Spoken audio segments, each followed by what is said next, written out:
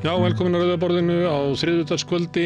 Það margt á dagskrá í kvöld. Hérna aftast í þættinum að þá kemur hann Hilmar Þór Hilmarsson, prófessor á Akureyri og ræðir við mig öryggismál Evrópu og Úkraínustríðið, samning sem að Bjarni Benediktsson gerði ríkulegt framlag Íslendinga til stríðsins í Úkraínu og við ræðum svolítið ólíka öryggishagsmuni ríkjanna í NATO og spáum svolítið fyrir það möguleiki á því að Úkraínustríðið endi. Eru nógu margir sem hafa hagað því að stoppa stríðið eða mun það bara vella áfram og jafnvel snúast Úkrænumönnum, snúast í höndunum á Úkrænumönnum. Það almennt mat manna að Rússar hafi yfirhöndin á vígvöllunum eins og En það alltaf gaman að fá Hilmar Þór hér í heimsókn. Hann talar svolítið með öðrum hætti heldur en margir þeir sem eru viðmælendur til dæmis Ríkisútvarpsins öryggismál. Almannatryggingar eru eitt af þessu stóru málum sem inn á þingi, óvíst hvort að það náist í gegn, óvíst hvort að ríkisstjórnin lifið af, við sjáum til með það, en til þess að draga svolítið fram hvað þetta mál snýst, hverjir eru breytingarnar, þá höfum við fengið hingað formenn hagsmunasamtaka öryrkja, ÖBÍ og Geðhjálpar og Þroskahjálpar, við höfum líka fengið ráðherrann, Guðmund Inga Guðbrandsson til þess að koma og útskýra málið, en núna ætla ég að fá þingmenn úr ólíku flokkum. Steinunn Þóra Árnadóttir í VG og hún formaður velferðarnefndar og með þetta mál til meðferðar þar. En Jóhann Páll Jóhannsson situr í nefndinni og hann á þingi fyrir Samfylkinguna og Inga Sæland formaður Flokks fólksins. Þau eru þrjú af fáum þingmönnum sem hafa raunverulega sett sig inn í málinu öryrkja. Og ég ætla að fá þau til þess að skipta skoðunum þessar breytingar og þetta frumvarp. Ég ætla að slá á þráðinn líka til Bretlands. Það eru kosningar eftir réttamánuð. 4. júlí verður kosið í Bretlandi og nú 4. júní og þá ætla ég að heyra aðeins í Guðmundi Auðunssyni hvernig horfir með kosningarna. Nú flesti sammála því að það stefnir í stórsigur Verkamannaflokksins, bara spurningum hvað verður stór. En ég ætla aðeins að spyrja fyrir svona erindi Verkamannaflokksins í þessu kosningum og líka erindi íhaldsflokksins hvað pólitíkin í Bretlandi núna. Sumleyti hún kannski bara það að það ljóst að það verður mannaskipti og kannski verður ekkert svo mikil stefnubreyting. Við sjáum til hvað kemur út úr samtali mínu við Guðmund Auðunsson.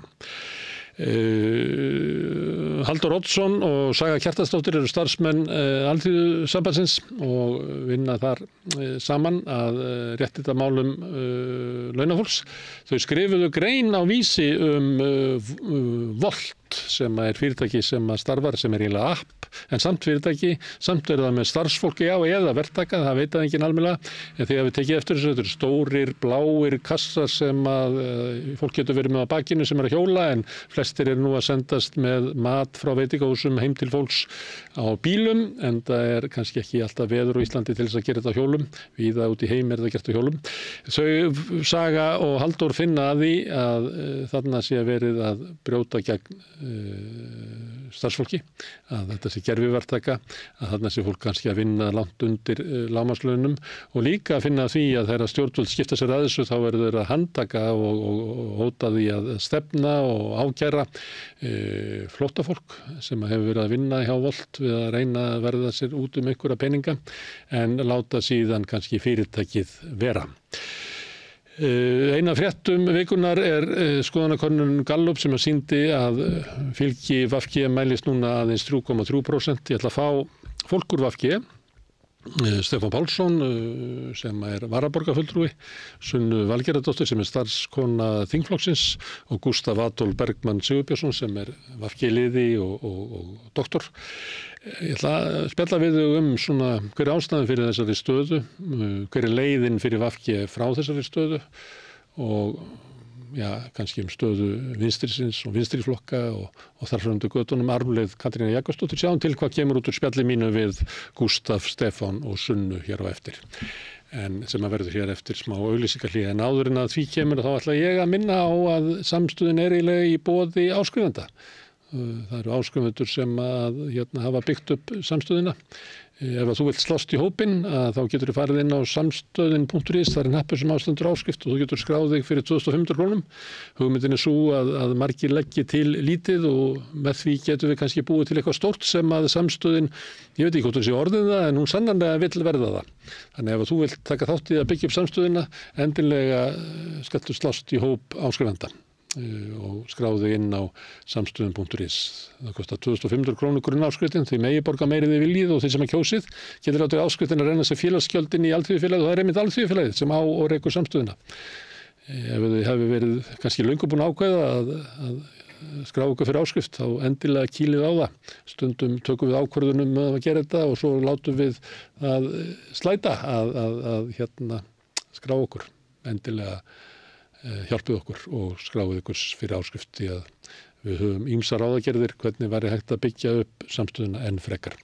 En ég ætla að skjóta inn auglýsingum aðeins en síðan hér strax á eftir að þá ræðum við stöðu VG eftir brotthvarf Katrínar Jakobsdóttur fylgi 3,3%. Hvað segja VG liðar við því?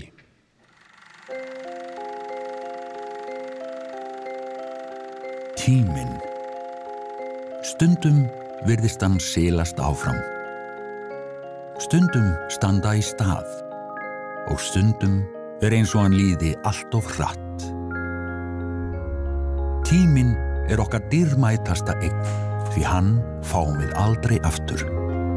Þess vegna mikilvægt að nýta hann vel og selja hann ekki ódýrt.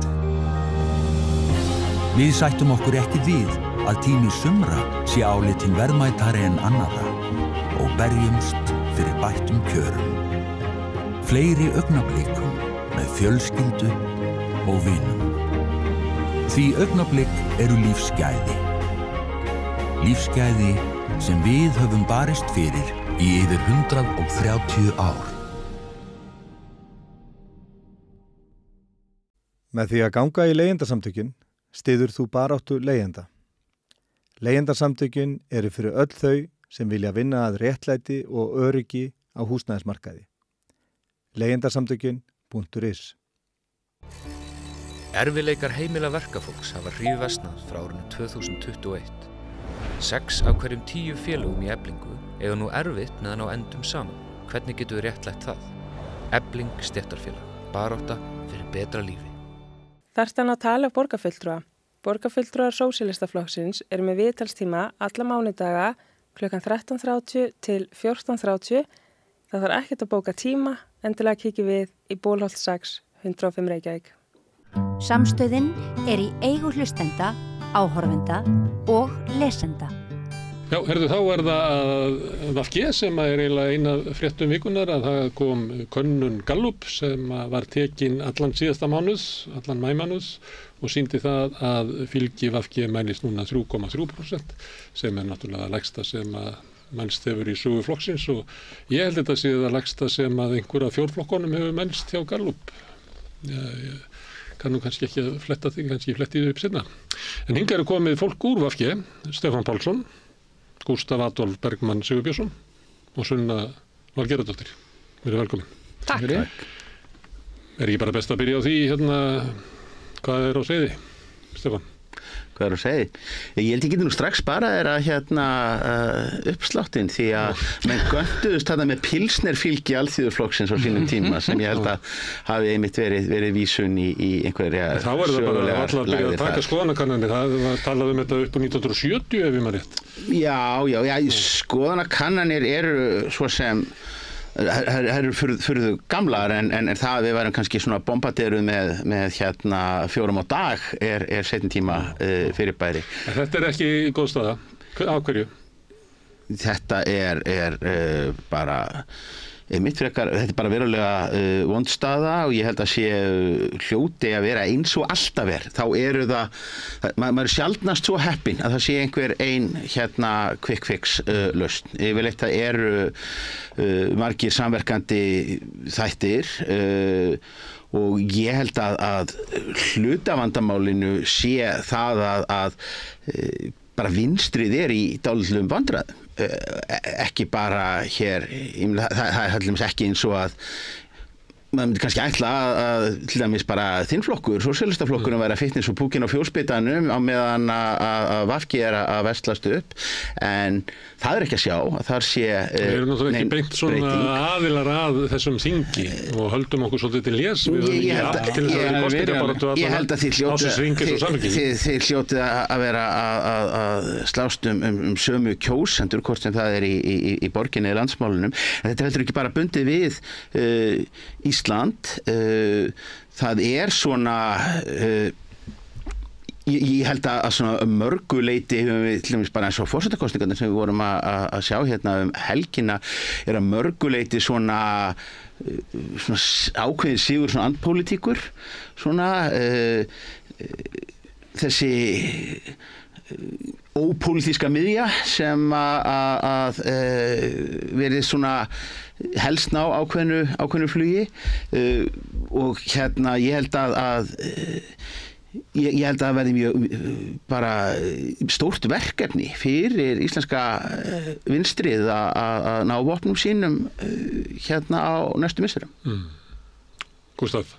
Já, ég segi svo steppi, ég menn alltaf líka bara að horfa á íslenska þingið. Ég menn alltaf fyrir eftir hvernig þú telur allt saman, þú telur ég meina Framsókn og Sjálfstæðismenn vantar bara 2 menn til þess að vera með meirihluta á þinginu. Þetta er ekki, skiptingin er þannig. Vinstri tapaði í seinustu kosningum, ef við horfum ekki endilega bara Vinstri græn, heldur bara á vinstri í höfuð, tapaði mjög illa í seinustu kosningum og hérna... En nú kallar Samfylkinguna vinstriflokk? Ég held að svona heilt yfir þá hefur vinstrið bara hefur það gott. Já, í skoðanakönnunum. En VG hefur það slæmt. Já, en hérna já, ég syns það er náttúrulega fyrir þau hafa verið að teygja sig mjög mikið til miðjuna núna og en þetta er aftur þetta er náttúrulega líka svo flokkur ef við værum að velja okkur eitthvað samstarf á þinginu og þá náttúrulega væri Samfylkingin líka svo flokkur sem við værum að leita til eftir svona þeim leiðum en ég held ef ég horfi á að staðan er sem Stebbi segir vinstrið á bara í höggasækja og hérna heilt yfir og það er einmitt eins og það sem kom mér alveg gífurlega á óvart er að sósíalistarnir hafi ekki verið að heyra þetta fylgja á okkur. Mér hefði þótt það eðlilegt og það sem ég er gífurlega miklar áhyggjur af núna er að horfa á bæði Vinstri græn og sósíalista mælast með undir 4% og bara hefum hryllilega við að það er einhverja niðurstaða kosninga að það myndi bara þurrkast út allt vinstri af þinginu en ef við erum að tala einhverjar ástæður, ég segi eins og Stebbi það er margar ástæður, ég meina við skulum alveg bara fíllinn í herbygginu og ég meina auðvitað samstarfið við Sjálfstæðisflokkinn ég meina það er auðvitað búið að vera þungu biti Að tjalda við kjarnorkuver Að tjalda við kjarnorkuver Já, auðvitað það þannig og og hvað traust sem við mist í þeirri samvinnu ég meina fólk metur ýmislegt við búið að gera fullt af málamiðlunum sem fólk er misánægt með og alltaf fólk er misánægt með ólíka hluti það er líka svolítið áhugavert að sjá maður einn armur verður alveg gífulega reiður yfir einu máli en kannski pælir ekki í öðru máli þannig að hann er alltaf einhvern veginn að flýsast úr traustinu hann er verið að flýsast úr traustinu svona jafnt og þétt yfir allt kjörtímabilið þannig að ég held að það sé svolítið vont líka að missa einhvern svona trúveruleika held ég svolítið svona þunginn það sem við þurfum í raun og veru svolítið ef við ætlum að byggja okkur upp og við ætlum að gera það er að byggja upp traustið aftur Sunna, þú ert nýráðinn starfsmaður þingflokks. Já, og hef ekki skilað miklu fylgi á ráðningartímanum. Verður ekki árangurstengdum launum? Nei, sem betur fyrir ekki. Hvað er að gerast? Ég held að þetta áralanga samstarf við þessa 2 flokka sé að gerast. Ég held að afleiðingarnar af því annars vegar að þurfa endalaust að vera í rauninni að trana Katrínu fram til þess að svara fyrir endalaust hitt og þetta einhvern veginn, ef einhver í einhverjum öðrum flokki gerði eitthvað agalegt, þá var alltaf hlaupið á Katrínu til þess að svara fyrir það og hún gerði það. Forsætisráðherra að vinna við það. Ég veit það, en það var samt svolítið merkilegt sko, að vegna þess að ég alveg vann við það líka, að krefja hann að svara vegna einhvers sem einhver í öðrum flokki gerði sko, og vissulega það starf forsætisráðherra, en það var samt einhvern veginn orðið svolítið mikið og líka vegna þess að hún tók alltaf boltan sko. Þannig að hún var einhvern veginn... Mér finnst það nú reyndar ekki með þess að svolítið vísa yfir að þetta var ákvörð þessar ráðherra og svona vísa yfir þetta að veri... Já, en þú veist samt alveg hvað ég meina, að þó að hún hafi bara sagt það, þá var hún alltaf spurð sko, skilur. Hún var alltaf andlit.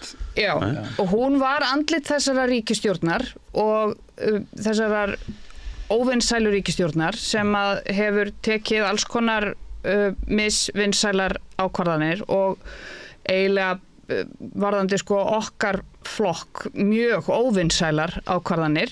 Ég held að sé annars vegar það og ég held að það sé kannski stærsti þátturinn, en svo náttúrulega líka má heldur ekki gleyma fólkinu sem að stendur þarna á þinginu og á skrifstofunni og alls þaðar, sem búið að upplifa það núna síðustu ár að félagar þeirra eru ýmist farnir eða brjálaðir og það erfitt, skilurðu.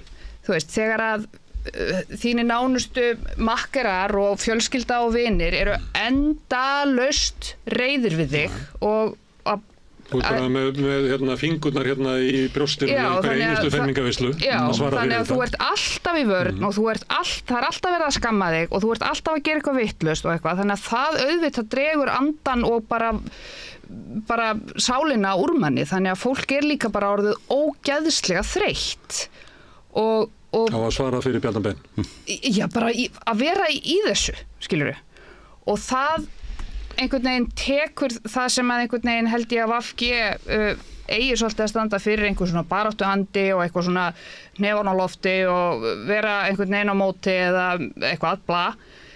Fólk hefur ekki orku í það lengur eftir þetta samstarf.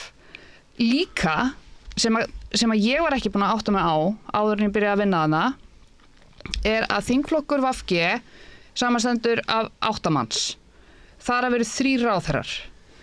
Á síðasta mánuði eða 1,5 mánuði þá fór Katrín og hún fór ekki bara, heldur fór hún sko í skrýtnustu kosningar sem að ég hef allavega upplifað og einhvern veginn mesta og skrýtnasta kastljós og sviðsljós einhvern veginn, þannig að hún var alltaf í sviðsljósinu en hún fór.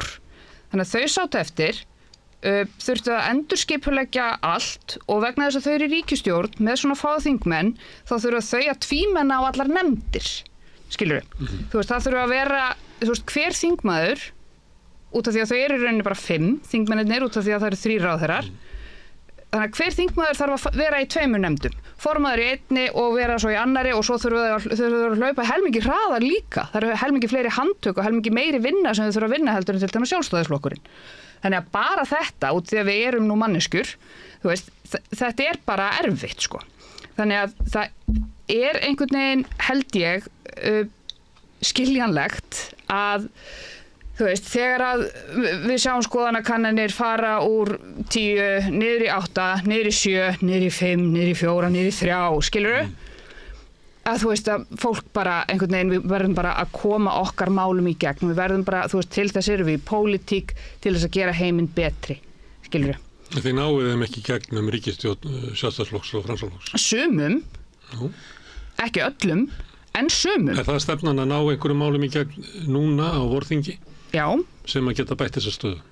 Já, það er stefnan, almannatryggingakerfið, mannréttindastofnun.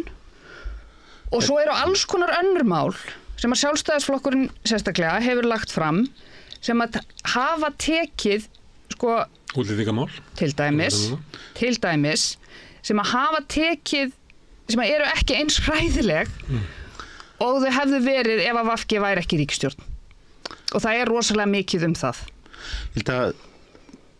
Svavar Gestsson sagði ofta að svona þegar öllu væri á botni hvolft að þá væri það nú þannig að í kapitalísku samfélagi þá fæli í rauninni bara ríkisstjórnar þáttaka vinstri sósíalista gengur og skaðaminnkun. Fyrst og fremst. Ég held sér dálítið til í því okkar. Og nú svona nálgast þetta bara dálítið út frá því að sjálfur búin að vera að garfa í einhverji flokkapólitíku 40 ár. Og svona, þetta ekkert fyrsti öldudalurinn sem maður hefur séð. Okkar systurflokkar á Norðurlöndunum, þeir hafa farið algjörlega í tvær áttir. Það eru þeir sem eru mjög svona stjórnarsæknir, bara fara í mynda meirihluta þegar að færi gefst. Eins og við VG sem við verum meira og minna í ríkisstjórn frá hruni. Eru til í, og það til dæmis, það það sem að svona vesturnorrænu, það eru vinstriflokkarnir í bæði Grænlandi, Færeyjum, Íslandi, Finnlandi, þar sem að menn líka hafa myndað stjórnir sko meira að segja yfir litrófið. Hins vegar hafa svo verið sumir af systurflokkunum í Skandinavíu sem að eru í rauninu bara þeirra identitet að þeir eru stjórnarandstöðuflokkar. Við sjáum sko enhedslistan í Danmörku til dæmis og Venstrepartiet í Svíþjóð, sumuleyti sjálfvalið og sumuleyti kannski neittir til þess af öðrum í kerfinu. Þessi flokkar hafa ekkert sérstaklega gott þessa dagana? Nei, en rautt í Noregi? Það fyrir upp eða niður. Ég meina rautt í Noregi er dæmi þetta og þetta eru flokkar sem að de facto útiloka það að þeir muni setjast í stjórn. Það gefur þeim færi og þeir líta í rauninni svo á að þeirra mikilvægi felist í því að koma málum á dagskrá. Þau hafi meiri áhrif verið utan stjórnar heldur inn í henni. Já. Og þau viðhorf voru til í VG snemma á þessari öld. Þau viðhorf voru nokkuð snemma á þessari öld og ekki sjálfgefið og meira að segja ekki sjálfgefið að bara ríkisstjórnar þáttaka hefði verið óumdeild þegar að vinstri stjórnir var myndun nema bara vegna þess að það voru slíkar aðstæður að menn lítu almennt svo á að það væri bara ekki að leyfa sér þann munað að vera bara sko hreinlífur og heilagur og þarna fyrir utan. Við sjáum það líka. Stefán, hvað er þetta að segja? Er þetta að segja að þetta hefði aldrei getað endað öðruvísi? Þetta var í skaðaminnkun, á einhver plástur, á einhver sári og nú hann orðinn ógeðslegur? Nei, ég er að segja að það sem við höfum séð er það að stjórnarþáttaka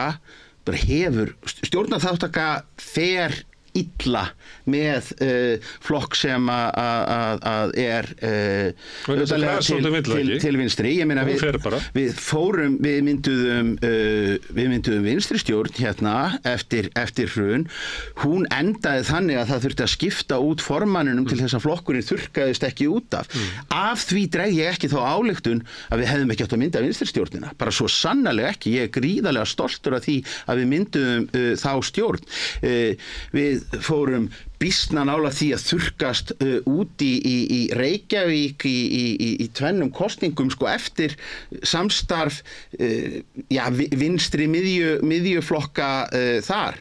Þannig að það er alveg ljóst að markhópur okkar og fastur kjósendahópur honum hugnast að mörguleyti betur að hafa pólitískt korrétta afstöðu heldur en að gera sársaukafulla málamiðlanir. Það breytir því hins vegar ekki að ég persónulega hef alltaf verið og ég mun áfram vera í þeim hópi okkar félagar sem segja við frekar að gera einmitt eins og Færeyingarnir, Finnarnir og Grænlendingarnir að vera stjórnsækinn flokkur frekar heldur en að vera heilög og skilgrein okkur sem stjórnarandstöður. En hvort tvekja eru alveg gildir kostir. Þetta er ekki val två kosti. Þetta getur líka verið þannig að þú getur verið stjórnsækinn. Það er nefnilega það sem hefur verið. Og alltaf undirlátssöm, þannig að þegar þú ferð í stjórn þá gefur allt og mikið eftir. Það er ekki bara valkostur.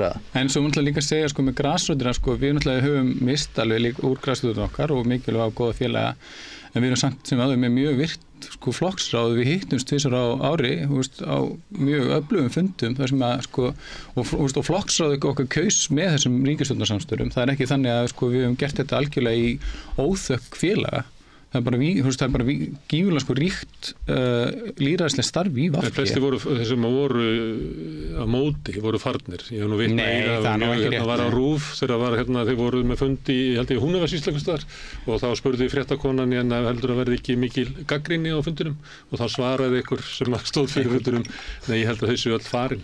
Já, gáringur. En ég held að já, en ég veist þér að segja, það er nú alveg gáringar á meðal í okkar röðum, sko. Við erum alveg bráðfyndin. Við erum bara bráðfyndin. Þú sér að freka þungti á fljóða akkurat núna. En var þetta fyrir séð að VG var bara að fórna sér fyrir það að útlendingalögin voru ekki alveg eins slæm eins og aðvarstemt? Ég held að í tilfelli sérstaklega seinni ríkisstjórnin, þetta seinni ríkisstjórnarsamstarf núna, að það hafi verið mikið farið í það að miklu svona skýrari með það að horfa á niðurstöðuna á þingkosningunum og sjá bara hvert sviðið var og bara hugsa bara þetta ástandi fyrir Íslands samfélag miklu betra með okkur þar inn á borðseldur en ekki. Og ég er allan ekki einhver svona accelerationisti sem vill bara sjá leifa hægrinu bara að hlaupa og vaða uppi og bara en eftir í síðustu kosningum þá vann Framsóknarflokkurinn stórsigur. Já.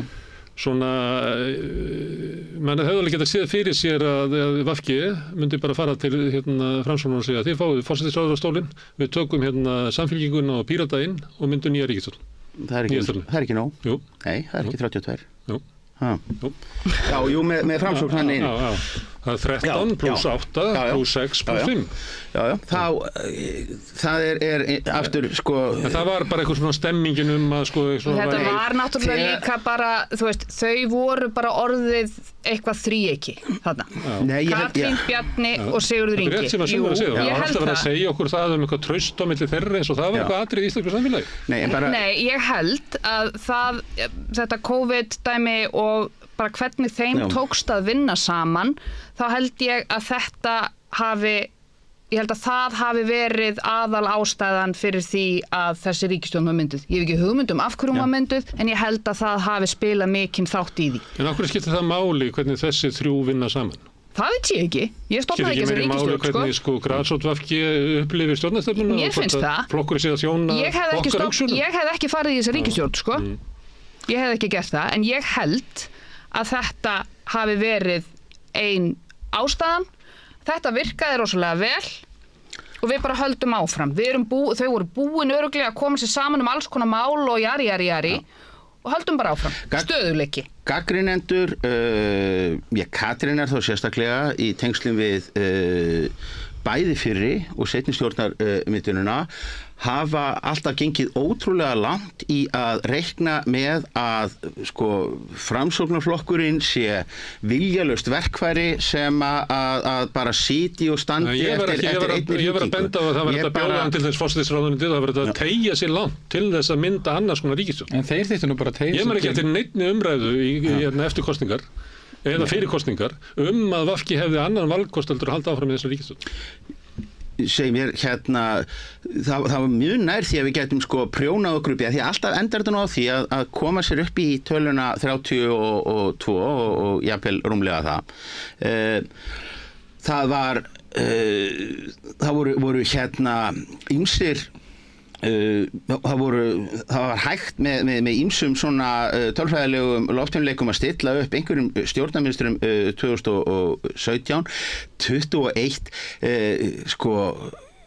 það var ekkert í spilunum það að Framsóknarflokkurinn hefði nokkurn áhuga á, Framsóknarflokkurinn hefði unnið bara góðan sigur í kosningunum á grunni þessa starfa í þessari ríkisstjórna að hann færi að hlaupa til og hrista það upp og vinna með flokkum sem að hann hefði ekki treyst sér til, sem að Sigurður Ingi hefði ekki treyst sér til þess að vinna með 2016 og 17 byggt á því hvort að einhverjum í VG liði betur eða ver. Ég sé ekki hvaða hliðar. Ég skal taka undir þetta því ég tók þátt í þessum kosningu 2021 og það var augljóst svona þegar vika var til kosninga hvað Bjarna og Sigurður Inga leiði vel saman. Þeir upplifðu það að þeir var að fara að landa þessu. Svo skulum við ekki gleyma því heldur líka bara svo við munum það að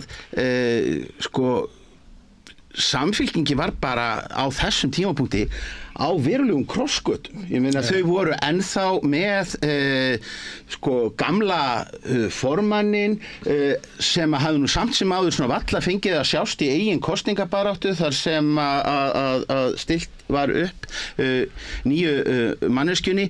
Ég meina Samfylkingin var bara flokkur í verulegri breytingu. Þá gæti Kristrún hvarf þegar það var verið að ræða kaupréttin hennar.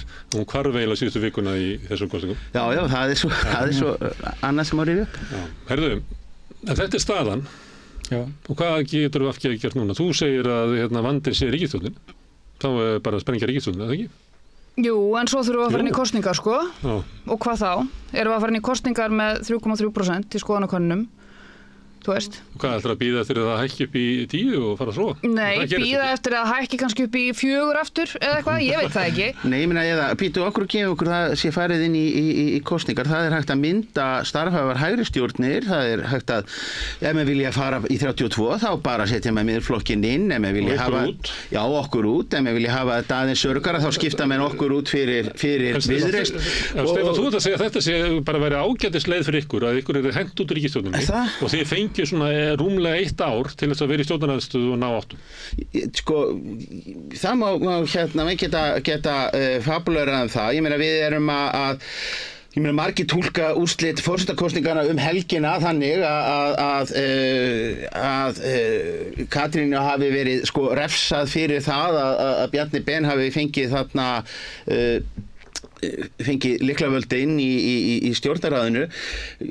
Verður þá hlaðið undir flokkinn fyrir það að hafa hleypt Viðreisn inn í þessa sömu ríkisstjórn? Ég held að það sem að Gústi kom inn á áðan varðandi þetta traust sem að flokkurinn hefur mist. Þetta er náttúrulega gömul tugga að það tekur smástund að missa traust fólks, en það tekur langan tíma að vinna það tilbaka. Og ég held að það eigi alveg við hér. Það tekur vonandi ekkert rosalega langan tíma, en það þarf eitthvað að gerast, skiljiði. Þú veist, það þarf eitthvað að brotna, og þá er ég ekkert að tala um ríkisstjórnarsamstarf eða, þú veist, eitthvað svoleiðis eða, þú veist, ef það þarf. Það dugar ekki að skipta þetta stíl? Nei, það dugar ekki, vegna þess að, sko, þessi skoðanakönnun er eitt. En svo bara er, sko, tilfinningahitinn í fólki gagnvart VG, reiðin og sárindin, þau eru svo raunveruleg, sko. Þú veist, þetta eru hjá mjög mörgum bara svona raunverulega einhver svik og bara brotið traust, og það er rosalega vont, og það þarf eitthvað, það þarf að fara í einhverja meðferð eða eitthvað til þess að laga það og taka alls konar sport til þess að einhvern veginn vinna það traust tilbaka. En það klassíska er að við sagt í svoleiðis flokka er bara gott að fara í stjórnarandstöðu og finna ræturnar og mæta svo aftur sterk. Þetta er klassíska leið. Það er meðferðin fyrir stjórnmálaflokka er að fara í stjórnarandstöðu. Já. Ok, ég meina, þú veist, ég er ekki með lausnina, sko, en þær eru til og þær eru alveg nokkrar, held ég. Og það er okkar verkefni að finna hvaða leið virkar best, vegna þess að sko tilhugsunin og ég er endar ekki sammála þeim heldur varðandi það að það sé svo furðulegt að allt þetta fylgja við farið af VG og ekki farið yfir á sósíalista, vegna þess að sósíalistarnir, þú veist, þeir eru bara ekki nægilega, þeir eru ekki nógu mikið í umræðinu einhvern veginn. Já, við erum að benda á það, við erum ekki þögum ekki þátt í þessu þing, við erum bara í öðru. Já, ég meina, þeir eru bara að vinna á... Við höfum ekki þrek til þess að vera í kosningabaráttu 4 ár eins og Samfylkingin. Þú ert ekki að samfara mig það, ég er sammálaðir, skilur, og þannig að í augum held ég sko kjósenda og þeirra sem er að svara Gallup-könnunum á hlaupum eða á netinu eða eitthvað, þú veist, þá er sósíalistaflokkurinn bara einhvern veginn ekki... Hann er ekki á radarnum. Nei, hann er ekki á radarnum, sko. Og En hins vegar væri ég alveg til að taka þátt í umræðu af hverju sósíalismin stendur svona illa í okkar heimsluta. En það held ég að bara tengist ekki alveg stöðu VG. Það sé ekki eina skýringin eins og Stefán er að benda á, það aldrei ein skýring. En það sem að ég held að sé alveg gífurlega mikilvægt að fólk átti sig á það sem að þeir voru líka að koma inn á að sko, þú veist, þessi hægri sveifla sem að einhvern veginn alltumlykjandi og við erum vonandi ekki en mjög líklega kannski að fara að sjá eitthvað hræðilegt gerast í Bandaríkjunum í nóvember. Við þurfum bara rosalega mikið að halda okkar gildum á lofti vegna þess að það svo auðvelt að missa þau. Og hvað svo sem verður, hvenær svo sem verður kosið og allt það, þá held ég, og það líka þetta með sko vinstra fólkið að þú veist, þetta alltaf svo mikil barátta og svo verða þetta svo þreyttir og eitthvað, en ég held að það sé sko enn mikilvægara núna, sérstaklega þegar fylgið svona lágt, bæði á VG og sósíalistum, að koma því einhvern veginn til fólksins hversu mikilvægt það að halda þessum gildum ekki bara á lofti heldur einhver staðar þar sem við þó ráðum einhverju, þó að það sé ekki ríkisstjórn sko. Og mér finnst líka eitt, ég sá á Facebook í gær varðandi það að ég sagði eitthvað að þetta hefði verið einhver öryggisventil og ekki hefði verið einhver öryggisventil innan ríkisstjórnarinnar og það væri allt miklu verra heldur en ef að VG hefði ekki verið. Hlutur hver að vera milda hjarta bjarna beni, svo við segjum stundum hérna verið að bröða. Eitthvað svoleiðis. Og þá skrifar einhver, já, það líka sagt við konur í ofbeldissamböndum að þær séu öryggisventil gagnvart manninum sínum sem beit til þær ofbeldi til þess að hann fari ekki og beit til bara alla ofbeldi. En konur í ofbeldissamböndum missa líka vini sína vegna þess að þær einangrast, skilurðu. Og fyrst að það er verið að taka þessa samlíkingu, þá finnst mér að megi alveg taka hana alla leið, sko. Og ég ekkert að líka þessu saman, en það þarf samt bara að hafa í huga þessi skaðamingun sem Stebbi var að segja að hún hefur skilað árangri þó að við séum með marbletti sko. Mér finnst líka bara það með unnræði sko, eins og þetta, maður sjálfur skilur að vinna í stjórnmálahreyfingu og við erum mörg skilur sem höfum misjafnar skoðunar hvort að vera í þessu ríkisstjórnarsamstarfi eða ekki og hvenær átt að sprengja og hvort átt að sprengja og hvað ekki sko. En við getum líka bara verið sko ósammála það skilur, það er líka að geta haldið áfram í starfi í stjórnmálahreyfingu og verið sko ósammála fórustunni en haldið samt áfram að vinna þínu starfi. Upp að einhverju marki sko. En þú getur verið svo mikið ósammálinni að þú getur ekki verið þar. Þú getur verið ósammálinni svo lengi að þú getur ekki verið þar. Þannig það eru svona takmarkaðar. Ég ætla samt líka að vera svona afslappaðasti maðurinn við borðið yfir þessu hérna. Það er ekki fyrsta sinn, Stefán Pálsson. Nei, ég meina bara verið í þessum bransa í 40. Það virkar þetta á ykkur gamli þulur sem segir að við höfum haft það verra. Það er víða verra. Ég er loksins orðið nógu gamall til þess að vera svo gamli kall sem ég er búin að vera frá 20 aldri. Þannig að ég er að njóta þess. Uppskera.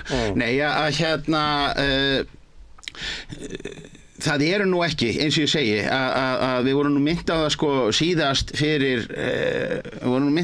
bara fyrir 4 dögum hvað sko skoðanakannana gæfa getur breyst hratt þegar við sjáum sko nýkjörinn forseta sko 7-falda fylgi sitt á 3 vikum. Við vorum með alvöru umræður á fyrri hluta kjörtímabils ríkisstjórnar Sigmundar Davíðs þegar að það að ekki bara VG heldur líka Samfylkingin myndu þurrkast út og það væru bara flokkar sem að væru að deyja og að við af keflinu voru að taka þá Píratar og Björt framtíð. Og það voru bara alvöru umræður svona eins og hérna af spekulöndum við borð að ræða þetta og í sjálfu sér ekkert að því að segja það vegna þess að saga vinstri hreyfingarinnar líka dálítið þannig. Ég meina flokkar eru stofnaðir og þeir hætta en svo þróuðust málum með talsvert öðrum hætti. Samfylkingin lafði inni á Loga Einarsinni sem kjördæmakjörnum manni 2016. Þannig að einhverjar sko að lesa mikið í sko punktmælingar í skoðanakönnunum lengi framan af á fyrra kjörtímabili þessarar ríkisstjórnar þá var því bara slegið föstu að þetta myndi þurrka Vinstri græn út í næstu kosningum. Þannig eins og ég segi, ég held að við ættum ekki að hlaupa apríl eftir hérna. En þú nefnir svona dæmi eins og með samfélkinguna og það meira svo sagt inn í samfélkinguna núna það tala nýju samfélkinguna. Það svo mikil umbreyting, bæði á stefnu og fórustusveit og áherslum og taktík og öllu. Heitir hún ekki líka eitthvað annað? Heitir hún ekki Samfylkingin Jafnaðarmannaflokkur Íslands? Nei, ég held að það ekki náði gegn. Það náði ekki gegn að þau breyttu merki og svo keiraðu bara, nú það skiptir máli hver stjórnar þar, það bara myndir af Kristrún nýja Katrín, það bara þegar maður skoðar eitthvað frá þeim að þá bara myndir af formanninu. Og vil ég ekki, eins og var hjá ykkur. Telja sig ekki þurfa að bera ábyrgð á einhverjum verkum einhverja forvera, þannig að það komi þá spurningin, hvernig VG í þessu spori að það að gera einhvers konar uppgjör við tíma Katrínar Jakobsdóttur. Já. Hann liðinn, þú segir já. 100%. Ég veist að Stebbi segir já.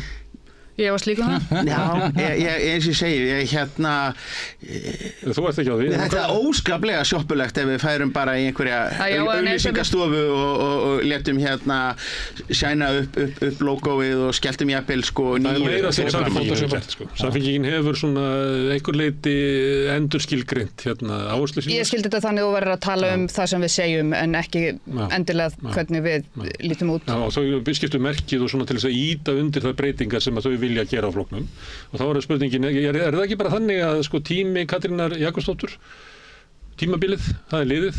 Jú. Og nú þarf VG að finna hvernig ætlar VG að vera eftir Katrínu? Já. Og hvernig ætlar VG að vera eftir Katrínu? Það ekki kemur aftur í flokki, núna gengir nú flokknum. Já. Já, hún gekk úr flokknum. En hún sagði sér þingmennsku? Nei, hún gekk úr flokknum. Það ég ekki vissum að það sé ekki það skiptir kannski ekki alveg þessu skráði flokkinn eða ekki þessu sambandi. Þú með félagsfélagið það? En ég ætla að vona að þú sett ekki með hana. En sko mér að segja, þó svo það hefði nú ekki komið til þessa forsetaframboðs að þá er Katrín búin að vera í pólitík í aldarfjórðung og var ekkert að fara að vera eilíf í því og það væri nú askoti dapur flokkur sem að stæði og fjalli með einum forystumanni. Það sem hins vegar annað að ég meina þessi það var farið af stað í þennan ríkisstjórnarleiðangur út á það að við værum með forsætisráðuneytið vegna að forsætisráðuneytið skiptir máli. Þeir ekki með það lengur. Við erum nefnilega ekki en þetta tímabili eitthvað leiti búið. Ég bara alltaf fyrir mér heldur að VG reyni að halda þessu tímabili áfram. Hvaða tímabili? Sem tímabil Katrínar. Það er ekkert hægt að halda tímabili Katrínar áfram án Katrínar. Nei, það væri mjög sérkennilegt. Nei, áherslu sem hún hefur lagt, til dæmis á þessa skaðaminnkun og þessa málamiðlanir og það skiptir máli hver stjórnar og allt þetta. Ég held að verða alveg bara óhjákvæmilega einhver taktbreyting sko. Ég held að við séum alveg farin að sjá hana líka. Ég meina hvernig okkar ráðherrar er stígin í mál og tjá sig. Eins og núna með ofbeldi lögreglunar á föstudaginn. Og já, til dæmis. Og ég meina, já, og grein sem hann skrifar í dag. Tjáningarnas stríði í Palestínu. Þannig að sko, það verður óhjákvæmilega einhver taktbreyting og sko, ég veit ekki hvað því uppgjör sko, ég meina við þurfum einhvern veginn að díla við þennan tíma þegar hann er liðinn sko, með sko þetta ríkisstjórnarsamstarf. Ég held að það sé meira ríkisstjórnarsamstarfið heldur en eitthvað tími Katrínar endilega sem við þurfum að finna út úr og svona raunveru, nefnir þetta endurvekja að byggja upp traustið aftur sko, en svo er svona spurningin sko, að uppgjör í formi einhvers svona breyta stefnum sko ég les stefnur VG og þær eru bara mjög róttakar vinstri umhverfissinnar feministkar sko framkvæmdin, þá ef stefnan er góð þá lítur vandamál að vera að við fórum ekki eftir stefnunni. Ég sko, en það er náttúrulega líka skilur, það er það sem er svo erfitt við þetta og það er það sem þungin í okkar félagsmennu líka skilur er náttúrulega auðvitað getum við ekki framkvæmt stefnu okkar óþynda sko þegar við erum að vinna með þessum flokkum sko og það er náttúrulega bara að gefa auðvitað leið en þannig að sko og þú ert alltaf í þeirri stöðu sko Ég meina, við varum ekkert, ég held að sko, ef við farum að vinna með sjálfssamfylkingun eftir næstu kosningar að enda þannig, ég meina, við erum ekkert að vera saman þeim alltaf í umhverfismálum, ég meina, það liggur alveg fyrir og það eru alltaf einhver átök og ég meina það síður held ég núna en áður. Já, og þannig að sko, eða í útlendingamálum síður núna en áður. Já, þannig að sko, það verða alltaf einhver átök og það er bara hluti af stjórnmálunum að vera í einhverjum átökum og ég vil, við erum með einhver skýri stefnu og við vitum hvert við viljum fara. Ég held að það sé alveg ljóst. Við vitum alveg hver okkar gildi eru og svo erum við bara alltaf í stöðun í stjórnmálum að reyna að koma þeim gildum á framfæri. Þá myndir þú horfa sér svo að segja, ég meina flokkar eru bara tæki til þess að komast ná okkur árangri og kannski bara VG bara búið að líða þessum tíma og komið tíma til að gera eitthvað nýtt. Ég held að vera mikil missir að við færum eitthvað, ég held að sko við höfum bara, VG hefur bara góða og sterka innviði sem bara sko, og þetta líka sko stofnun, skiljiði, sem hefur, svæðisfélög og alls konar umgjör í kringu sig og það var mikil missir að missa það, held ég. Gamli maðurinn hérna við borðið var nú í vinstri hreyfingunni þegar að koma því að reyna að steypa saman vinstrimönnum og í 10 ár gerðu vinstrimenn lítið annað heldur en að sko þrefa innra skipulag sitt og hvernig þeir ætluðu að skiptast niður í tæki og á meðan var Davíð Oddssyni gefið sko algjörlega frítt spil til þess að stjórna landinu og einkavæða og byggja upp það hrun sem að við upplifum öll. Þannig ég ætla rétt að vona ég þurfi ekki nema einu sinni á ferlinum að fara í gegnum sko þannig tímabil. Þannig að ég ætla að segja pass við því að við förum einhvern veginn að líta á það sem forgangsefni sko íslenskra vinstri hreyfingar að fara að þrefa sko innra skipulag sitt. Já. Svona, þú vilt einhverja breytingar? Ég meina... Ertu ekki að tjá því svolítið frjálslega nýkomin sem starfsmaður þingflokksins? Ég var svolítið hissa að segja á statusinni í gær. Já, ég er ekki múlbundin, sko. Nei, mér finnst það svona djarfur. Já. Og hreinskilinn. Já, takk. Maður á ekki þess að venjast. Ég hef hvatt fólk sem eru orðið að starfsmannum þingflokksins og leti svo á að þar með geti ekki notað þetta fólk sem álitsgjafa við borðið. Af því að stemmingin oft þannig að það eiginlega ekkert að markita fólk þegar það gengið inn í björgin. Ég þekki það. Nei, ég held að þetta sé líka bara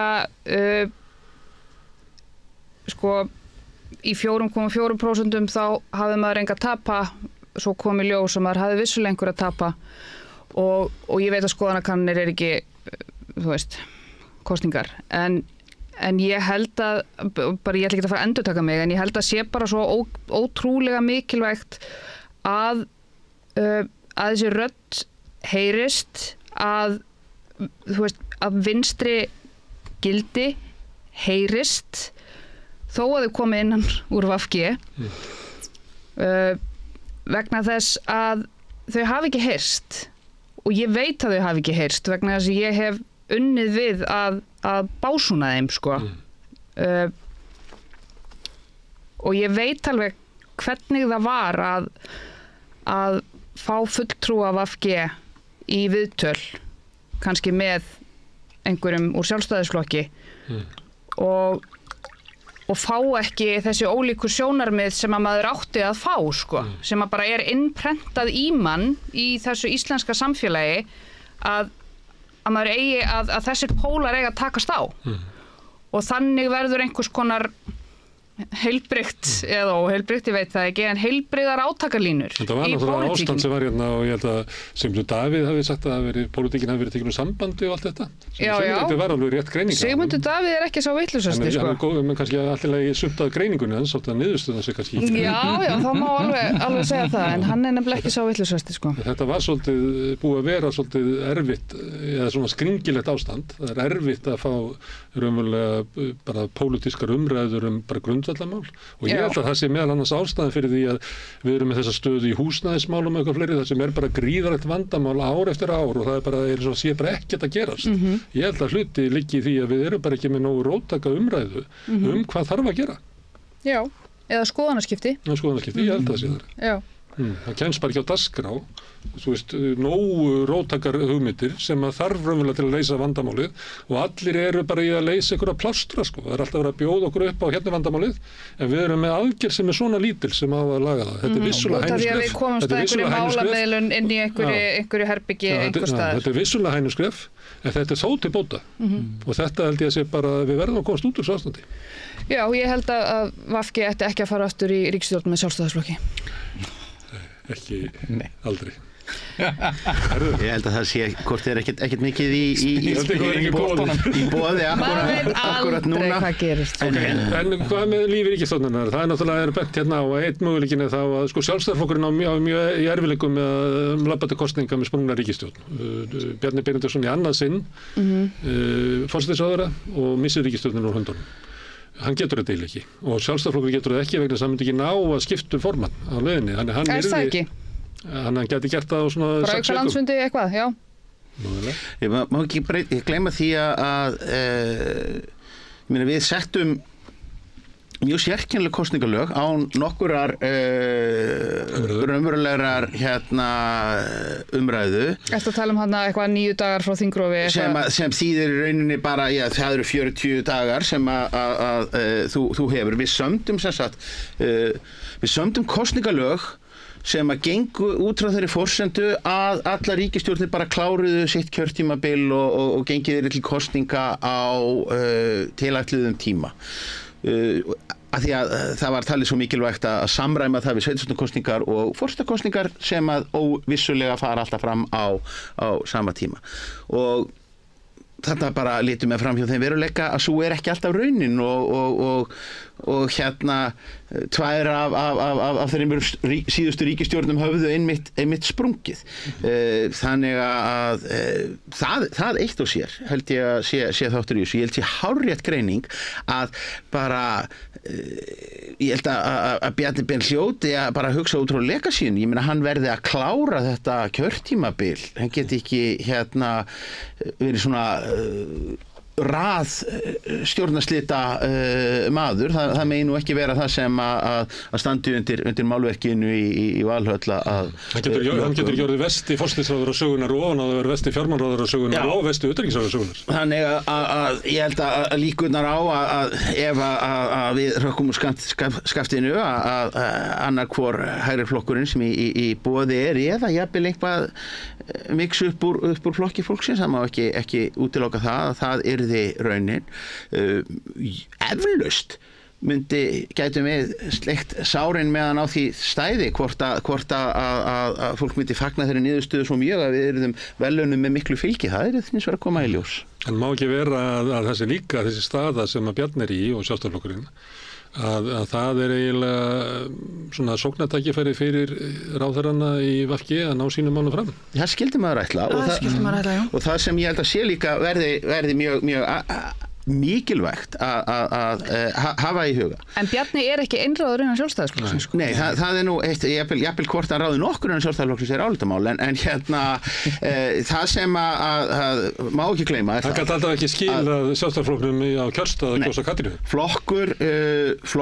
Sem sagt, forsætisráðherra er verkstjórinn í ríkisstjórninni og sem flokkur forsætisráðherra voru VG fulltrúarnir bara að ganga mjög langt í það að vera að miðla málum að lenda og lempa og retta og nú þurfum við bara að átta sig á því að þeir eru ekki lengur í þeirri stöðu þegar að það kemur upp krísa í þessu samstarfi þá er bara eins gott fyrir nýja forsætisráðherrann að retta því og það sem að við höfum ekkert talað um hér í þessum þætti það eru þessir sjálfstæðismenn sumir almennu þingmennir í sjálfstæðisflokknum það eru þeir sem að skrifa upp í Mokka sem að þjást innilega yfir því hvað þeir séu í hræðilegri kommunista ríkisstjórn og vonda VG sé búið að teima þá langt frá frelsismálunum svokölluðu Vín í búðir og fleiri grundvallar hugsjónamál hægrisins. Nú bara eins gott að nýr forsætisráðherra bara díli við þetta lið. Það gerir það reyndir í fyrra og það náttúrulega vona ákvörðun hvalveiðar núna í vikunni og ef að hvalveiðar verði ekki leyfðar þá má búast við að komi í gang sami söngur og var í fyrrasumar allt. En mér sýndist nú Bjarni bara að setja að loka þann pott bara með haustinu. Og fannst þessir hávaðasömu svona hægri hlutin af hægri flokknum eða fúlukallanir eða hvað þetta kalla órólega deildin að mér fannst hún bara kom í ljós að hún hefur sárleitur völd innan Sjálfstæðisflokksins. Þannig mest að fyrir að hvað maður getur samt þvælst fyrir. Já, það eru vinsælir í spjallþáttum og skrifa mikið þeir segja alltaf kannski endurspegla þeir gras og Sjálfstæðisflokkin, það má vel vera. Ég held að þeir tala bara inn í nokkuð stóran hóp. Herðu, það var gaman að fá ykkur hérna að ræða VG. Það var gaman að koma. Alltaf einat. Stefán, Gústaf og Sunna, kærlega. Takk fyrir. En ég sitt hérna áfram og ætla að halda áfram að reyna að skilja þetta samfélag. Næsti kafli er augnablik. Erfiðleikar heimila verkafólks hafa hríðversnað frá árinu 2021. 6 af hverjum 10 félögum í Eflingu eiga nú erfitt með að ná endum saman. Hvernig getum við réttlætt það? Efling stéttarfélag, barátta fyrir betra lífi. Gerist áskrifendur á Samstöðinni og taki þátt í að byggja upp öfluga og róttæka samfélagsumræðu.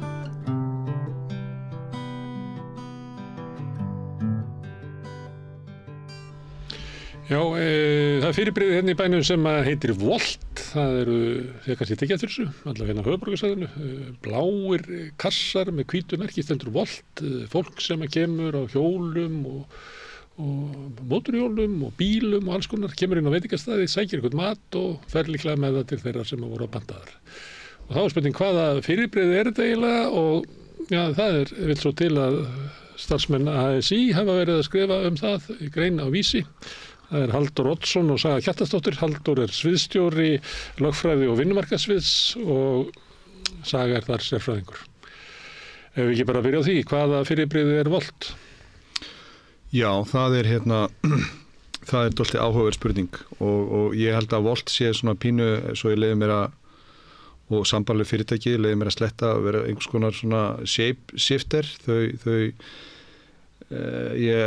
Þau leyfa sér að vera það sem þeim hentar hverju sinni og það er kannski svona inntækið í greinin okkar að fyrir okkur bara blasir við að þetta samband sem Volt á við sína þessa einstaklinga sem maður sendast fyrir þá er bara hefbundið ráðningarsamband og lútir öllum þeim reglum og vörnum sem að lög og kjarasamningar færa einstaklingunum. Það er ekki þannig í raun, eða ekki? Er ekki að ég skráði með þetta inn að þá fæ ég bara kött af ykkur sendingum eða hvað? Er ég á fullri vinnu, 8 tíma vinnuviku með orlof og desemberuppbót og veikitarétt og... Nei, það er svona einmitt það sem við höfum áhyggjur af og það er sem komið fram bara í yfirlýsingu frá Volt meðalans í framhaldinu af þessu skringilega máli sem kom upp núna þegar einhvað hátt í 20 sendlar voru handteknir eða kallaðir í skýrslutöku út af brotum atvinnuréttindum útlendinga að fyrirtæki ber við þetta sem er að nota þetta gamla bragð sem kannski gjarnan í vinnuréttindum talað um gerviverktöku. Þeir að reynda fleita rjóman af einhverju eða skjóta sér undan skildum með því að velja það besta á hverju sinni, að velja það að geta haft húsbóndavaldið og gjaldskrárvaldið og svo framvegis eins og atvinnurekendur hafa almennt séð gagnvart sínu starfsfólki en þurfa að bera litlar skyldur gagnvart starfsfólkinu eins og einstaklingar og aðilar í verktakasambandið þurfa og þetta er það sem við erum bara svona erum að reyna að ávarpa og þess vegna líka tölum við í greininni fyrir bara í Volta því að okkur finnst það ekki alveg víst hvað þeir eru og kannski eru þau einhverju sjálfskoðun eða leit og við erum að reyna átt að segja þau sjálf, ég veit það ekki. En hvað meinið með þessu? Ég meina, þetta ekki bara fyrirtæki sem skráð eitthvað staðar og eitthvað staðar með skrifstofu og þetta banka upp hjá þeim eða? Þetta óljóst eða? Nei, ég meina þetta er bara... Hver herra Volt? Við erum bara í stórum tilvistalegum spurningum vinnumarkastengdum tilvistalegum spurningum með þetta fyrirtæki og þetta er ekkert að koma upp í fyrst skipti á Íslandi hér og nú með Volt. Þetta er náttúrulega bara auðvitað slagur sem búið í gangi í nágrannlöndum okkur í Evrópu núna einhver tíma og við hjá ASI og stéttarfélögum höfum tekið þátt í einhver liti í svona evrópskri samstöðu og sérfræðivinnu og svo framvegis. En einhvers staðar er Volt og Volt er Volt er einhvers staðar með höfuðstöðvar, ég veit ekki nákvæmlega hvað þeir eru og ég ekki ráð fyrir að Volt sé skráð með einhvers konar félag í Íslandi en þessi sem að sendast fyrir Volt, þeir taka við sínum fyrirskipunum í gegnum síma, í gegnum einhvers konar tölvustýrt kerfi sem sjá aldrei þann sem er að ráða á í vinnu? Nei, þeir sjá þjónustu kaupandan en þeir sjá ekki þann sem að miðlar þjónustunni og kannski það snýst deilan, ekki deilan, ég meina hvað okkur var alveg skýrt að þessir sem er að senda sem er mat fyrir Volt til vinna hjá Volt og ef upp kemur einhver ágreiningur kaup og kjör eða ábyrgða tryggingar að þá ég líta svo á að þarna séu einstaklingar sem starfi fyrir Volt. Volt og önnur sambærileg fyrirtæki, hvort sem þessi Uber eða Deliveroo eða hvað sem margir kannski þekkja á ferðalögum sínum út úr heimi að þau líta öðruvís á og þetta er dálítið bara í gangi stöðugu slagur fyrir dómstólum í Bretlandi og Noregi og Danmörku og Belgíu og svo framvegis og svona hægt og rólega er Verkó að vinna hinn lögformlega slag, flesti sem mál vinnast og það fæst viðurkennt að hérna er í gangi ráðningasamband með öllum þeim skildum réttindum sem þar að lútandi eru en svo ég kom aftur þessi sáðanum, svo shapeshifta þau og breyta sér og við erum alltaf að elta þetta og reynir þetta svo gengið svo langt að Evrópusambandið er búið að samþykkja tilskipunum sem er að reyna að fanga þetta og reyna að festa í sessi þessa meginreglu að þeir sem starfa hjá þessum gig-fyrirtækjum eru starfsmenn þegar gengi útfræði þeirra starfsmenn þeirra fyrirtækja þannig að þetta er bara Það segjum sér svo að ég sé að vinna hjá Volt og ég sé að sendast eitthvað að sækja mat og skuttla heim til ykkar svo kemst ég að því að það er líklega ég er að vinna fyrir eitthvað skýta laun og ég hef ekki réttindi og hvað ger ég? Leita ég til verkefnisfélags? Sorry, lögfræðingin hérna. Já, orðvöld að mig. Já, ég meina, sko allir, það er allir eiga að geta fengið skjól í Verkó og það skildir að sjálfsögðu það sama sendla Volt og ef einhver... En þú veist ekki hvar Volt er, sko? Ég kvarta við þig já. Og þú hringir hvert? Einmitt, ég bara... Skrifa grein á Vísi? Ég bara skrifa fleiri greina. Nei, ég meina, ég bara, við erum með stórt og mikið net af alls konar fólki sem er klárar en ég og fleira. Við finnum Volt að einhver leiti. En fyrsta skrifið er kannski að finna og kannski ákveð bara nota þennan vettvang til þess og bara beina því til okkar félaga, þessara sendla og fleira sem eru kannski að vakna við núna. Þeir eru búin að vera eitthvað að koma upp á eða þeir eru kannski ekki hressir með kaupið sitt eða réttindi að endilega komið í kaffi og tölum, ræðum saman. Það er sér fyrsta skrifið. Hvernig eru starfskjörin, Saga? Ef ég væri bara svona venjulegur sendill hjá Volt. Hver er dýllinn? Sko, það sem er kannski svona einkennandi við þetta er að þetta er svolítið ógagnsætt kerfi. Það er svolítið erfitt að virðist vera að átta sig nákvæmlega á hver starfskjörin eru. En þetta er verktakavinna eins og búið að koma fram. Þannig að sendlarnir eru verktakar og taka við skipunum í appi. Þeir eru stundum labbandi, stundum hjólandi en ég held, þú veist bara út af hvernig veðráttan er á Íslandi og einhvern veginn landi liggur að þá þurfa þeir ofta að vera bílum. Það liggur ekki alveg ljóst fyrir, þú veist, bara með tryggingar og bara það að reka bílinn, við vitum það að það er mjög dýrt að reka bíl, þannig að það er svolítið annað að vera á þessum launum og að vera að reka eigin bíl og svo kannski að vera í einhver annari borg þar sem að þú ert bara á hjóli. En við höfum séð gögn sem að benda til þess að þessi laun séu, þú veist, uppfylli ekki lágmarkslaun eins og samkvæmt kjarasamningum. Þannig að þú þurfir í raun að vinna rosalega mikið, harka rosalega mikið til þess að ná upp í lágmarkslaun. Fæ ég ekki bara að borga fyrir hverja ferð? Jú, það er þannig. Þú fær borga fyrir hverja ferð. En ef það kemur ekki ferð sem að vera til mín, þá er ég ekki á launum.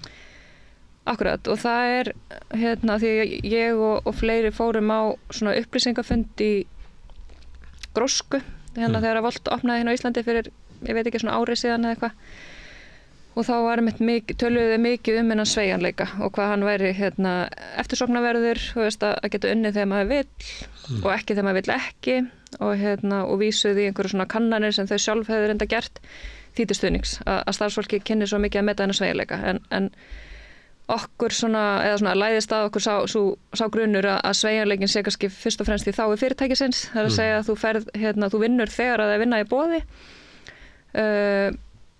Ég átta mig svo sem ekki á því hvernig flæðið er en hvernig verkefnin eru, en það sem við höfum séð, það sem virðist vera í nágrannalöndum okkar, það sem að þetta er kannski Volt búið að vera lengur að störfum og svona sambærileg fyrirtæki, þetta virðist vera svona störf sem að kannski annars vegar til dæmis ungt fólk, námsmenn, jafnvel öryrkjar eða aðrir sem eru að nota þetta svona til að vinna sér inn einhvern smá auka pening og fyrir þennan hóp getur kannski sveigjanleikin verið ágætur. En svo er stór hluti sem er bara fólk sem er með þetta að aðalstarfi og er bara að lifa af þessum tekjum og þeirra fjölskyldur kannski.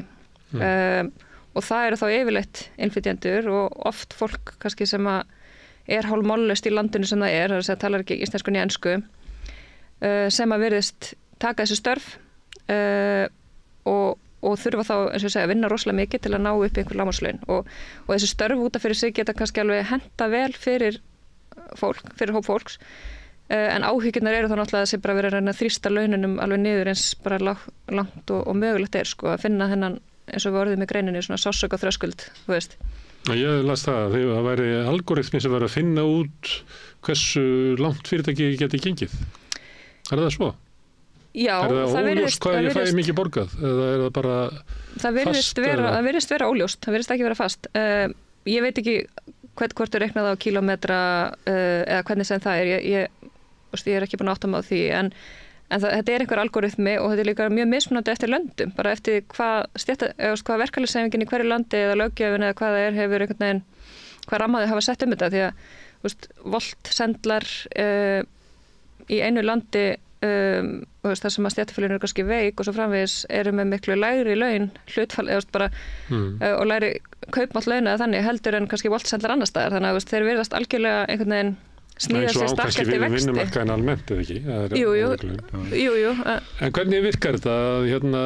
Volt er eitthvað fjölþjóðlegt fyrirtæki og ég panta mat á veitingastaðnum þínum. Borgar veitingastaðurinn þinn kött til Volt?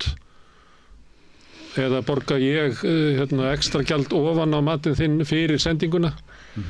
Hvaðan hefur Volt tekjunar? Virðist vera þannig að kaupandinn sem er að panta matinn borgar Volt einhvern hluta og veitingastaðurinn borgar einhvern hluta. Þannig virðist þetta vera, þú veist. Fólk er að lýsa því að það er að fá heimsenda mat og á kvittuninni stendur kannski 150 krónur, þú veist. Eitthvað svona fáránlega lágt gjald, en þá svarar Volt í til að veitingastæðurinn sé með eitthvað samning við Volt, hugsanlega, kannski eitthvað mánaðagjald eða eitthvað þannig.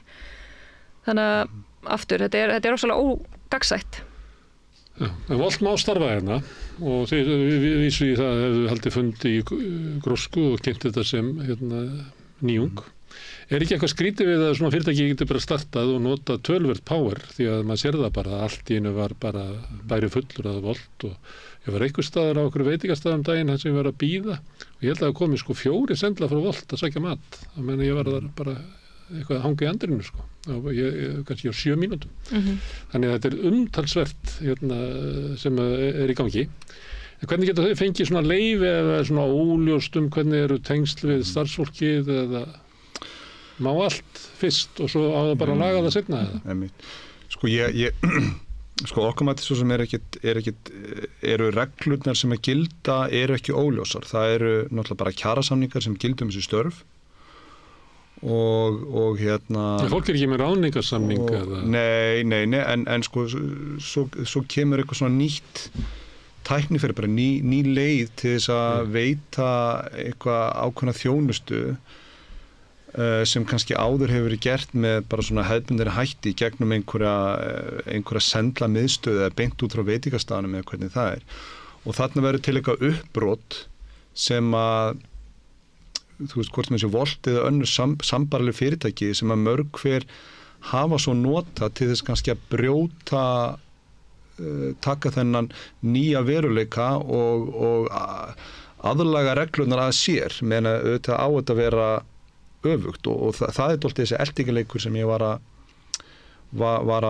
lýsa hér áðan og er kannski dálítið að byrja með innri Volt á markaðin en svo er líka bara þetta vonbrigði sko, ég held að við líka bara sem neytendur allir sé bara fagni því að fá meira litbrigði af þjónustu og fagni því að fá hérna verið mögulega til einhver ný starfsgrein eða stækkandi starfsgrein. Flestir séu jákvæðir þessa möguleika almennt en það að sko fyrirtækin get ekki bara umrætt fyrirtæki svo Volt og fleiri get ekki, og Uber sem við heldur betur verið í blóðum slag út allan heim get ekki bara tekið því fagnandi og hugsa ok, frábært, við erum með samkeppnisforskot á aðra bara út að við erum að bjóða fram mjög notendavænt og þægilega aðgengi þjónustunni, en þá eru líka, sko þá getur ekki stoppa þar, heldur verið ganga lengra og við ætlum líka að nota þessi verkfæri sem við byggum hér til þess að sko ná okkur í til þess að minnka sneiði launafólksins á kökunni sem að það er. Ég meina business modelið, þó það kannski lítið út fyrir þetta sé svona þjónustu auki og hagræði og allt saman. Þá er business modelið það að greiða fólki lág laun en taka samt og taka kött sko af því. Þau eru bara, þetta er svo Volt og Uber er að taka bara góðan hluta af þóknuninni á því að skutlast eftir matnum, taka það til sín og fólki sem er að þessu að það setur eftir með mjög litla þóknun fyrir sína vinnu. Það er svona arðarán. Já, algjörlega, en þú veist, eins og í mörgum löndum, ég var bara að taka þetta saman áðan og það er eitthvað því 30 kjarasamningar sem búið að gera í Evrópu við svona sambarlega starfsemi og auðvitað getur sitt síns hverjum eins og bara gengur og gerist, hvort það samningar séu góðir eða ekki, en það er allan að koma einhvers konar viðurkenning á því að þetta sé fólk í vinnu og það er komið eitthvað afl á bak við fólki sem getur hjálpað þeim að rétta kursin og verja réttindin og við höfum það eftir hér gagnvart Volt og mögulega fleiri sambarlegum fyrirtækjum sem eru nú þegar eða munu komingað og það er kannski ekki síst eitt af markmiðið með bara greinin okkar sem við erum að gera hér nú er bara, þú veist, að vekja máls á þessu líka bara gagnvart almenningi, af því að ég held líka almenningur, ég leyfi mér alltaf að vona að almenningur sem er neytandi að kaupa til þjónustu og þannig vilji versla og eiga viðskipti og kaupa þjónustum sem er sanngjöld og við erum svona dálítið að bara kasta boltanum niður til Volt og Ég veit ekki heldur. Hvað sér Ég veit ekki. Þú veist það ekki? Þegar ég held að það viti það flestir að ýmis þjónusta sem fólk er að fá, bara að kaupa föt á netinu sem eru framleidd í fjarlægum löndum, þá held ég að margir viti að við erum að misnota verulega vinnu fólks og líka þegar við erum að nota svona þjónustu. Þetta ekki að setja eitthvað alltaf mikla ábyrgð á neytendur eða vera með eitthvað alltaf mikla væntingar að það reddi þessu en ég held samt að maður vil vera ámyndur það allavega. Maður þarf allavega að þurfa að horfast í augu við það þá þegar maður er að versla við svona aðila. Það er ekki ljóst að þeir sem er að vinna hjá Volt séu að fá laun samkvæmt samningum sem á að vera viðmiðunin á Íslandi. Kjarasamningar gilda bara. Já, ég held við getum alveg gengið skrefinu lengri það og sagt að við höfum gögn sem að gefa okkur nánast óumdeilanlega vísbendingar það að það sé verið að greiða undir þau viðmið sem að kjarasamningar setja. Já, ég ætla bara að leyfa mér að ganga svo langt. Absolutt og eins og við erum bara að kalla eftir í greininni er náttúrulega bara að Volt gerir kjarasamning og bara viðurkenni þetta sem starfsfólk sitt og kannski Já, aðdragandinn að því að við skrifum þessa grein var náttúrulega líka að það kom upp þarna fréttir frá lögreglu, að lögreglan var í einhverju átaki gegn ólöglegri atvinnustarfsemi og hann tók að því virtist 20 sendla hjá Wolt og þeir eiga yfir samkvæmt fjölmiðlum allavega eiga yfir höfði sér ákæru brota á atvinnuréttindum útlendinga og þetta náttúrulega bara svona en ekki Wolt dró athyglina að því og líka viðbrögð Wolt við þessum fréttum, náttúrulega bara svona afhjúpaði svo mikið kannski ábyrgðarleysið á sinni starfsemi, þú veist.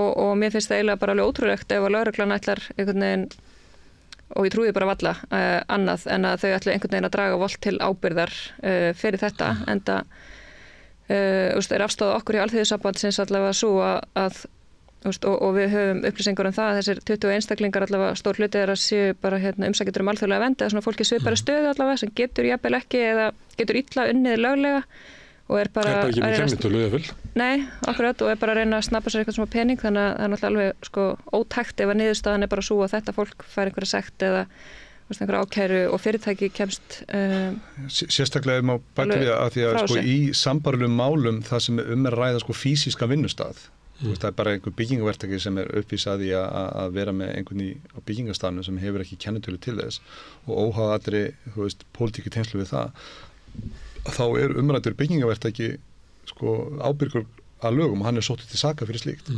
og það kannski verðum að segja getur Wolt í þessu tilviki bara sagt já við erum bara eitthvað upp í skíinu, eitthvað síma-app og við ákvaðum einhlega þetta verið verktakar og þar með losnað undan þessari ábyrgð ég eins og sé, ég ætla ekki að vera við vitum þetta ekki nákvæmlega þetta er einhver bara sakamálarannsókn í gangi en svona með við yfirlýsingu Wolt og kannski svona þessar fréttir sem að við höfum þó lesið af þessum máli hingað til þá virðist það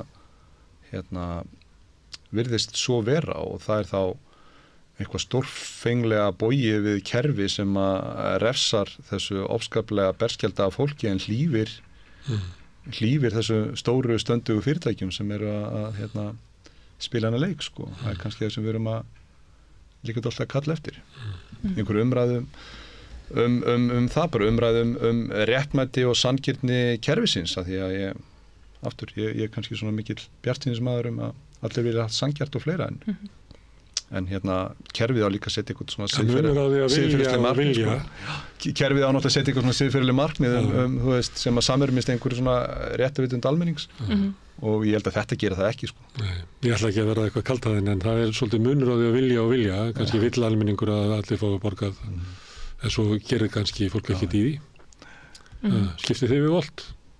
Nei, ég hef aldrei gert það Nei, ég hef ekki gert það aldrei Þú ætla ekki að fara að byrja þig núna, Ekki byrja þig núna. Herðu, takk fyrir að koma hingað og benda á þetta.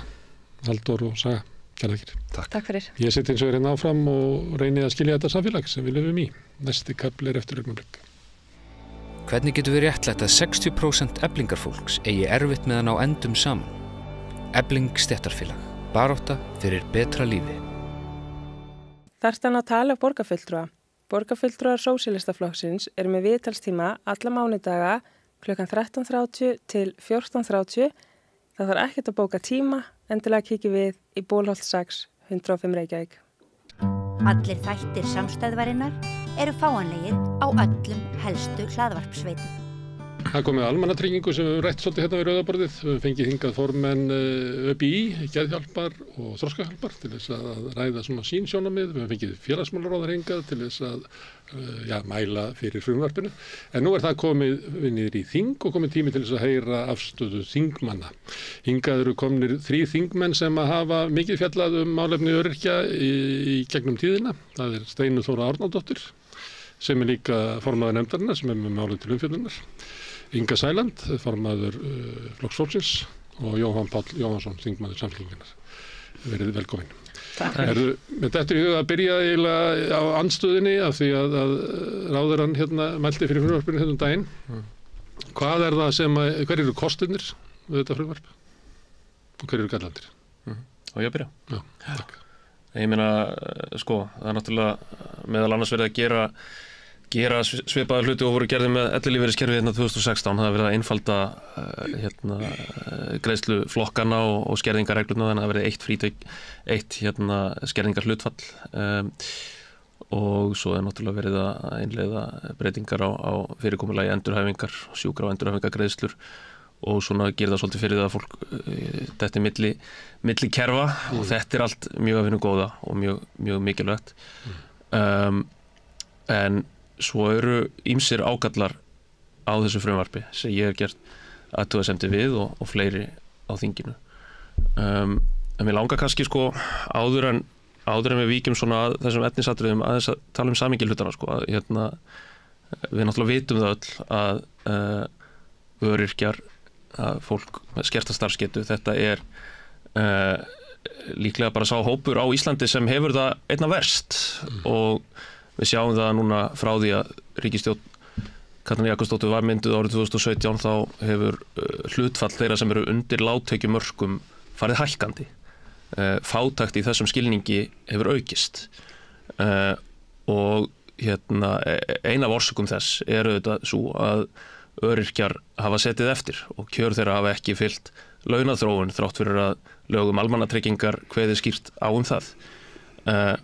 Ein skilvirkasta leiðin til að vinna gegn fátækt að bæta kjör öryrkja og þessu hefur verið lofað mjög lengi að það fari fram heildarendurskoðun á örorku lífeyriskerfinu og við Inga Sæland þekkjum það nú auðvitað hafandi lagt fram ýmsar tillögur og breytingatillögur og annað og að þessu hefur alltaf verið hafnað. Ég veit ekki, þetta ekki tugir frumvarpa meðal annars frá Flokki fólksins.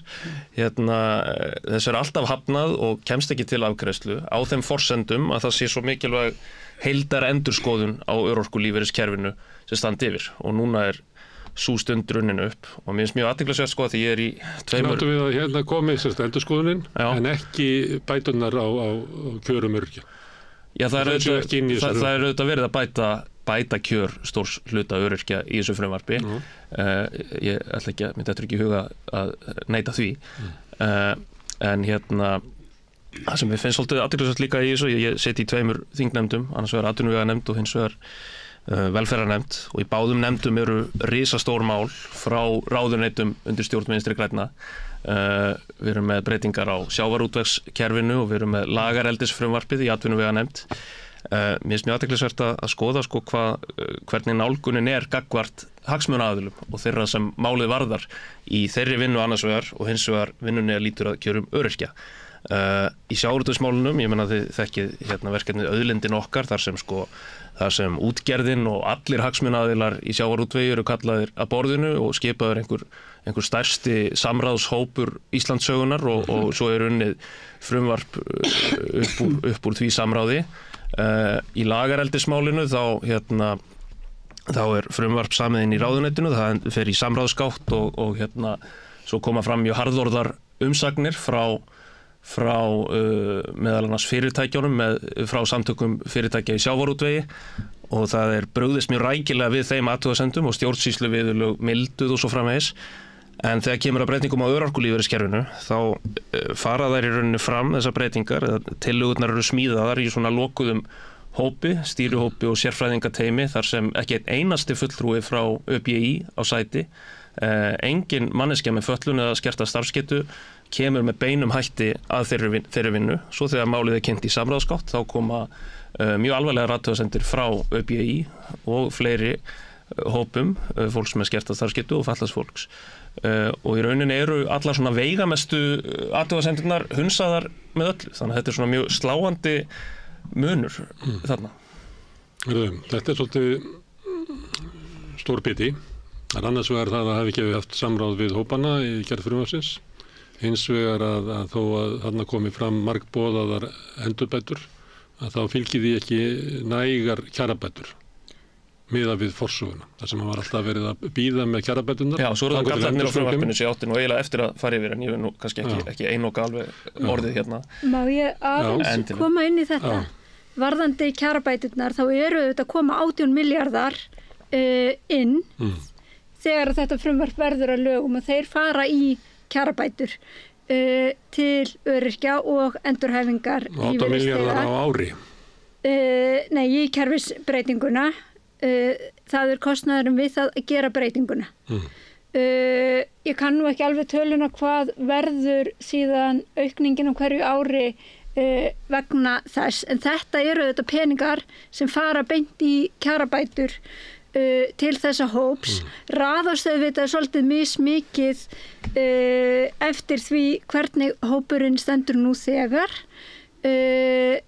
Það rétt sem á hefur verið bent að þeir sem að fá hæðstu greiðslurnar núna, þeir fá minnstu lækkunina, en það eru hins vegar hópar sem að hafa mjög lágar tekjur sér til framfærslu inni í örorkulífeyriskerfinu núna og þangað kemur mesta hækkunin og það forgangsröðun sem að mér finnst skynsamleg. Hvað hópar eru það sem eru með lágar tekjur? Af því að þeir sem eru svona á strípuðum bótunum og ekki með atvinnutekjur og ekki lífeyristekjur, þeir hækka ekki mikið. Nei, en þeir eru samt nú þegar með hæstu greiðslurnar, það fólk sem að hæstu greiðslurnar úr almannatryggingu vegna þess að þeir hafi ekki tekjur annars sko. Ekki bara, það líka sko fólk sem í sambúð og hefur verið með framfærslu uppbót sem að hefur skerst. Nú verið að fella þann bótaflokk út og setja hann inn í stækkaðan og hækkaðan bótaflokk sem að mun heita örorkulífeyrir og það verður til þess að þetta fólk mun koma til með að hækka í tekjum sem ég held að sé mjög mikilvægt því að þetta sá hópur sem að hefur setið hvað mest eftir.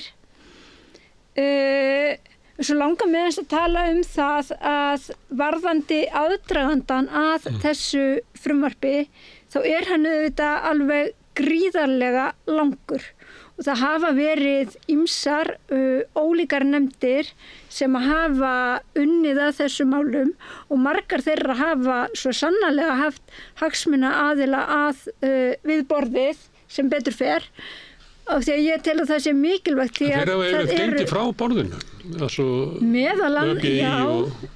og ég vil og ég hef reyndar verið í þeim hópi líka sem að hefur gert það vegna þess að mér hefur ekki fundist þær tillögur sem að þar hafa komið fram vera nægjanlega góðar og ekki tryggt afkomu fólks sem með skerta starfsgetu nógu vel. Mér finnst hins vegar í þessu frumvarpi sé búið að ná miklu betur utanum þann þátt með því sem að hér nefnt virknigreiðslur sem þýðir það að ef að fólk verður metið með starfsgetu þá geti það jafnframt sótt það að fara í virkni úrræði. Það fylgir því að þú þarft að vera í virkri atvinnuleit en á sama tíma og þú ekki hefur fengið vinnu þá þér tryggð greiðsla á móti. Þannig að það ekki bara sett í hendur einstaklingsins ef hann fær ekki vinnu þá hafa hann skerta afkomu. Þannig að þetta atriði sem að mér finnst í rauninni vera bara risastór og mikil breyting til batnaðar á þessu mál. Við reynum að greina þetta aðeins í sundur af því að þetta flókið mál og ég fekk eitthvað 3 af því að þið hafið talað þessi mál á þingi og það ekkert svo margir aðri þingmenn sem að hafa raunverulega gert það. Þannig ég að reyna að fá eitthvað til þess að hlustendur okkar geti fengið svona glöggamynd að þessu. Og þá komið að mér? Já, en að því að við erum með svo mörg mál hérna í gangi. Ég vil gjarna fá að bregðast við þessu náttúrulega sem að hér hefur verið sagt.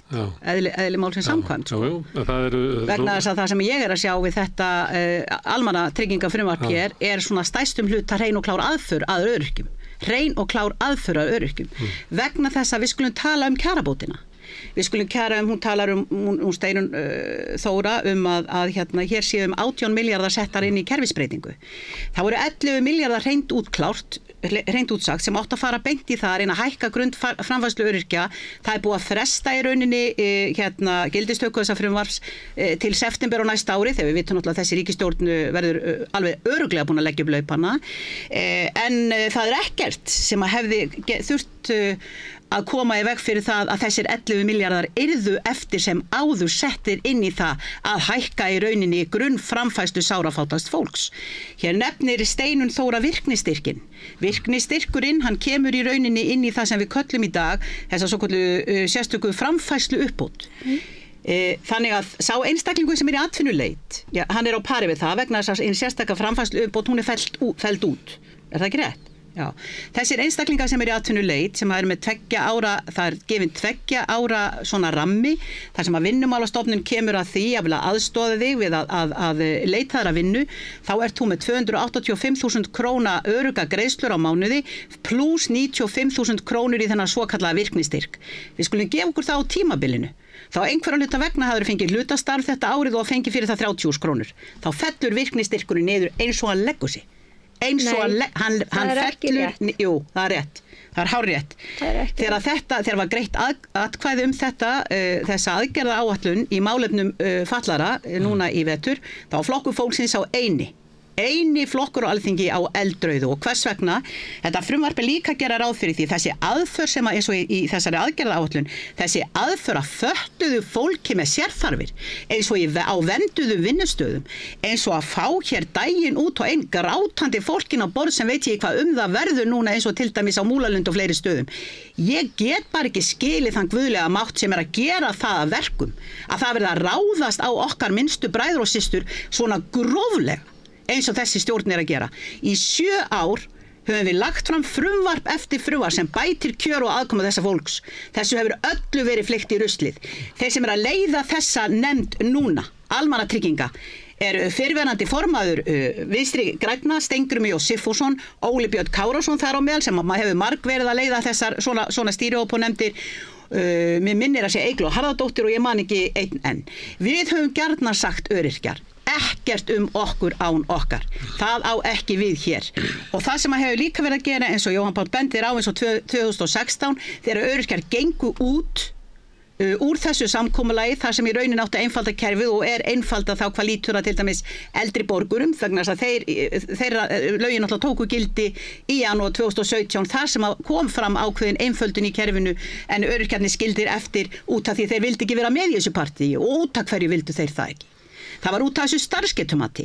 Það alveg sama hvað á borðinu núna hvort sem lítur að þessu almannatryggingafrumvarpi afkomu öryrkja eða hvað eina annað sem þetta illa ígrundað. Það munu alltaf einhverjir lenda á milli skips og bryggju og það að lyfta tekjunum upp í 385.000 krónur, húrra, hepp, húrra, sem skattlagt. Fullum fetum. Eftir stendur þessi sára fátæki öryrki með rétt ríflega 300.000 krónur útborgað og ég kalla það enga gustug og ofreist. Ég kalla það að viðhalda sárri fátækt fólks sem nú þegar í sárri neyð og þessi aðför að fötluðu fólki á sérvernduðu vinnustöðum þau átt að skamma sín fyrir hana. Það hef ég að segja þetta. Herðu, í fyrstu umferð. Já, þetta er svo mörg mál. Eitt að það, hvernig var staðið að þessu, þetta er búið að vera lengi á leiðinni og það hafa verið ýmsir samráðshópar og samtök öryrkja hafa gengið frá borðinu og þau ekki aðilar að þessu. Þetta er ekki gert með í samráði við þau. Það hefur verið hlustað náttúrulega, ég gerir ráð fyrir þeir sem frumvarpið, það hefur verið hlustað á athugasemdir, en það er ekki þannig að þetta hefur ekki fengið blessun ÖBÍ eða geðhjálpar þó svo að þau setja sér ekki upp á móti breytingunum, af því inn í þessu eru þarfarbreytingar, eða ekki? Jú, ég held að það mitt skýrist af því að hér erum við bara ekki með tillögur sem eru í rauninni neitt líkar því sem verið var að ræða árið 2016. Það er búið að gera gríðarlega miklar breytingar og þetta er ekki rétt sem að Inga segir hérna. Já, þá setti ÖBÍ upp á móti frumvarpinu eða tillögunum, en það gerði það ekki núna. Það gerði það ekki núna. Nei, en benda vissulega á hluti sem að þau telja að betur mætti fara og eru núna til skoðunar í velferðarnefnd. En sko varðandi virknistyrkin þá það einmitt mál sem að við höfum rætt og hérna ég og Jóhann Páll sem sitjum í velferðarnefnd höfum átt í samtali við ráðuneytið og það alls ekki meiningin að hann falli niður svona krónu á móti krónu og það og rúmlega það. Já, ég 95.000 á móti krónu. Það ekki, eins og ég hef skilið ráðuneytið, þá það ekki ætlunin og þetta er eitt af því sem við erum að ræða hvernig megi skerpa á og skýra betur vegna þess að hann á að vera til þess að hvetja fólk til atvinnuþátttöku án þess að setja það í þá stöðu að það verði rætt að missa framfærslu. Er það ekki rétt sem að Jóhann er að segja að þegar að ríkisstjórnin leggur fram frumvarp fiskeldi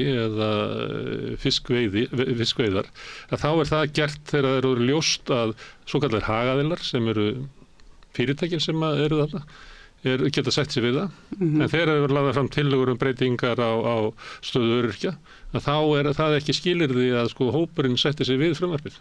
Ég skila nú sem svo að hópurinn setti sig alveg við frumvarpið þó svo að sjálfsögðu það fólk í kjarabaráttu og vill að það sé gert enn betur fyrir sinn hóp. Ég myndi nú halda að annars væru hagsmunasamtök ekki að sinna sinni skyldu í kjarabaráttu fyrir sitt fólk, en líkt og ég sagði þá hafa þau ekki sett sig upp á móti frumvarpinu og Geðhjálp raunar bent á það að hér séu breytingar sem að þau hafa talið æskilegar en vilja svo meiri kjarabætur og það myndi ég líka vilja ef að ég væri. En það sem allir eru sammála þessi lagfæring á milli, það sem að fólk dettur á milli kerfa, sem bara löngu tímabært. Ég hef talað við folk sem hefur verið 3 mánuði tekjulaust af því að detta á milli kerfa og þetta eru bara allir sammála að verða lag. Má ég ekki svarinu aðeins að því hún segja að ég fer ekki með rétt mál? Já, varðandi virknistykkin. Já, mér langar bara að koma með, ég nú ekki vön að lesa blað, en ég með punta sem ég langar bara að fara beint í og segi bara hreint útsagt stóru gildrurnar í frumvarpi félagsmálaráðherra eru samþætta sérfræðimætið og virknistyrkurinn. Samþætta sérfræðimætið algjörlega óútfært. Eftir breytingarnar þá verður fólk ekki lengur metið til örorku, heldur metið til virkni á vinnumarkaði, með öðrum orðum starfsgetu Öryrkjabandalagið eins og Steinunn Þóra segir, það er verið að hlusta á hagsmunaaðila. Ef það væri verið að hlusta, ef að virkilega væri verið að hlusta og taka tillit, þá værum við ekki að horfa upp á þessa aðför að þessum hópum og ég myndi aldrei ganga það langt að segja að hagsmunaaðila fyrir öryrkja væri ekki að vinna vinnuna sína og berjast eins og þeir gætu, en það er bara viðtekin venja að nefndir og meiri hluti nefnda gerir það sem þeim sýnist, burtséð frá því hversu mikið og margar umsagnir oft á tíðum berast. Þeir velja bara úr það sem þeim þóknast og ég læst inn að Öryrkjabandalagið það hefur kallað eftir því að frumvarpið verði ekki samþykkt fyrir búið er að útfæra nánar í lögunum og eiga samráð hvernig hinn samþætta sérfræðimat fari fram og virknistyrkur að fjárhæð 95.000 krónur á mánuði, hann er einungis greiddur með hlut á örorkulífeyri, það er 26-50% starfsgetu, hann er aðeins greiddur í 24 mánuði og eftir það fellur hann niður að þeim tímaloknum sem þýðir það að hafi öryrki með hluta örorkulífeyri þá mun hann sitja eftir með 285.000 krónur á mánuði, punktur. Hann hefur 2 ár til að koma sér í vinnu. Eftir það fellur þessi virknistyrkur niður og hann situr eftir með 285.000 krónur á mánuði og skatlaðar. Við skulum taka það fram. En er það ekki þannig að ef viðkomandi finnur ekki vinnu, þá er það líklega metinn sem þá öryrki og fær þá fullar örorkubætur? Nei, þá er hann bara með virknistyrk, þá er hann bara með hlutaörorkuna og 285.000 krónur. Nei, að þessum tímaliðnum. Það er sérfræðimat en það liggur ekkit fyrir það hvernig það endar þá. Og það er rétt og það er atriði sem við þurfum að taka til skoðunar. Ég var spurður áðan kosti og galla. Ég kom aðeins inn á kostina en við langar aðeins að fjalla svona það sem ég tel vera stærstu ágallana á þessu máli. Inga og Steinunn hafa fjallað hér virknistyrkin. Ég held að þau ákvæði séu meingölluð. Í fyrsta lagi er það einmitt þannig að virknistyrkurinn í raun fellur niður frá fyrstu krónu sem fólk vinnur sér inn í atvinnutekjur sem þýðir í raun 95.000 á móti krónu skerðing. Þó að tekjurna sem þú færði fyrir atvinnuna séu lægri heldur en þó það sé bara 1 króna. Já, þó það sé 1 króna. Það er ekki raunhæft dæmi. Nei, það er ekki raunhæft dæmi. Segjum að einhver fái 100.000 krónur í hlutastarfi þá ávinningurinn af því í rauninni 5.000 krónur vegna þess að 95.000 krónurna falla niður. Í atvinnuleysistryggingakerfinu ávinningurinn náttúrulega komast í starf og verða virkur samfélags í atvinnulífinu. En rétt eins og gildir skerðingarnar í dag, þá fjárhagslegi ávinningurinn nær engin. Í atvinnuleysistryggingakerfinu sem að einhverju leyti verið að herma eftir í þessu starfsgetumatskerfi sem hér verið að búa til, þá fólk þó með frítekjumark, með 84.000 króna frítekjumark til þess að geta gengið í svona tilfallandi störf, segjum að það sitji í einhverju stjórn einhver staðar eða sé að taka að sér eitthvað smottir í, þá ákveðið frítekjumark þar. Það ekkert slíkt í þessu frumvarpi. Svo þeir gallar á ákvæðunum virknistyrk að þar svona ákveðin refsi úrræði sem bara mjög gróf. Það þannig að almenna reglan verður svo að ef fólk tekur ekki starfinu sem býðist eða mætir ekki í atvinnuviðtal eða mætir í atvinnuviðtal en líst ekki alveg á aðstæður og afþakkar starfið, þá verður almenna reglan svo að virknistyrkurinn felldur niður komplett í 2 mánuði og ef það gerist aftur, þá hann felldur niður í 3 mánuði í viðbót. En ef ég færi í atvinnuviðtal og líst ekki á vinnuna sem mér boðið, já, þá almenna reglan svo. Það bara missur allt í 2 mánuði. Ef það ekki einhverjar mjög málefnalegar ástæður og svo framvegis. Það áreindar að taka tillit til aðstæðna fólk, getur þess á vinnumarkaði. Já, enda segi almenna reglan svo. Þetta mjög matskent og við vitum að svona þröngri túlkun hefur hingað til verið beitt hjá Tryggingastofnun þegar kemur að svona atriðum og ekki ástæða til að þegar ríkið ætlar að taka tillit. Guð minn góður. En fleiri gallar, ég meina hér hefur þetta verið komið inn á þetta með kjarabæturnar, að þær fyrir ákveðna hópa þær litlar sem engar. Ef framferð sem horfir og eingreiðslan sem hefur verið veitt skatta- og skerðingarlaust í desember og hún hefur verið rökstudd sem sérstakt svona bráðabirgða úrræði vegna þess að heildarendurskoðun og örorkulífeyriskerfinu hefur ekki átt sér stað, hefur dregist. Ef fer sem horfir og hún fellur niður á næsta ári, þá þarna hópur öryrkja sem mun í raun lækka í ástekjum, mun verða fyrir tekjurýrnun á ársgrundvelli. En það ekki öryrkja sem að fá örorkumat eftir það því að þeir sem eru komnir með það? Nei, líka þeir sem eru komnir með það vegna þess að svo sára litla kjarabót sem frumvarpið felur í sig fyrir þá ég að tala þá sem eru eiga engin eða lítil sem engin réttindi í lífeyrissjóðum, eru kannski gersamlega óvinnufærir, búa einir. Kjarabótin sem þeir fá 4.000 kall eða eitthvað svoleiðis út úr þessu lækkun eða brottfall eingreiðslunnar gerir það í rauninni að verkum að árstekjurnar verða lægri eftir samþykkt frumvarpsins heldur en ella. En við skulum samt hafa í huga að þessi hópur með greiðslur sem eru aðeins hærri en lágmarkslaun á hinum almenna vinnumarkaði.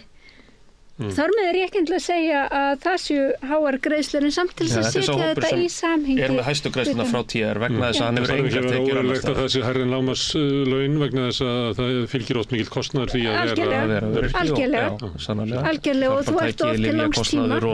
Ég vildi bara setja þetta í samhengi hverju þetta er tekjur. Hópur sem fær mest frá almannatryggingum vegna þess að hann hefur ekki tekjur annars staðar. Það sem formennirnir 3 í Þroskahjálp, Geðhjálp og upp í nefndu var matið að það væri svo óljóst í frumvarpinu hvernig það væri. Það sem ég var að segja, það er algjörlega samþætta sérfræðimatið ótækt sem þýðir í rauninni. Þau voru eiginlega vorkenna þingmönnunum að fá þetta mál til afgreiðslu vegna þess að það væri svo óljóst hver framkvæmdin á þessu máli væri. Og þetta það sem ég hef kannski hvað mest verið að spyrjast fyrir á vettvangi velferðarnefndar. Hvernig nákvæmlega mun þetta samþætta sérfræðimat fara fram? Getum við fengið að sjá reglugerðina eða dröga reglugerð áður en ætlast til þess að eða sendt 5% öryrkjum í gegnum það til þess að sjá hvernig niðurstaðan verður.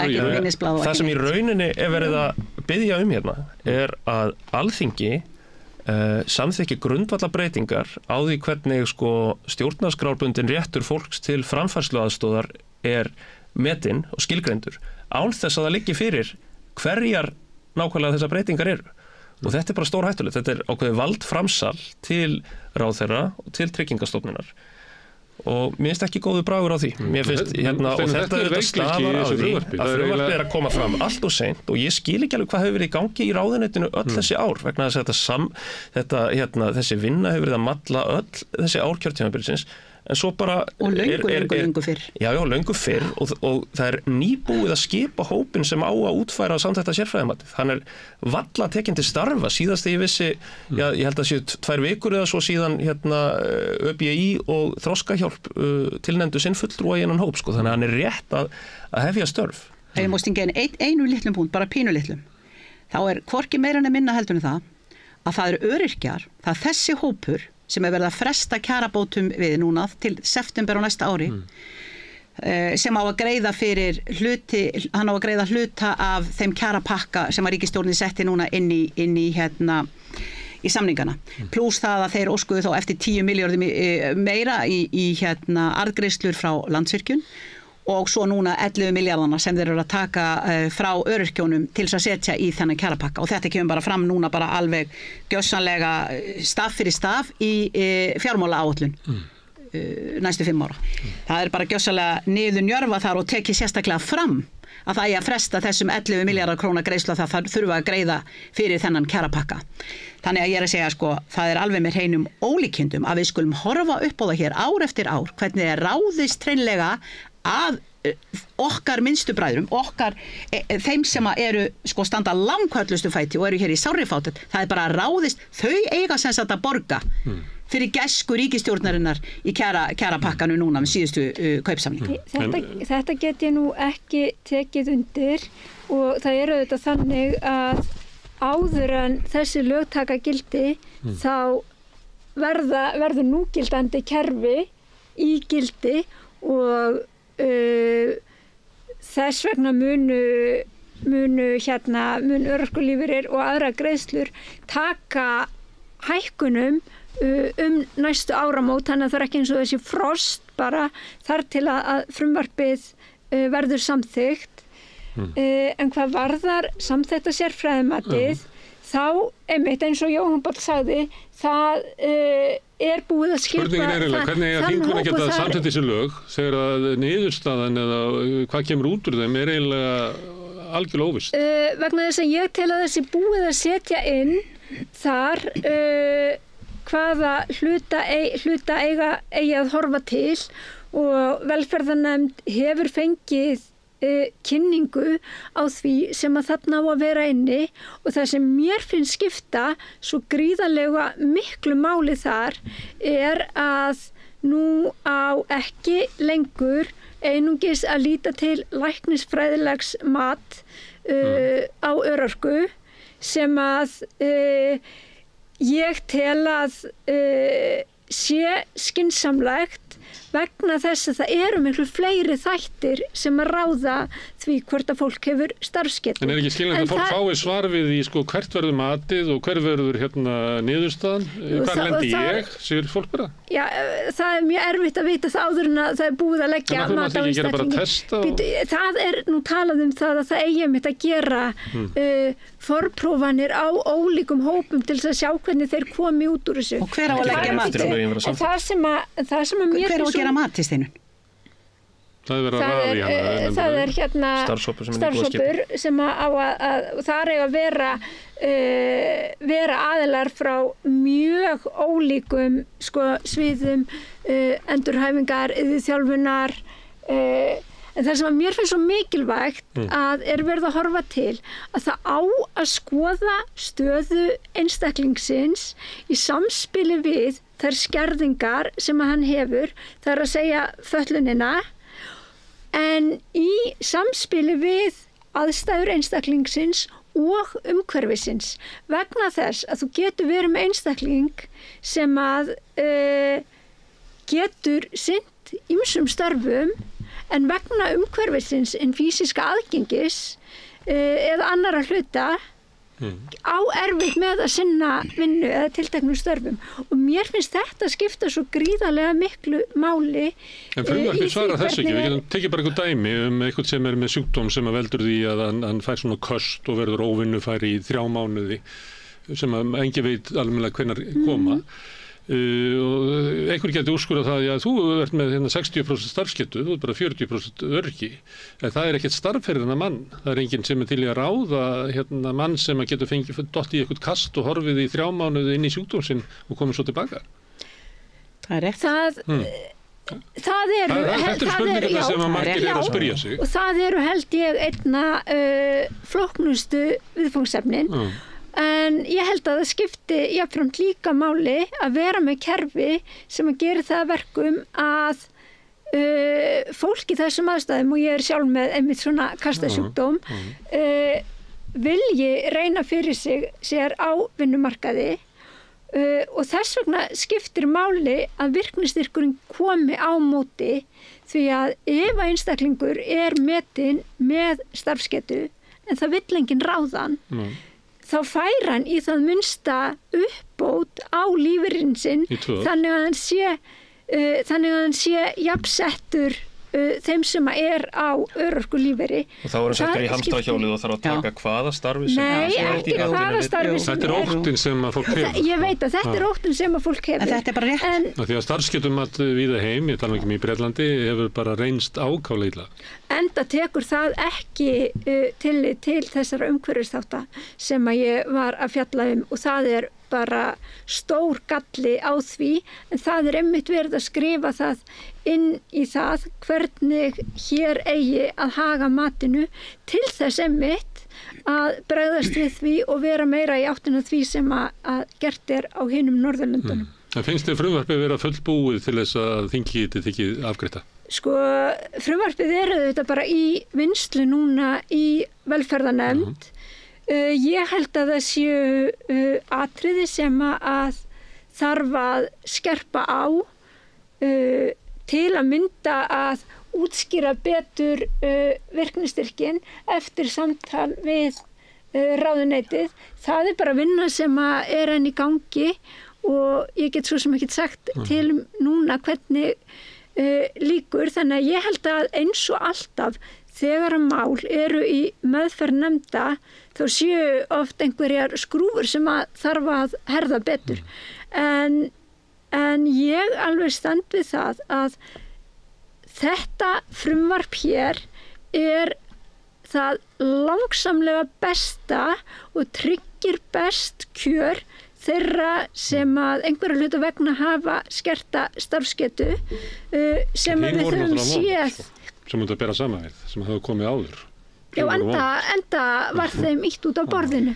En svo skulum við líka muna það að kerfið eins og það í dag, það líka vont og það margstagað og bætt. Þannig að það þarf að gera breytingar. Inga, lítur þú svo á að ef þetta frumvarp hefur verið samþykkt að öryrkjastæðu ver á eftir? Já, ég lít svo á. Það bara mjög fámur hópur þar sem að stæði ekki einu sinni betur vegna þess að launaþró svo kjara gliðnun sem hefur orðið á en hópurinn sem að koma út úr starfsendurhæfingu og ég meina það séð það ef þeir að fá fulla greiðslu samkvæmt nýja frumvarpinu ef væri fulla greiðslu 385.000 krónur á mánuði fyrir skatt, hver getur lifað á 305.000 krónum útborga? Hver getur það? Hver getur það þetta á að rópa húrra fyrir því? En mér langar til að bregðast við þegar Steinunn gefur það í skinn hér áðan að ég hef sagt að gefið eitthvað í skinn að hér fær allt í frost þó svo að þeir kæmi ekki inn með þessa 11 milljarða núna inn í kjarabætur til þessa fátæka fólks. Það nú enginn talað oftar þá Alþingi Íslendinga minnstu kosti síðan ég kom þarna inn að við áttum hér áður 69. grein almannatryggingalaga, það lögbundin skylda að koma með leiðréttingu launa inn í almannatryggingakerfið 1. janúar á ári hverju. Lögbundin skylda. Ég hef aldrei nokkuð tíma sagt að væri búið að afnema hana. Hins vegar búið að breyta þessari 69. grein í 62. grein. Hún hefur verið þverbrotin að mínu mati alla tíð vegna þess að það ákveðin gaffall í þessari grein sem gerir það að verkum að einstaklingar, öryrkjar og þeir sem að fá greiðslur frá almannatryggingum, þeir eiga alltaf að njóta vafansu það hvort heldur hærra launaþróun í landinu eða vísitala neysluverðs. Í þessu tilviki þá hefur launaþróun í landinu verið venju fremur hærri heldur en í vísitala neysluverðs. Verður gaman að sjá hvernig þróunu verður núna þegar að í rauninni við erum að glíma við alla þessa verðbólgu og allt þetta, vegna þess að hoppa þarna á milli, þeir láta í rauninni almannatryggingaþegana ævilega fá lægri stuðulinn. Þannig að nú hefur kjaragliðnunin orðið síðan eftir hrun, eftir að hinn svokallaða frábæra norræna velferðarstjórn kom á öllu þessum hörmungar skerðingum og annars slíkt sem við erum að glíma við enn þann dag í dag, að þá einfallega staðan svo að einstaklingar ættu að vera að fá svona það bil 100.000 krónur meira á mánuði en þeir gera í dag ef þeir hefðu fengið að fylgja þeirri launaþróun sem að löggjöfin er að tryggja þeim. Við höfum hins vegar fengið nóga kjarabætur við þingmenn og liðir sem eru á ofurlaunum, það vantar ekki að það er leiðrétt við okkur, en þeir sem hafa það báast, þeir eru látnir sitja eftir og meiri segja núna í þessu tilviki greiða fyrir kjarapakka ríkisstjórnarinnar núna í kjarasamningum. Það er ekki samþykkt á framsetningu en kjaragreiðslur. Það er framsetningin í fjármálaáætlun að skerðingin sem að öryrkjar tóku á sig við hrunið, þau hefur ekki fengið að bætt öfugt við alla samfélagshópa, að það öryrkjarnir eru ennþá að borga fyrir hrunið.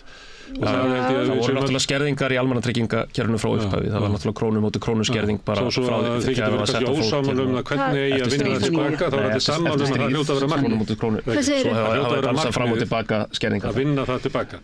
Já, en það held ég að það sé verið að gera það og sko, ég myndi segja að kjaragliðnunin hafi mitt verið sko mest hjá þeim sem að ekki búa einir og hafa ekki og hafa verið með framfærslu uppbót vegna þess að í gegnum tíðina þá hefur verið aukið meira í það sem að þann bótaflokk sem kallast heimilisuppbót en þannig að núna myndi ég segja einmitt verið að bæta kjör þeirra sem mest hafa setið eftir og í það fara miklir peningar og það finnst mér mikilvægt. Þetta til dæmis öryrki sem er í sambúð og fær þar leiðandi ekki heimilisuppbót sem að þeir sem að búa einir fá og er kannski skertur út á tekjum maka og annað slíkt. Er það ekki skertur út á tekjum maka? Jú, það kemur að fjármagnstekjum og þá ekkert að hreyfa við því í þessu frumvarpi. En ekki vegna launatekna maka, sko.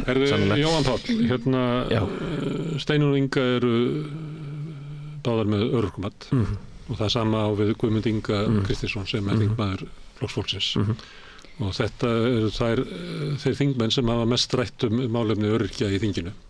Ein af áhyggjunum sem að formenn samtakanna hafi upp í Geðhjálpar og Þroskahjálpar að segja að það voru ekki svo vissar að sko þingið hefði raunverulega getu til þess að setja sig inn í þessi mál.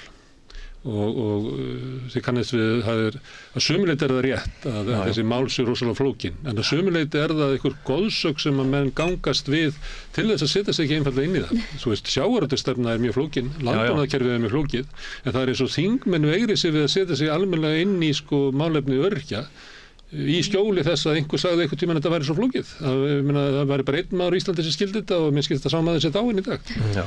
En þú hefur svolítið verið að leggja fram að setja inn í dag. En er þetta ekki raunhæf svona efasemdir sem að formennir eru með að þingi sig einfallega hæft að ræða sko kjör og lífsskilyrði öryrkja verðan þess að þingmenn er bara ekki að setja sér inn í það? Jú, ég held sko þetta eru flókin mál og þau krefjast tíma. Og það var þannig með þetta frumvarp að það átti samkvæmt upprunalegri þingmálaskrá að koma hérna inn í haust en kom svo inn, ég man ekki hvort það var í febrúar eða mars sem það er flutt á þing. En þingmenn geta alveg verið að setja sig inn í það bara með því að tala við öryrkja, með að leika sér á reiknivélarnu hjá tryggingastofnun. Það er ekki verið að setja sig inn í þessi mál. Nei, umsagnirnar eru líka mjög öflugar. Umsagnirnar eru góðar, ég held að þingmenn eigi alveg að hafa burði til að setja sig inn í þetta og almannatryggingakerfið okkar. Þeir eru ekki að því. Og maður heyrir það í umræðinni í þingi og þátt fyrir hvað þetta er rosalega mikilvægt mál fyrir stóran hóp þá finnst manni sko umræðinni í þingi bara ekki vera að burða. Nei, og þetta eru meir en 20.000 manns sem eiga allt sitt undir þessu kerfi sem verður að vera í lagi. Ég hef gert mitt besta til að setja mig inn í þetta mál og eins og þú nefnir þá þekkja það er við borðið þetta kerfi eflaust miklu betur en ég. Já, maður þekkja það eigin raun. Já, þekkja það eigin raun. Ég hef aldrei Steinunn hefur ekki verið á því. Hefur þú? Ég hef bæði verið innan kerfis og En við skulum líka bara lengi fjallað málefni öryrkja. Við lengi fjallað málefni öryrkja og þú kom fram áðan að þú varst við borðið í hinum megin eiginlega Ég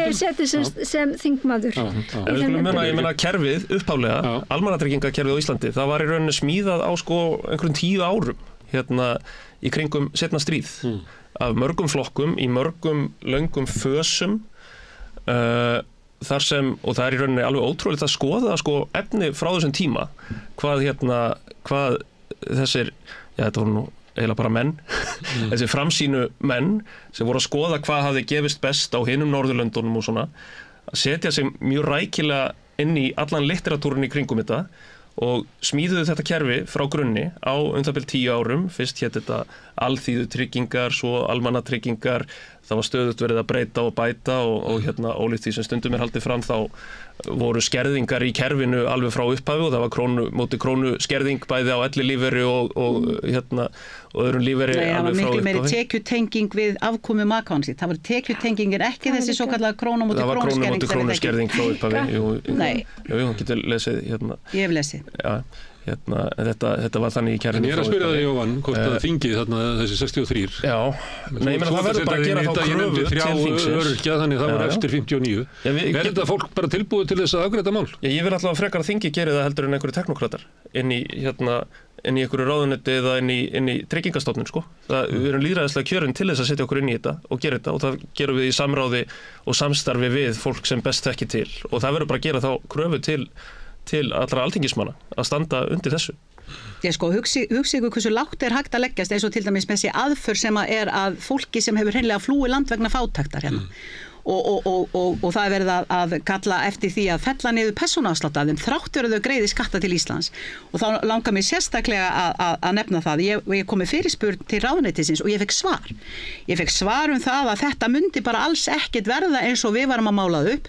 Þetta myndi ekki skaða einn eða neitt og svarið kom frá fjármálaráðuneytinu. Á sama tíma þá var þetta frumvarp tekið eins og gott og gilt í desember síðastliðnum og þessir rúmlega 3000 einstaklingar voru skertir sinn persónuafslátt 1. janúar síðastliðin, þá bara tekin af þeim þessar ríflega 60 krónur í persónuafslátt, alveg svona eins og lögin hefur tekið gildi sem þau höfðu ekki gert og svo kemur ráðuneytið og segir þetta myndi ekki hafa neina áhrif. Hvað eru þeir að segja? Hvernig á maður að geta unnið með svona og talandi að tala við það kemur frá ráðuneytinu og kemur frá ráðuneytinu.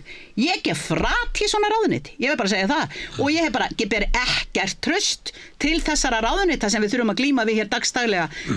Hvaða nafni sem það tjáir að nefna hér í dag? Þessu fyrir þinginu til þess að fara að taka þetta mál, þetta frumvarp fyrir, fara að göngjafilega yfir það, meta það og afgreiða? Nei, ég ger það bara alls ekki vegna þess að hér er ráðherraræði og hér er einræði, þannig að það er alltaf meiri hlutin í þinginu sem stýrir og stjórnar þessu öllu saman, talandi að fá einhverja bírókrata og sérfræðinga héðan og hvaðan til þess að fjalla okkur. Til að falla einstaklingin, við erum öll ólík og ég myndi aldrei nokkuð tíman ætla að meta einn eða neitt öðruvísi heldur en að fengi eitthvað að segja það sjálfur. Hvernig er hægt að draga fólk svona fyrir utan það og ég vil bara koma hér skýrt fram. Ég hef upplifað mig sem fatlaður einstaklingur sem ég vildi náttúrulega aldrei viðurkenna að væri eins og 10. flokks þjóðfélagsþegn allan tíman sem að maður varð að gösla í gegnum þessa tilveru sína sem lögblindur einstaklingur. Það er ekki fyrir en að maður kemur hér á Alþingi Íslendinga og komið einhverja tekjur og fara að komast að mikrofónunum og fá að tjá sig og annað slíkt sem að ég get svona þokkalega sett mig samstíga öðrum í samfélaginu. En það er litið niður á öryrkja, það er litið niður á alla þá sem að í rauninni eiga undir högg að sækja í þessu samfélagi. 10. flokks þjóðfélagsþegna, það er það sem við erum og það er það sem að hefur skýrt komið fram og segir hérna núna, nei, það er ekki bara læknisfræðilegt mat. Það er allir aðrir að koma að því að meta þína starfsgetu en þú sjálfur. Nei, það er ekki rétt. Það er ekki rétt. Það er hárrétt. Það er ekki rétt því að inn í samþætta sérfræðimatinu er líka gert ráð fyrir sjálfsmati þar sem að einstaklingurinn segir frá sinni og hvað mikið að taka marka á honum? Þetta er ekki skrifað inn í lagateksta, sko. 10%, nei, það er enga leiðbeiningar í lagatekstanum það hvernig þetta samþætta sérfræðimat á að fara fram. Það er bara eiginlega ekki neitt, sko. Við munum aldrei leipa þessu í gegnum þingi eins og aldrei. Hópi og TR fyrir því að útfæra þetta. Við munum aldrei leipa í gegnum þingi? Nei, ekki eins og Hvernig ætlar að stoppa það? Nú heldur við gerum það ekki bara ræðum málið bara alveg bara til 2025 að þessi ríkisstjórn farin frá. Ég veit samt ekki hver á að breyta almannatryggingakerfi í landinu ef ekki. Nei, auðvitað á Alþingi að gera það. Ég var bara að tala getuna sko. Þannig að það væri tilbúið. En ég treysti því ekki. Þetta séu renni bara í gegn á einhverjum kvöldfundi rétt fyrir þinglok. Eins og ég. Hversu mikið ofríki við erum að búa við.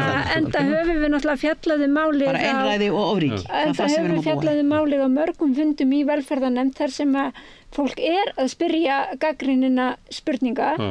Ég hugsa að þó svo ég get ekki sagt að við munum sjá breytingar á þessu frumvarpi, en svo finnst mér líka mikilvægt að horfa til þess, því að Jóhann Páll var hér að rifja upp svolítið sögu almannatrygginga í landinu, að aðstæður í þjóðfélaginu þær breytast líka.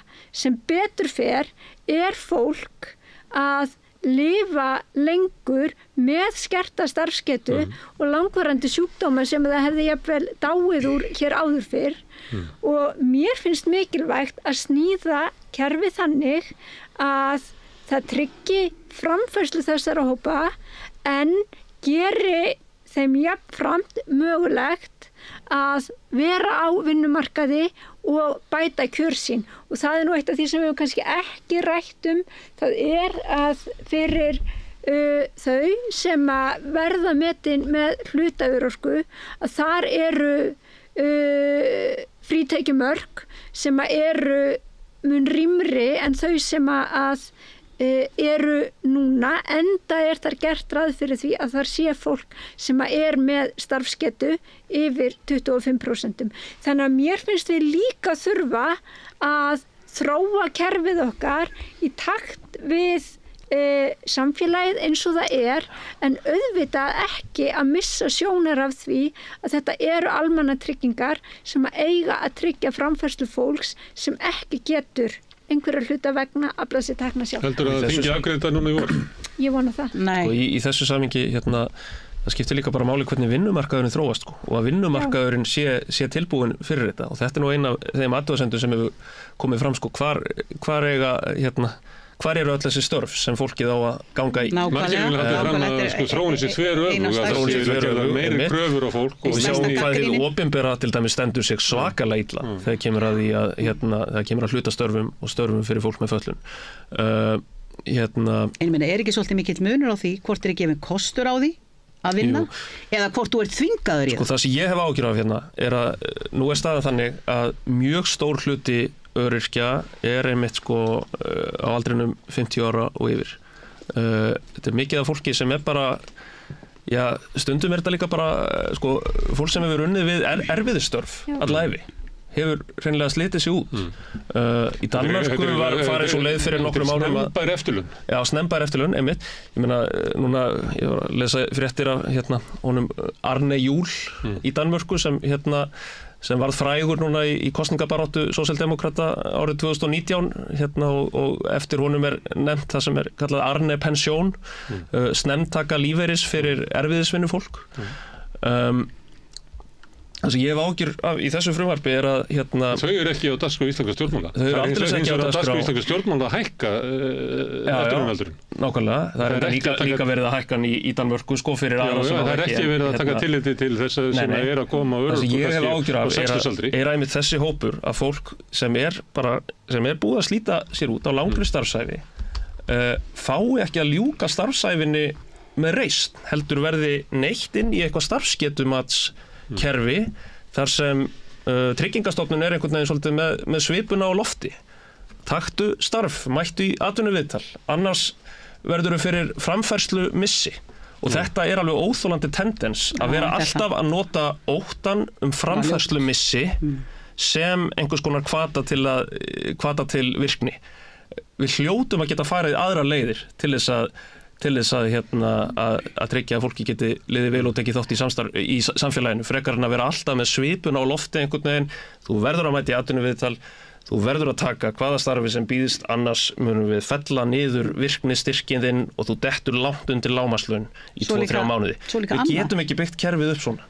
Annað sem við gerðum núna eða var gert í þinginu og var það ekki fyrra minni mig, þar sem að ráðherra félags- og vinnumarkaðs kemur með frumvarp að lengir í rauninni hins svo kallað endurhæfingalífeyri sem að þá var í 3 ár, lengir það upp í 5 ár, reyna að hafa fólki í endurhæfingu árum saman án þessi raunin það í kosta að fara inn á örorkukerfið og það náttúrulega sýnir sig sjálft að það hefur dregið mjög mikið úr gengi örorku akkurat núna en það er eitt. En það er annað, ég að fá hér ítrekka kveðju frá fólki sem er einmitt á endurhæfingalífeyri.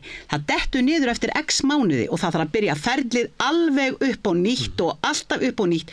Ég að fá hér grátandi einstæðan föður sem að fær ekki ennþá, er búin að detta niður hjá honum vegna þess að Tryggingastofnun hefur dregið lappirnar og er alltaf að biðja eitthvað annað og eitthvað meira og þetta er ekki nógu gott og þetta er ekki nógu skýrt. Alveg eins og megi ekki líta til þess þegar einstaklingurum var á endurhæfingu fyrir mánuði síðan með fullta gögnum og alls konar gögnum og umsýslu sem hann er búin að standa í að afla sér en núna detta niður vegna þess að tímabilinu þínu er lokið elskulegi maður eða elskulega kona og við bara ætlum að láta eins og sé ekki til nein gögn hér þig farðu aftur upp og nýtt og brasa það frá á milli hérna í kerfinu og reyndu nú að safna nógu mörgum gögnum fyrir þig alveg upp og nýtt alveg eins og einn gögnum veistu það þessi einstaklingur hann er búin að niður í launu núna í 3 mánuð og hann er enn að glíma við þetta. Hann er með 0 krón. Og þetta á að taka utanum þegar kemur að einmitt lengingu endurhæfingar tímabilsins og ég held að það skipti máli því að sum eru bara að glíma við þannig veikindi eða skerðingar að endurhæfing getur tekið langan tíma og ég ætla bara að taka undir með Jóhanni Páli með það að það hefur sýnt sig að það er oft sérstaklega konur sem að hafa verið að vinna líkamlega erfiða vinnu sem að hafa verið að fara á örorkumat. Hluti af þeim hópi myndi ég halda heima í endurhæfingu. Hluti af þeim hópi myndi ég halda myndi raðast í samþættu sérfræðimati inn á örorku en hluti af þeim hópi held ég líka að yrði metin með starfsgetu og ég er bara ekki sammála því að virknistyrkurinn sé þessi mikli refsivöndur.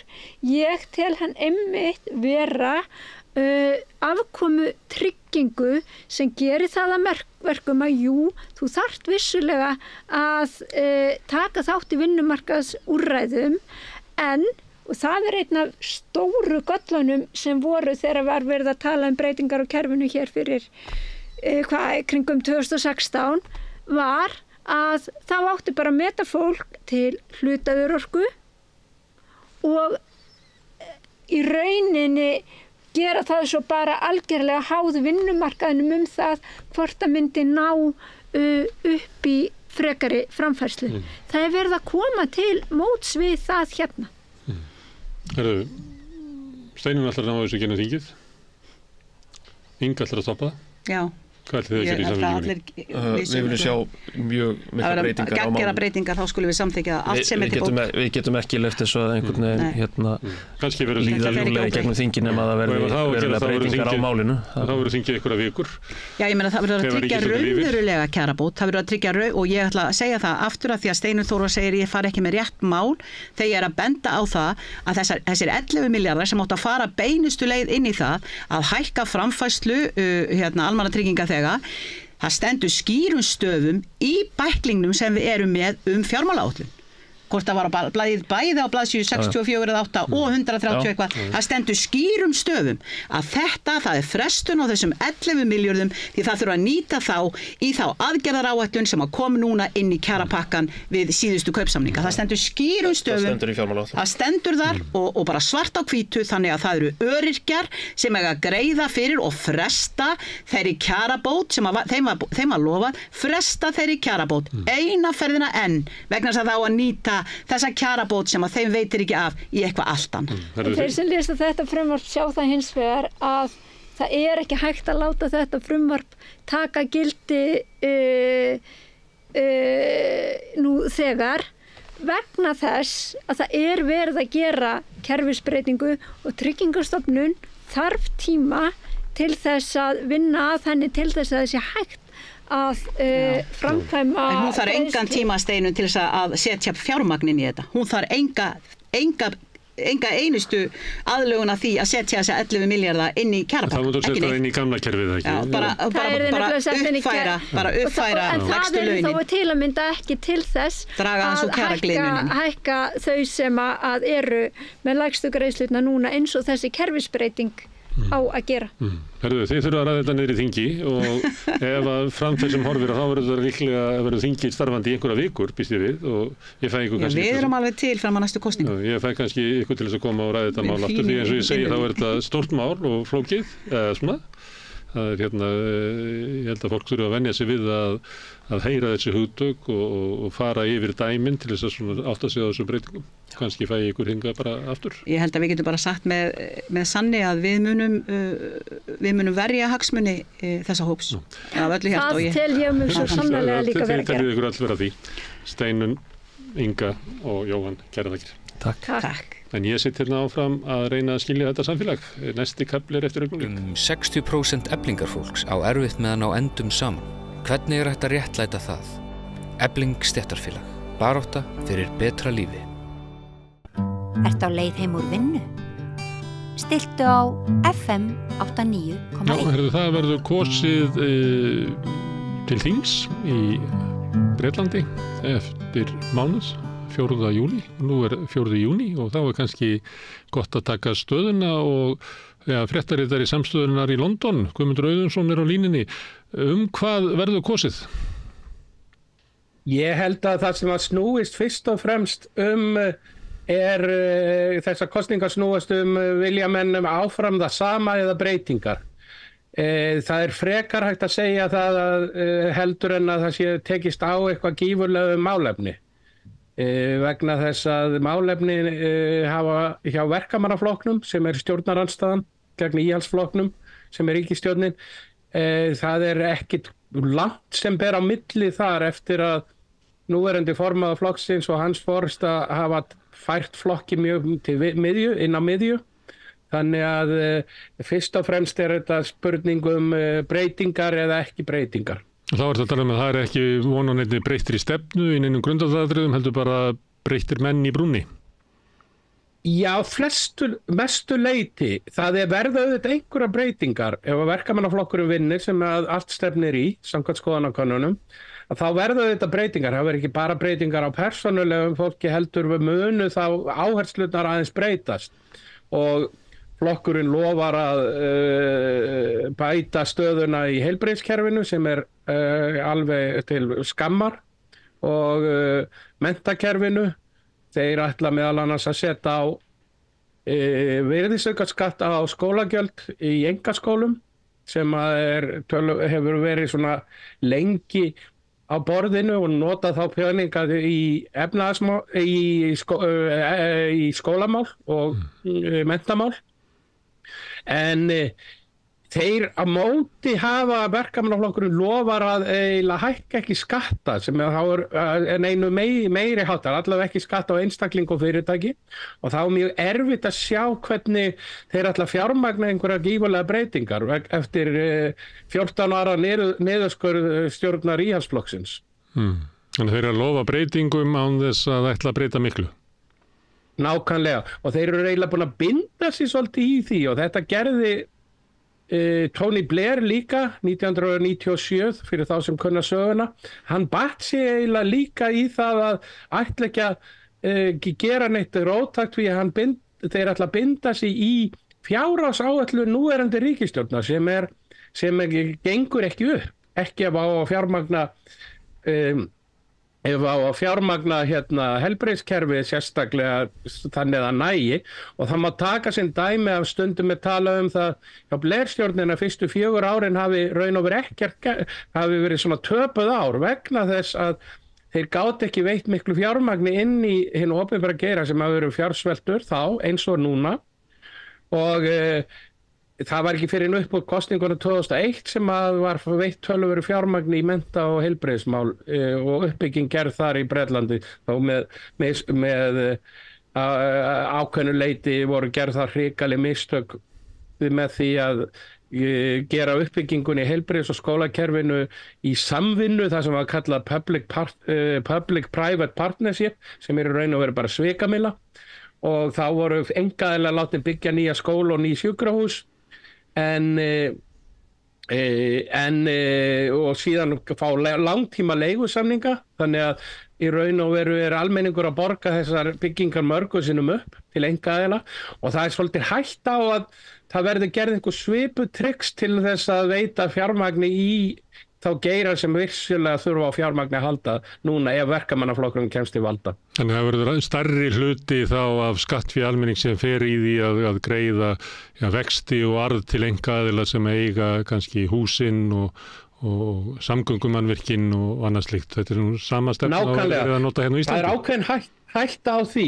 Þó hefur reynslan verið svo slæma, það verður vonandi ekki gerðir slæmi samningar vegna þess að bæði menntakerfið og heilbrigðiskerfið þjást núna fyrir það að þeir eru að borga stóra hluta af því fjármagni sem veitt inn í þessa geira rennur til einkaaðila á þessum langtíma leigusamningum.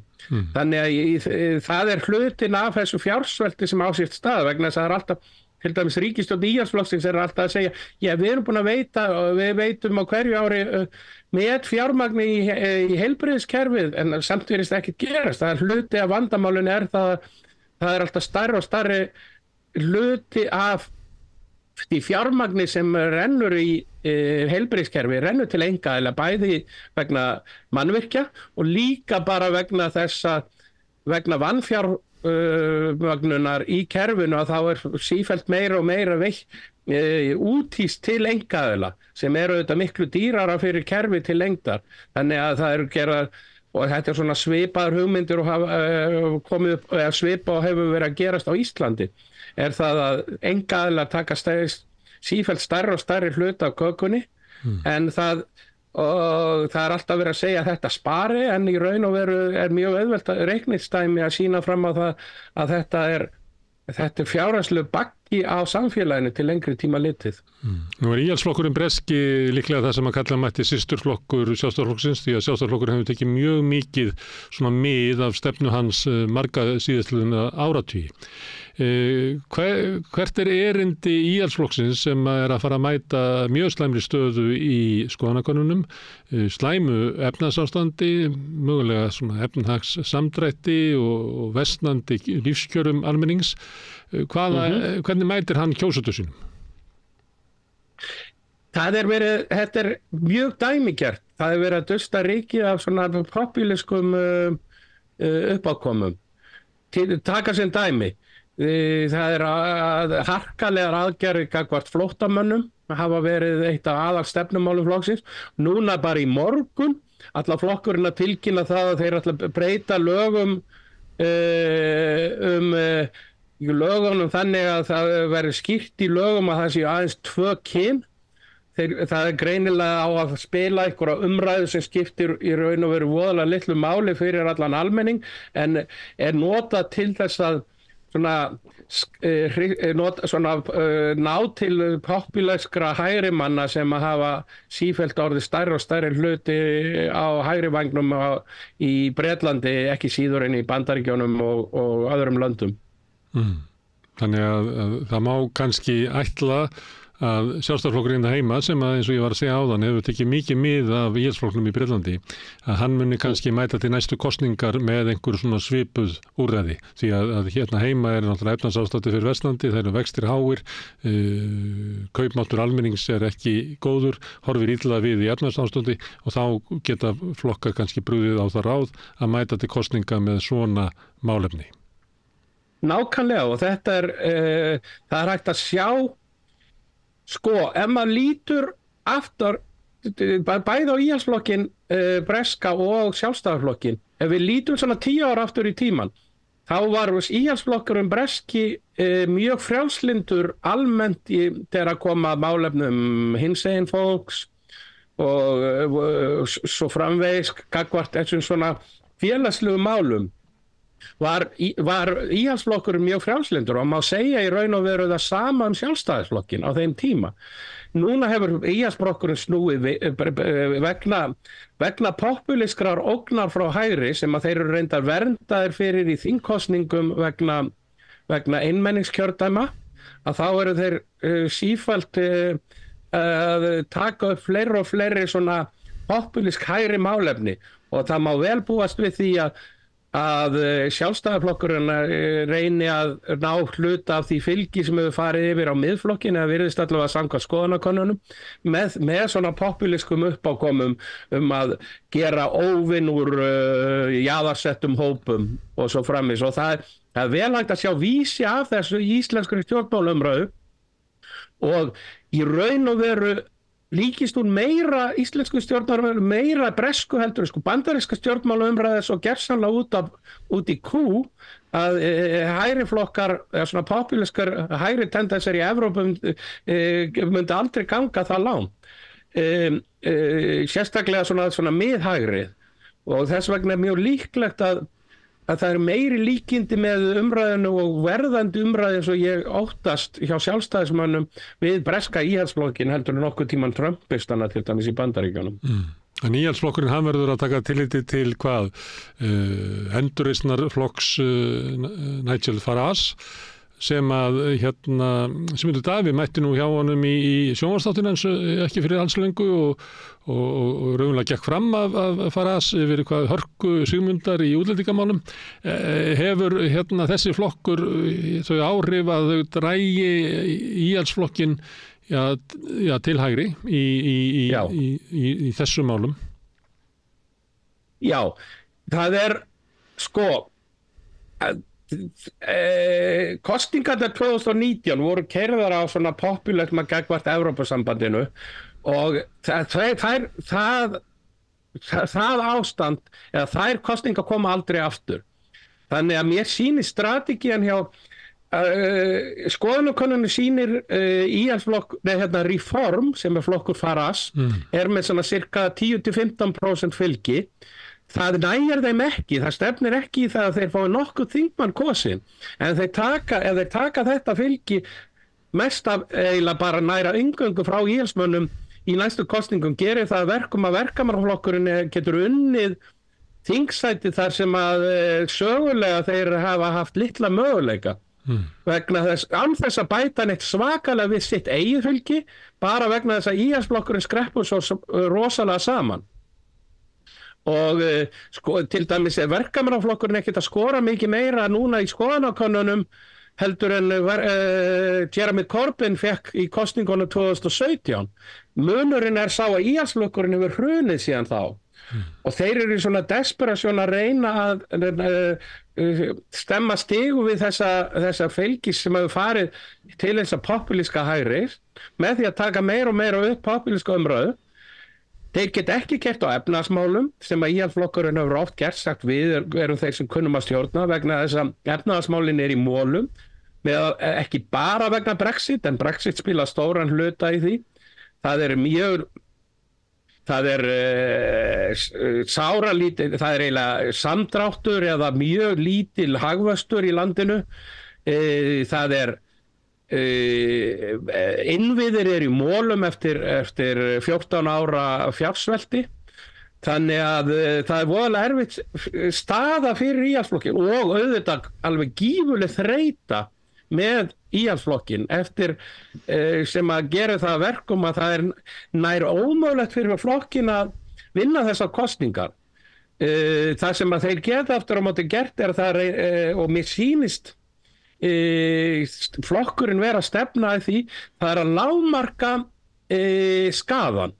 Það er að segja að reyna að tapa ekki suma kannanir spá til dæmis verkamannaflokknum 430-50 þingsætum og íhaldsflokknum rétt yfir 100 og þeir séu að reyna að bregðast við því að það væri allavega betra að fá 200-250 þingsæti heldur en að það langt niður. Þetta sé svona skaðaminkunna stefna og ég held að kosningatíminn núna í sumar kom svolítið óvart og hugsanlega voru þeir að spila inn í það að fólk væri of uppteki í Evrópukeppnin í fótbolta til þess að snúa sér á kosningu. Það er eina sem mér dettur í hug.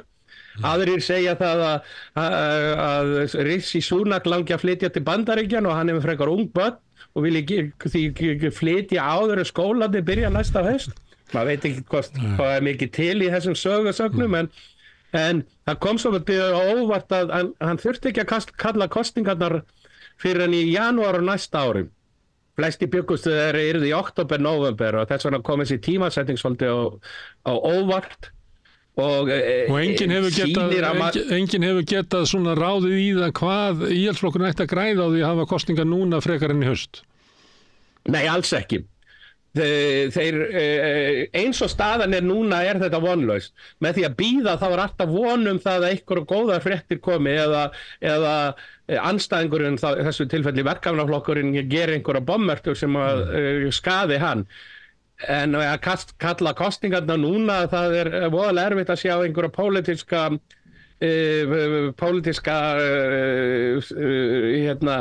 einhverja plúsa fyrir íhaldsflokkin nema það að þeir sé bara búin að gefast upp. Þannig það fer allt eins og er best fyrir Keir Starmer og verkamannaflokkin að íhaldsflokkurinn er að leysast upp og svo það líka að skoski þjóðarflokkurinn að hann ekki í góðum málum og þegar að hann hefur verið upp á sitt besta þá hefur verið staðan verið svo að það er nefnilega ómögulegt fyrir verkamannaflokkin að ná meirihluta á þingi vegna þess að hann hefur mist frá sér kjördæmi sem að hann svona í gegnum söguna gat gengið að sem vísu í Skotlandi en núna er skoski þjóðarflokkurinn í hálfgerðum lamarsessi líka eða ekki?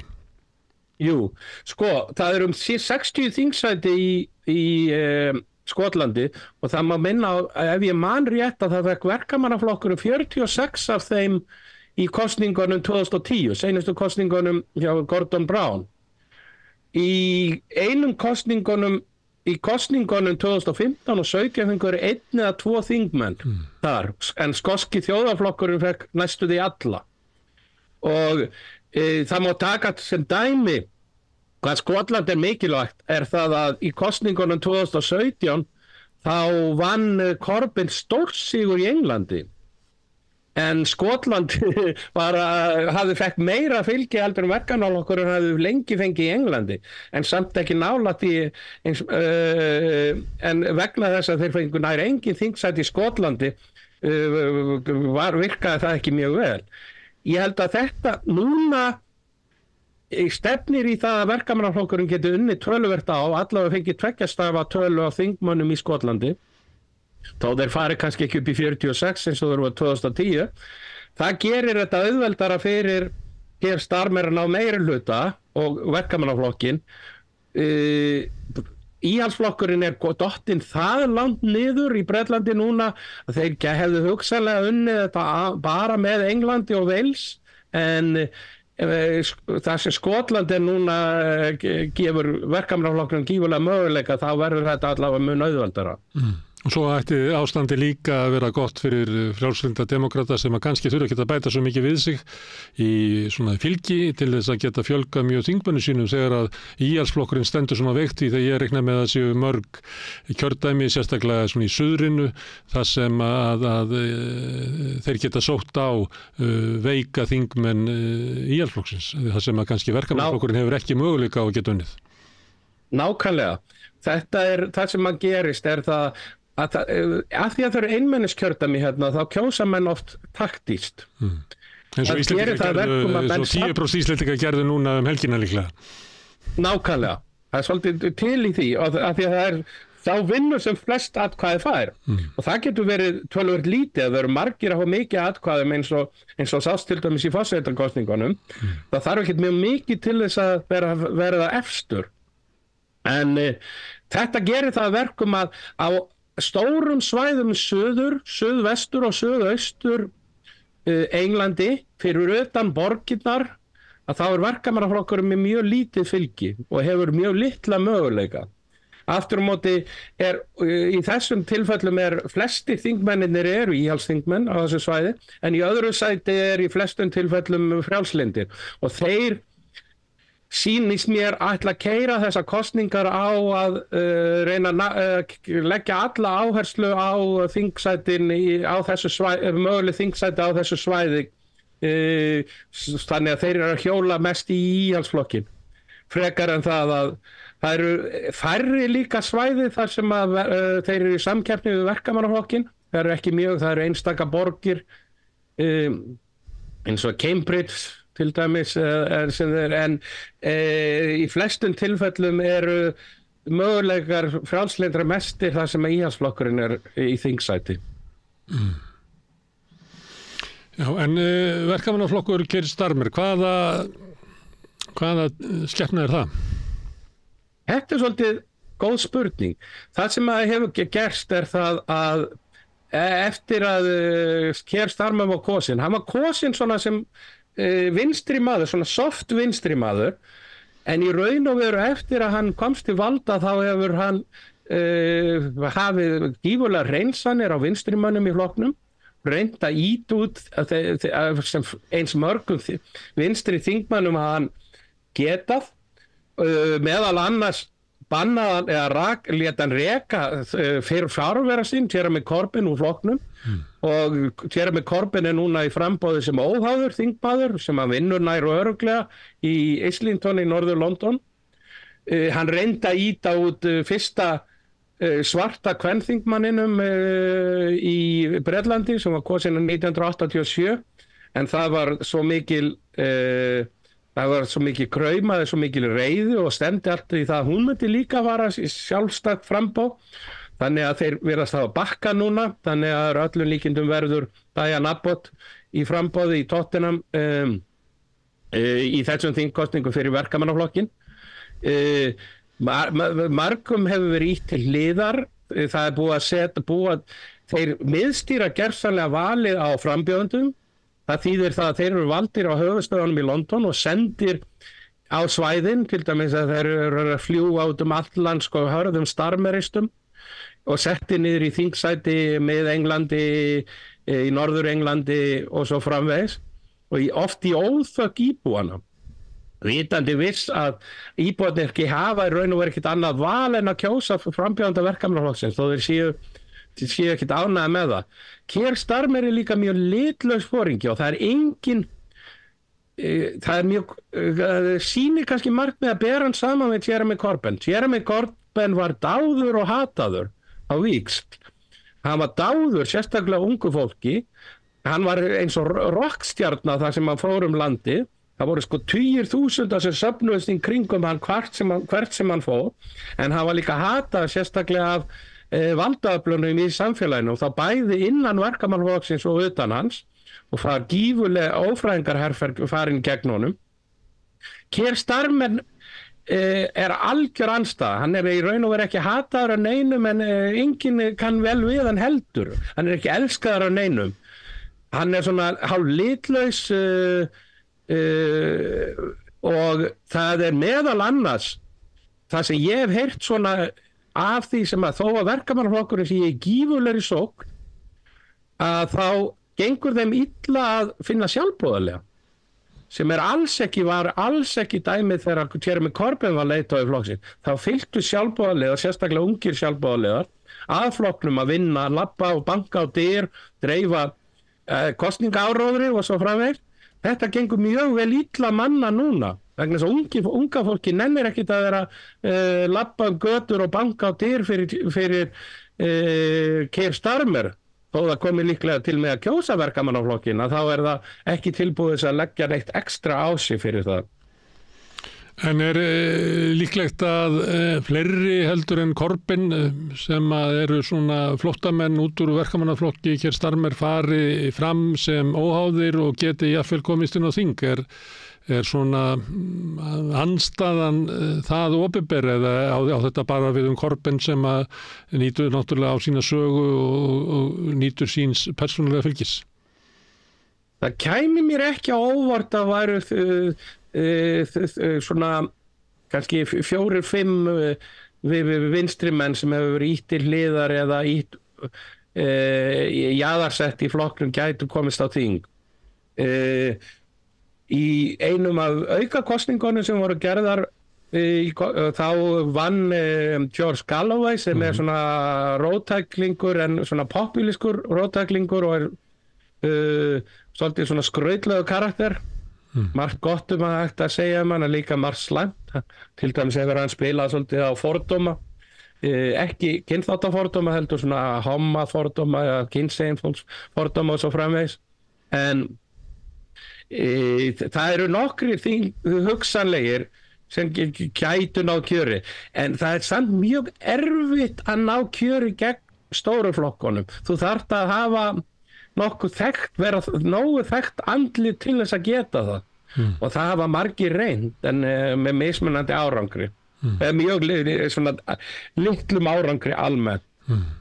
Það umverulega, mætti kannski segja að það ekki mikil spenna í þessu kosningum. Það íhaldsflokkurinn er að ganga sína leið til slátrunar og Keir Starmer að fara að sækja sín verðlaun og það meira og minna það sem að mun gerast og ekkert sýnilegt sem að getur truflað þann söguþráð í reynd. Nei, það erfitt að sjá það. Það þyrfti eitthvað meiri háttar að breytast til þess að það fari ekki svona. Það spurningin mest hversu stór sigur Verkamannaflokksins en það það sem það kraumar töluverð óánægja á vinstri vangnum með Starmer og með Verkamannaflokkin eins og hann í dag. Þetta fólk kemur til með að kjósa hann upp til hópa flokkin nema á svona ákveðnu svæðum vegna einmenniskjördæmanna. Nema kannski á nokkrum svæðum þar sem að græningjar hafa möguleika eins og í Bristol. Þeir gætu unnið þingmann að Verkamannaflokknum þar. Og svo þetta Jeremy Corbyn. Það sem að gæti gerst eftir að stjórn Starmers tekur við að þessi óánægja hún eftir að koma meira og meira upp á yfirborði og hann eftir að finna fyrir svona anstöðu innanfrá eða frá vinstri vangnum, ekki síður en anstöðu frá íhaldsflokknum. Sérðu líkindi með Verkamannaflokki Keir Starmers og samfylkingu Kristrúnar Frostadóttur? Já, ákveðnu leyti sé ég það. Ég myndi nú samt, það þessi svona, þetta svona, eitt af því sem að Verkamannaflokkurinn að reyna að gera það að reyna að sannfæra fyrirtækin og business elitunum það að þeir séu svona safe pair of hands. Og mér sýnist Kristrún hafa verið að reyna að gera svipaða hlut á Íslandi. Samt held ég stefnulega sé þeir samfylkingin þó róttækari en Verkamannaflokkurinn hér, þó það séu svona ákveðnir tendensar sem að maður sér sameiginlegt.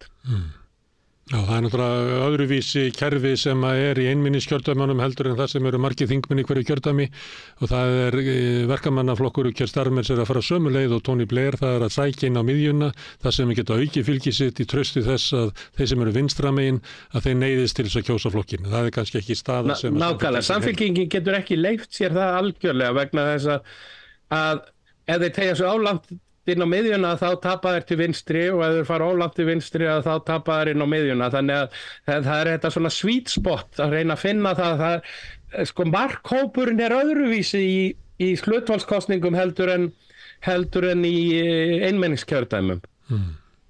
En Keir Starmer mun leiða næstu ríkisstjórn, það nokkuð ljóst, en það mikil verkefni sem bíða þeirra ríkisstjórnar því að staðan í Bretlandi ekki góð, efnahagsástandið ekki gott, þau hafa bæði fengið yfir sig skona hérna evrópsku kreppu og svo bætist ofan á Brexit kreppan sem að gerir hlutina verri, þannig að, og svo við eins og þú hefur verið að lýsa, það hérna marg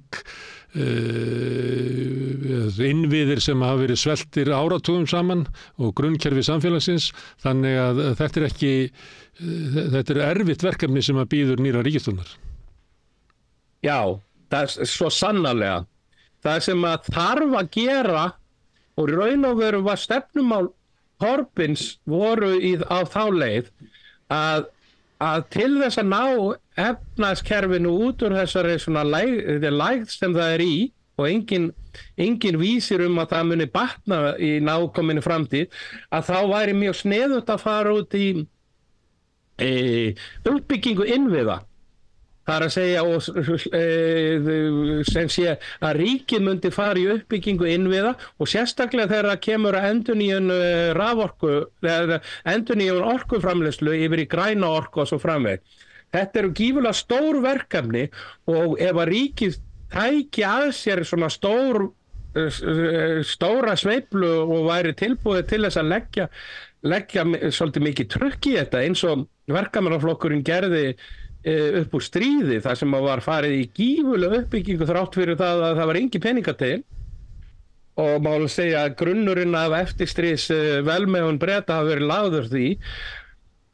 Corbyn og félagar hans voru með mitt hugmyndir það og verkefnaflokkurinn hélt sig svolítið við þessa uppbyggingastefnu nokkur tíma eftir að Keir Starmer var búin að taka við.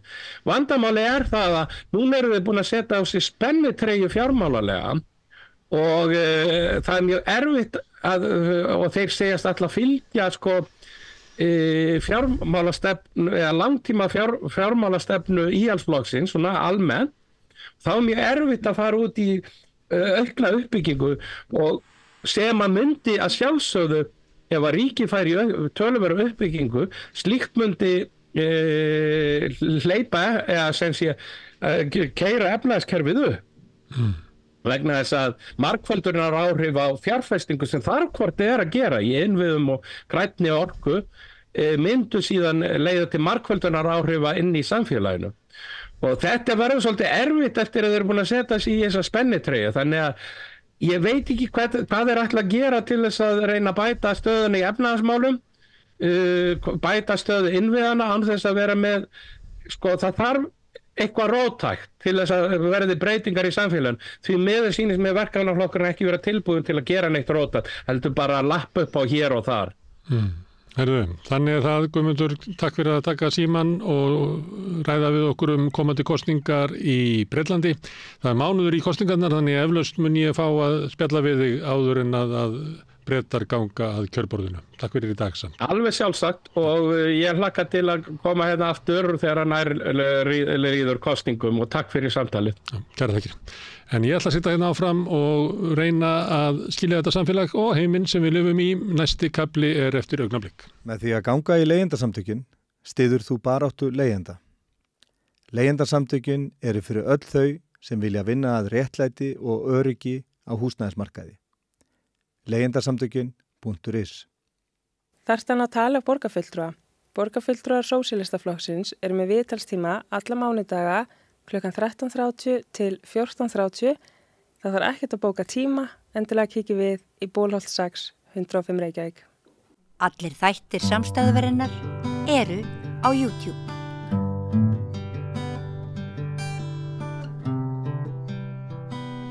Þá það öryggismálin og utanríkisstefnan. Hingað komið Hilmar Þór Hilmarsson, prófessor á Akureyri. Velkomin. Takk fyrir.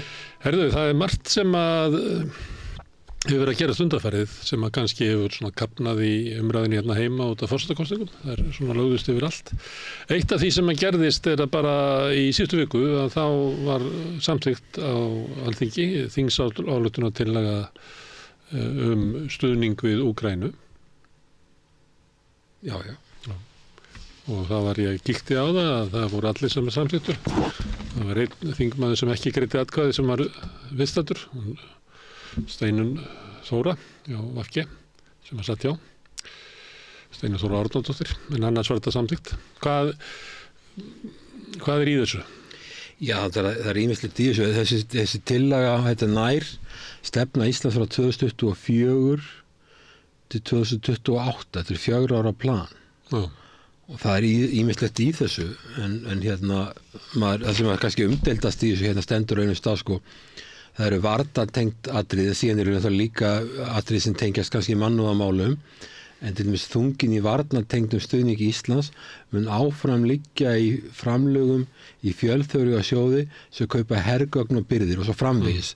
En svo eru líka aðri sjóður í þessu, þetta mikið svona trust funds, þetta einn af vegum NATO, Comprehensive Assistance Package Trust Fund for Ukraine, það eitthvað sem tengist varnarmálum og ýmsir aðri sjóðir Ukraine Relief Recovery Reconstruction and Reform Trust Fund. Þetta eru svona sjóðir sem verið að leggja. Sem eru til þess að kaupa hergögn. Já, þeir kaupa hergögn einhverju leyti, en síðan eru líka aðrir sjóðir. Og hérna til dæmis eitthvað, svo eru líka sjóðir sem tengjast Alþjóðabankanum og sem ekki endilega hergögn. Það er Health Enhancement, Life Saving Ukraine, Repower. Þannig að þetta er eitthvað sem þykist orkumálum. Þetta eru alls konar hlutir í þessu, en það sem vekur athygli sko, þegar við erum að veita aðstoð, þá erum við, eins og við gerum í Bosníu, þá vorum við að gera þetta að veita aðstoð sem var framleiddar, sem voru framleiddar á Íslandi og við höfum sérþekkingu í og við sáum sjálfum að framkvæma hlutina. Við gerðum að vísu í samvinnu Alþjóðabankann því við höfum ekki efna að vera með skrifstofu þarna sem tíma. En þarna er þetta verið að leggja alls konar sjóði hjá Alþjóðabankanum með einhverjum alþjóðastofnunum til þess að fjármagna svona hluti. Þá er þetta svolítið mikið eins og sitt að skrifa ávísanir og senda hingað að þangað. Þetta þannig, eða ekki? Jú, þetta lítið þannig út. Þetta er svona trust funds, ég stjórnar svona sjóðum í Alþjóðabankanum. Þá leggja lönd í sjóð og þú hefur enga stjórn á því hverjir er að framkvæma þetta. En ættir ekki að treysta þessum alþjóðlegu stofnunum eða hvað? Já, ég meina, mér finnst langa eðlilegast ef Ísland hefur eitthvað að bjóða að við nýtum eigin fyrirtæki og eigin sérþekkingu og eigin sérfræðinga. Við lögum ástæða það í Bosníumálunum. Hérna er það ekki, það er miklu flóknari aðgerð, miklu meiri vinna, en hérna er verið að leggja inn á alls konar sjóði, meðal annars, og það er fleira í þessu.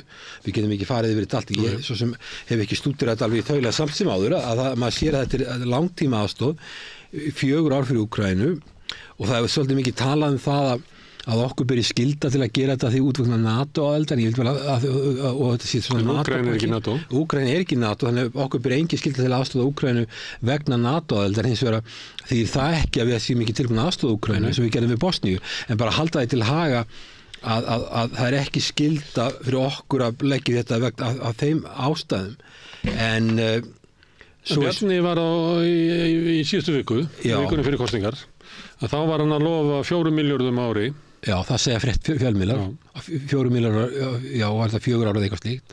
Já, sem eru þá 16 milljarðar. Þá var, já, ég veit ekki, ég alveg búið að aflega svona tölum, þessi tölur stemma það sem ég hef heyrt í fjölmiðlum og sem þú út að nefna, og hann er mætir á fund norrænna fascistráðra og það er alveg skiljanlegt að hann mæti þar. Ísland hefur lagt tölum með átt að það veri í þessum hópi og þá náttúrulega er þrýstingur á Ísland að leggja eitthvað að mörkum. En svona stóra umræðan, hann talaði þar, það var vitnað inn í fjölmiðlum og ég hef ekki talað við Bjarna sjálfan um þetta, en hann hefur bara sagt tæki og tól, hann hefur ekki viljað að tala um skotfæri eins og hafa gert áður. Þá er það hlutapakkan og það er það sem umdeildast, því það er það sem hefur ekki farið fram samræði í íslensku þjóðfélagi hvort að við viljum fara þá leið. Og er svona ákveðin hugmynd að almennt séu Íslendingar mótfallir því að við sem að senda vopn. Já, ég hef ekki... Og sástu þetta á svörum forsetaframbjóðenda, það voru margir þeirra sem að höfnuðu þessum hugmyndum? Já, mér fannst það svona, ég horfði nú ekki á allar þessar kappræður. Meðal annars Halla Tómasdóttir sem er nú kjörin forseti. Ég held að það hafi verið fleiri en ein umræða og eitt skiptið voru menn svona frekar á móti þessu, svo að setna skiptið þá var Halla skassu svolítið úr og hún vildi bæði, eftir sem ég bara las á vísir.is bara það sem hún hafði sagt, og þar var hún þeirra skoðunar að það þyrfti umræðum þetta og samræður þetta og hún taldi að það verið þetta semja allt, og ég meina hún var ekki með þessa samningafælni að það væri eitthvað sem héti diplomasi, sko, að verið þetta semja hluti, og líka þetta að þegar þeir eru að taka grundvallar ákvarðanir sem er grundvallar breyting í öryggismálum, alveg grundvallar breyting, að við séum að koma inn í vopnageiran í þessu og hermálageiran með beinum hætti sem við ekki gert áður, nema reynda með vopnaflutningum í Írak og Afganistan, sem ég held að ekki verið sniðuð hugmynd heldur, að þetta er samræður þetta, og ég held að það sé alveg rétt, ég held að þessi efnisverða þingsálfarnar til að hafi voða lítið verið rætt, allan okkur rætt í þjóðfélaginu.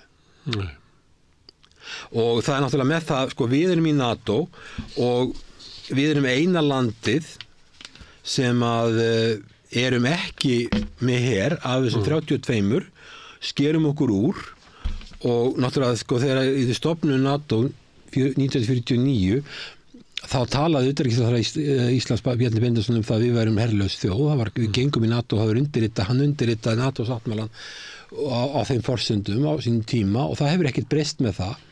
En núna eru við farin að fikra í það átt að kaupa vopn og koma inn í vopnaflutninga og slíka hluti og þá skapast þrýstingur á okkur að fara kannski að fullum þunga inn í þetta með framlögum. Það sem við höfum rætt hérna áður að það er aukinn þrýstingur á öll NATO-ríkin að eyða allavega 2% af landsframleiðslu til varnar og hernaðarmála og byrjaði að ræða það hvort það ekki hækka það enn frekar.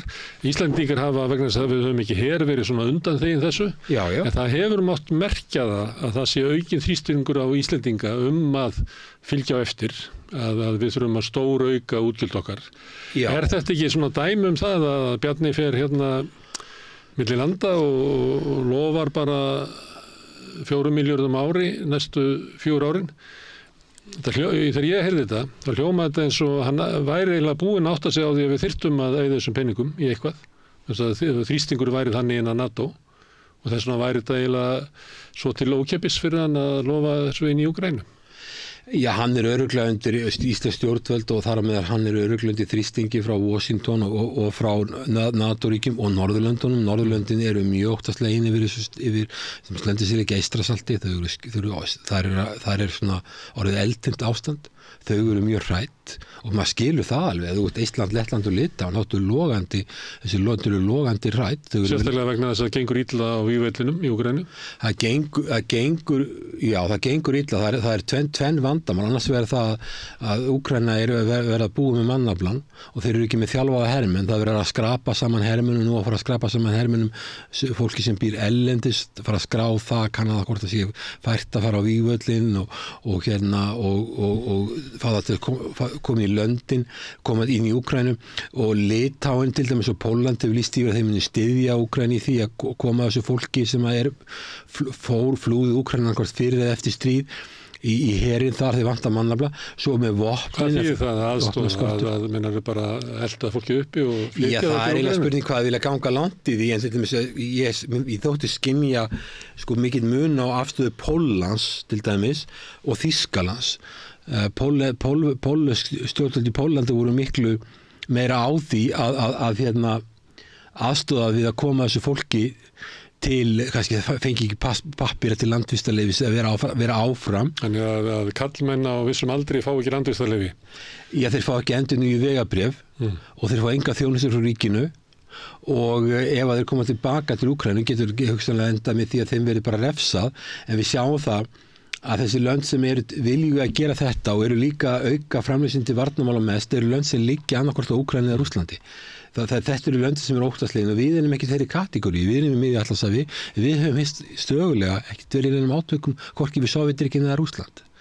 Þannig að, en maður sér það alveg að þetta eru 11 lönd, tölur frá 2023 sem eru heimasíðu NATO sem ég var að skoða, þá eru 11 lönd sem eru að borga 2% eða meira og þau eru öll með landamæra Rússlandi og Úkraínu nema Grikkland sem með austurlandamæra Tyrklandi sem þeir óttast mjög mikið en það verið í stríði við Tyrki og það eru alltaf verið milli Tyrklands og Grikklands og síðan Bandaríki sem náttúrulega eru stórveldið nr. 1 og eru náttúrulega í stórveldasamkeppni og svo ertu með Bretland en öll hinn löndin 11 löndin sem eftir eru, þau eru öll með mjög viðkvæm landamæri. Löndin sem eru fjær eins og Þýskaland og Noregur og Danmörk og slík lönd, þau hafa ekki gengið eins langt en þau finni ekki fyrir sama þrýstingi. Ég meina Pólland er buffer state fyrir Þýskaland og þannig að þarna ertu komið NATO ákveðna hópa sem hafa mismunandi hagsmuni. Sumir hafa mikla hagsmuni og eru logandi hrættir á meðan aðrir hópar sem eru fjær eru miklu afslappaðri. Landið eins og Luxemburg eyða minnst 0,72%. Þeir eru í algjöru skjóli umkringdir í ESB-ríkjum og NATO-ríkjum. Þeir óttast ekki mikið. Þess vegna skilum að þessi lönd hljóta öll að vera svona endurskoða öryggishagsmuni sína núna út af breyttri stöðu innan Evrópu og sum skilgreina þessu bara í stórkostri hættu, önnur með minni hættu. En það sem að maður hefur ekki orðið mikið varfið á Íslandi, minnst hljóma frekar eins og við sem bara taka línuna einhver staðar, að ráðherrarnir mæta og tilkynna okkur hvernig staðan er orðin og við verðum auðvitað að gera þetta og auðvitað að gera hitt, en ég sé ekki alveg hvað umræðan fer fram til dæmis inn í Alþingi eða bara á opinberu vettvangi. Umræðan fer fram í Bandaríkjunum. Sko, Evrópa hefur eiginlega enga stefnu í utanríkismálum. Evrópa? Nei. Evrópa er þannig, það er út með Evrópusambandið, sameiginlega marka, þjónusta, vörur, fjármagn og fólk getur flust á milli og Evrópa er að byggja sig upp efnahagslega, hún er að stækka, taka inn fleiri lönd og reyna að byggja sig upp, byggja upp innviði og gera alls konar hluti og svo er hún búin að úthýsa öryggismálunum til Bandaríkjanna, til Washington. Og það því það og þetta er eina stórveldi, Evrópa er stórveldi frá efnahagslegu sjónarmiði, ekki frá öryggissjónarmiði. Hún er búin að úthýsa öryggismálunum, það því það að ef þú úthýsir öryggismálunum, þá er landið sem að veitir þér öryggisreglíf, fer að móta fyrir þig líka utanríkismálin. Þannig að sko Evrópa og Evrópusambandi fylgir Washington í öryggismálum. Þú nefndir svona ólíkar áherslu landana eftir því hvar það voru stödd í Evrópu. Hvað eru hrædd við Rússland? Þannig að það er einhver sjálfstæð stefna í þessu löndum. Já sko, Eistland, Lettland og Litáin og Pólland, þetta eru bestu vinir Bandaríkjanna í Evrópusambandinu og þau ganga lengst. Og þau voru þessi lönd sem að studdu að Úkraína ásamt Bandaríkjunum aðili í apríl í Búkarest 2008 studdu að Úkraína aðili að NATO. Það voru þessi lönd sem gerðu það. Gegn varnaðarorðum þeirra sem voru í vestur. Og þau eru langhræddust og þau þegar það hefur komið upp umræðis og það Macron hefur verið að tala ok, þetta gengur ekki lengur, við getum ekki verið út í þessu öryggismálunum, við erum að koma upp Evrópuher, við erum að taka þetta og gera þetta sjálf og sjálfstæð utanríkisstefnu, það hefur alltaf verið þakkað niður og það var þessi lönd látið það alveg skýrt í ljós að þau myndu aldrei treysta löndum eins og Frakklandi, sérstaklega ekki Þýskalandi til að fara með sín mál. Þannig að Bandaríkin, eins og hefur verið sagt NATO, eins og það var sagt, sko að NATO er eftir að halda Rússum utan við Evrópu, halda Bandaríkjunum inn í Evrópu og halda Þjóðverjum niðri. Og leið og Bandaríkjunum eru farin út úr Evrópu, eins og Trump er að tala að gera, þá fer að mynda spenna á milli Evrópuríkja. Þá er Þýskaland stærsta landið, fjölmennasta landið og þú þekkir alveg tvær heimsstyrjaldir. Sko. Þá fer að mynda svona alls konar spenna á milli þessara landa, þeir eru komið sameiginlega gjaldmiðil sem minnka líkurnar á því að fara í stríði hvort við annað, sameiginlega gjaldmiðil því að það hefur verið háð hvert öðru. Ef þú drepur land sem er í þínu myndsvæði þá hefur það alvarlega afleiðingar fyrir alla aðila sem eru á myndsvæðinu, en það er alveg ljóst að það myndi auka spennan ef að Bandaríkin væri ekki búin að taka sér að vera öryggisreglum fyrir Evrópu. Og það er alveg ljóst að Bandaríkin eru með þessu öryggisreglif. Þau Bandaríkin, þetta er orðið svo dýrt, þetta er orðið 32 lönd, Bandaríkin 49 þegar NATO var sett á fót, þá voru þetta 12 lönd og Bandaríkin voru svona 45% allir heimssamskilinu, nú eru Bandaríkin innan við 20% og NATO er orðið 32 ríki, þetta er óbúðslega dýrt. Staða efnahagsmál í Bandaríkjunum er þannig að ríkissjóður hefur verið rekinn með halla sennilega allan tíman frá því að Sovétríkin féll og allavega sem ég gæti skoðið í gagnakönnum Alþjóðabankans, Alþjóðagjaldeyrissjóðsins, það sem er til þar því það var ekki til eldri gögnum 2001, það er bara aldrei fjórðungur, alltaf halli, skuldir hafa farið úr rúmlega 50% í 123% af verkli landsframleiðslu. Þannig að og bæði Seðlabanki Bandaríkjanna og Alþjóðagjaldeyrissjóðsins hafa gefið út viðvaranir varðandi þessa ríkishalla. Þannig að sko Bandaríkin þurfa bara að fara að láta önnur ríki fara að kaupa þessi vopn. Og þá er náttúrulega ein leiðin að þessi ríkari Evrópusambandsríki að þau þurfi að taka meiri ábyrgð á sínum öryggismálum og auka framlög til varnamála eða sem Rússar myndu segja hernaðarmála eða hvernig við lítur á það. En það þýðir náttúrulega það að Þannig ákvörðun Bjarna Benediktssonar er bara afleiðing af þessu sem þú ert að lýsa. Já, sko, þetta er alveg ljóst að þetta er í anda utanríkisstefnu Bandaríkjanna og annars vegar öryggismat í Evrópu og hins vegar krafa Bandaríkjamanna að Evrópuríkin borgi þó svo að það stefna sig ennþá ekki frá Bandaríkjunum. til Donald Trump, hann sagði bara að NATO-ríkin verið sníkjudýr og Bandaríkin var þreytt á þessu og Donald Trump var mjög þreyttur á þessu og margir áttu þreyttur á þessu. Ef þú skoðar innviði, til dæmis bara sem kalla infrastruktúr, innviði í Þýskalandi, götur, lestarkerfi, hafnir, flugvelli og ber saman við Bandaríkjunum, þá var Þýskaland langt á undan. Og þeir hafa losnað við að vera með svona mikil útgjöld til varnarmála.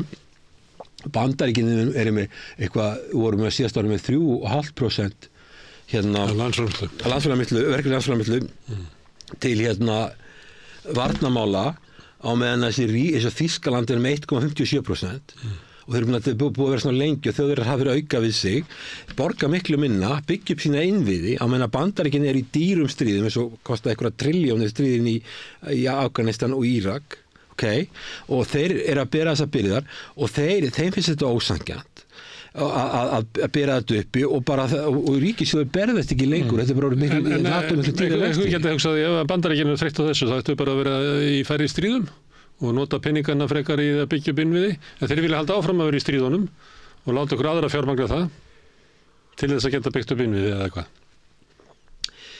Já, það er náttúrulega Bandaríkin eru búin að vera í alls konar styrjöldum bara mjög mörg ári, við bara skoðum síðastu áratugi og þannig lítur að vera eitthvað sem að Bandaríkin sjálf þurfa að fara að hugleiða, eins og þetta með stríði í Úkraínu, það er sagt með stríði í Úkraínu, þetta var bara algjörlega tilefnislaust stríð.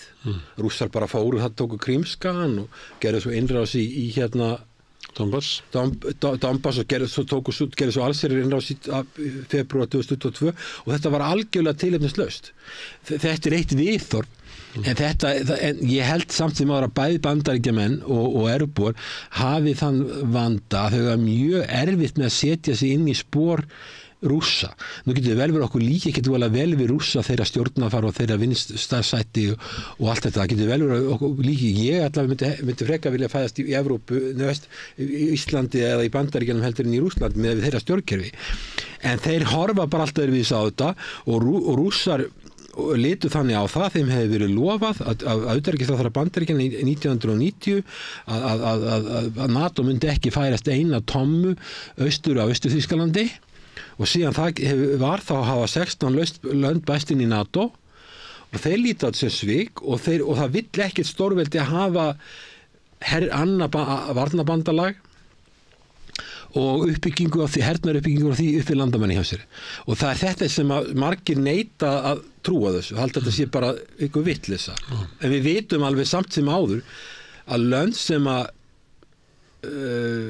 lönd sem eru minni lönd sem eru uppi stórveldi og fara að mynda bandalag með öðrum stórveldum og fara að raða hermönnum þeirra þannig inn, það kallar á viðbrögð. En ég veit ekki, mér er það alveg hulið ráðgátt af hverju fólk sér þetta ekki. Það þýðir ekki að Rússland megi haga sér eins og það gerir. Það er stefna NATO að halda stríðinu áfram. Engir hugmyndur að leita friðarsamninga. Það er meira þess að halda einn fríðarástefna og að vera núna 15. og 16. í Sviss. Það sem er fríðarástefna Úkraínu, það sem að Rússum er ekki búið. Þannig að það er nú ólíklegt að sú rástefna leiði til fríðar. Nema að hugmyndi sé svo að það sé engin fríður í Úkraínu nema fullnaða sigur á vígvellinum. Þannig að stríðið mun halda áfram og það verða auknar kröfur, sérstaklega til Evrópuríkjanna, að leggja fé til stríðsins og þar með verði auknar kröfur á okkur að leggja fé til annars vegar til Úkraínustríðsins beint, en svo líka bara varnar og hernaðar uppbyggingu á Íslandi.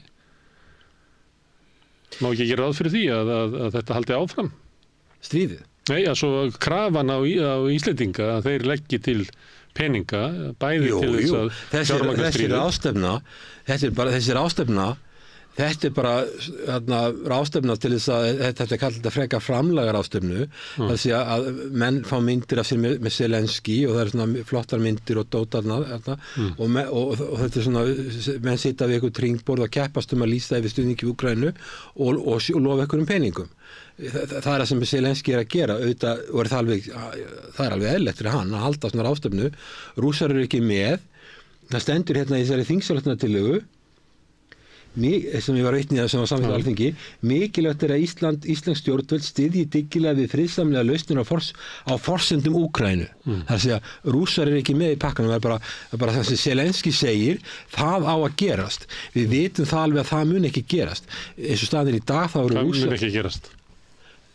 Rússar eru með yfirhönd á vígvellinum og ef það verður ykkur á fossendur sem að vera að nota til þess að komast að friðarkomulagi, þá er það venjulega þannig að sá sem hefur yfirhöndina ræður meira heldur en sá sem er að verða undir. Þannig að sko að það er að halda þessar ástöfnum til þess að stilla saman strengi og ræða málin og manna hvernig hann áfram og síðan að auka framlögin, en ég meina það breytir ekki heildarmyndin og ef þetta er hlægilegt að kalla þetta friðarástöfnum því leiti, ef þú ætlar að semja frið þá verða báðir deila að sitja við borðið, en það á ekki að gerast þarna. Rússum ekki boðið og svo eru Úkraínumenn að reyna að fá Kínverja til þess að vera þarna og sem eðlilega eru mjög tregir í taumi því fyrir þá Úkraínustríðið sko, ég er ekki að segja að þeir vilja þessi Úkraínustríð, en þeir græða á þessu, þeir eru að fá gas og olíu og alls konar hráefni með afslætti frá Rússlandi Kínverjar og þeir eru með þetta stóra óseðjandi kerfi mikið inná, þeir þurfa öll að halda og svo vantaði líka siglingaleiðir og þeir fá þær í gegnum norðurslóðir gegnum Rússland, þannig að fyrir þá er fínt að þetta stríð sé í gangi og reynda líka í Miðausturlöndum því það að Bandaríkin eru of upptekin til að geta verið að yfirleitt að hugsa mikið Austur-Asíu, Suður-Kínahafið eða Austur-Kínahafið eða Tævan eða tala um Kóru, það er bara uppteknir við 2 stríð sem er engin lausn á fyrirsjáanleg. Þannig að hafa allir helstu leikendur á alþjóðasviðinu raunverulega hagað því að Úkraínustríðið haldi áfram? Sko, Kínverjar... Það er engin þrýstingur á þeim þetta. Það er engin þrýstingur á Bandaríkjunum. Rússar eru bara sæmilega sáttir, þeir eru með yfirhönd á vígvellinum og... Já, þeir vilja örugglega ljúka stríðinu að þeir vilja gera það á eigin forsendum og þær forsendur, mér er alltaf finnst trúlegt að þeir vilji taka Kharkiv og þeir vilji taka Odessa, ég veit það ekki, ég veit ekki hvað Putin er að hugsa en mér finnst það ólíklegt að hann alltaf taka alla Úkraínu, ég hef oft sagt þetta, mér finnst það ólíklegt, ég held að hann ráði alltaf við, þetta bara hefur reynst mjög erfitt hver borg sem við erum að taka, hver bær, þetta er margra viknaða mánaða stríð og læt og það er allt eyðilegt sem hægt er eyðileggja og ég held að það er bara ekki hagsmuni af því en sumir halda það og Putin ætla að taka bara alla Evrópu en það er alveg þekkt starið að Rússland og Sovétríkin áður vildu hafa bufferstate, þeir vildu hafa eitthvað belti það sem væru lönd sem hefðu ákveðið hlutleysi og væru ekki í bandalagi gegn Rússlandi eða Sovétríkjunum eða væru að byggja upp mikla viðveru hers á landamærunum beint í rúmgaflunni í hann. Það kannski hafa engan rétt á að hugsa svona og kannski hafa engan rétt á þessu en þeir hugsa svona og ef þú ignorerar það, ef þú tekur ekki tillit til þess, þú getur alveg gert það. En þá verða afleiðingar og við erum að sjá afleiðingar í Úkraínu og fyrir NATO þá lítur þetta ekkert vel út það.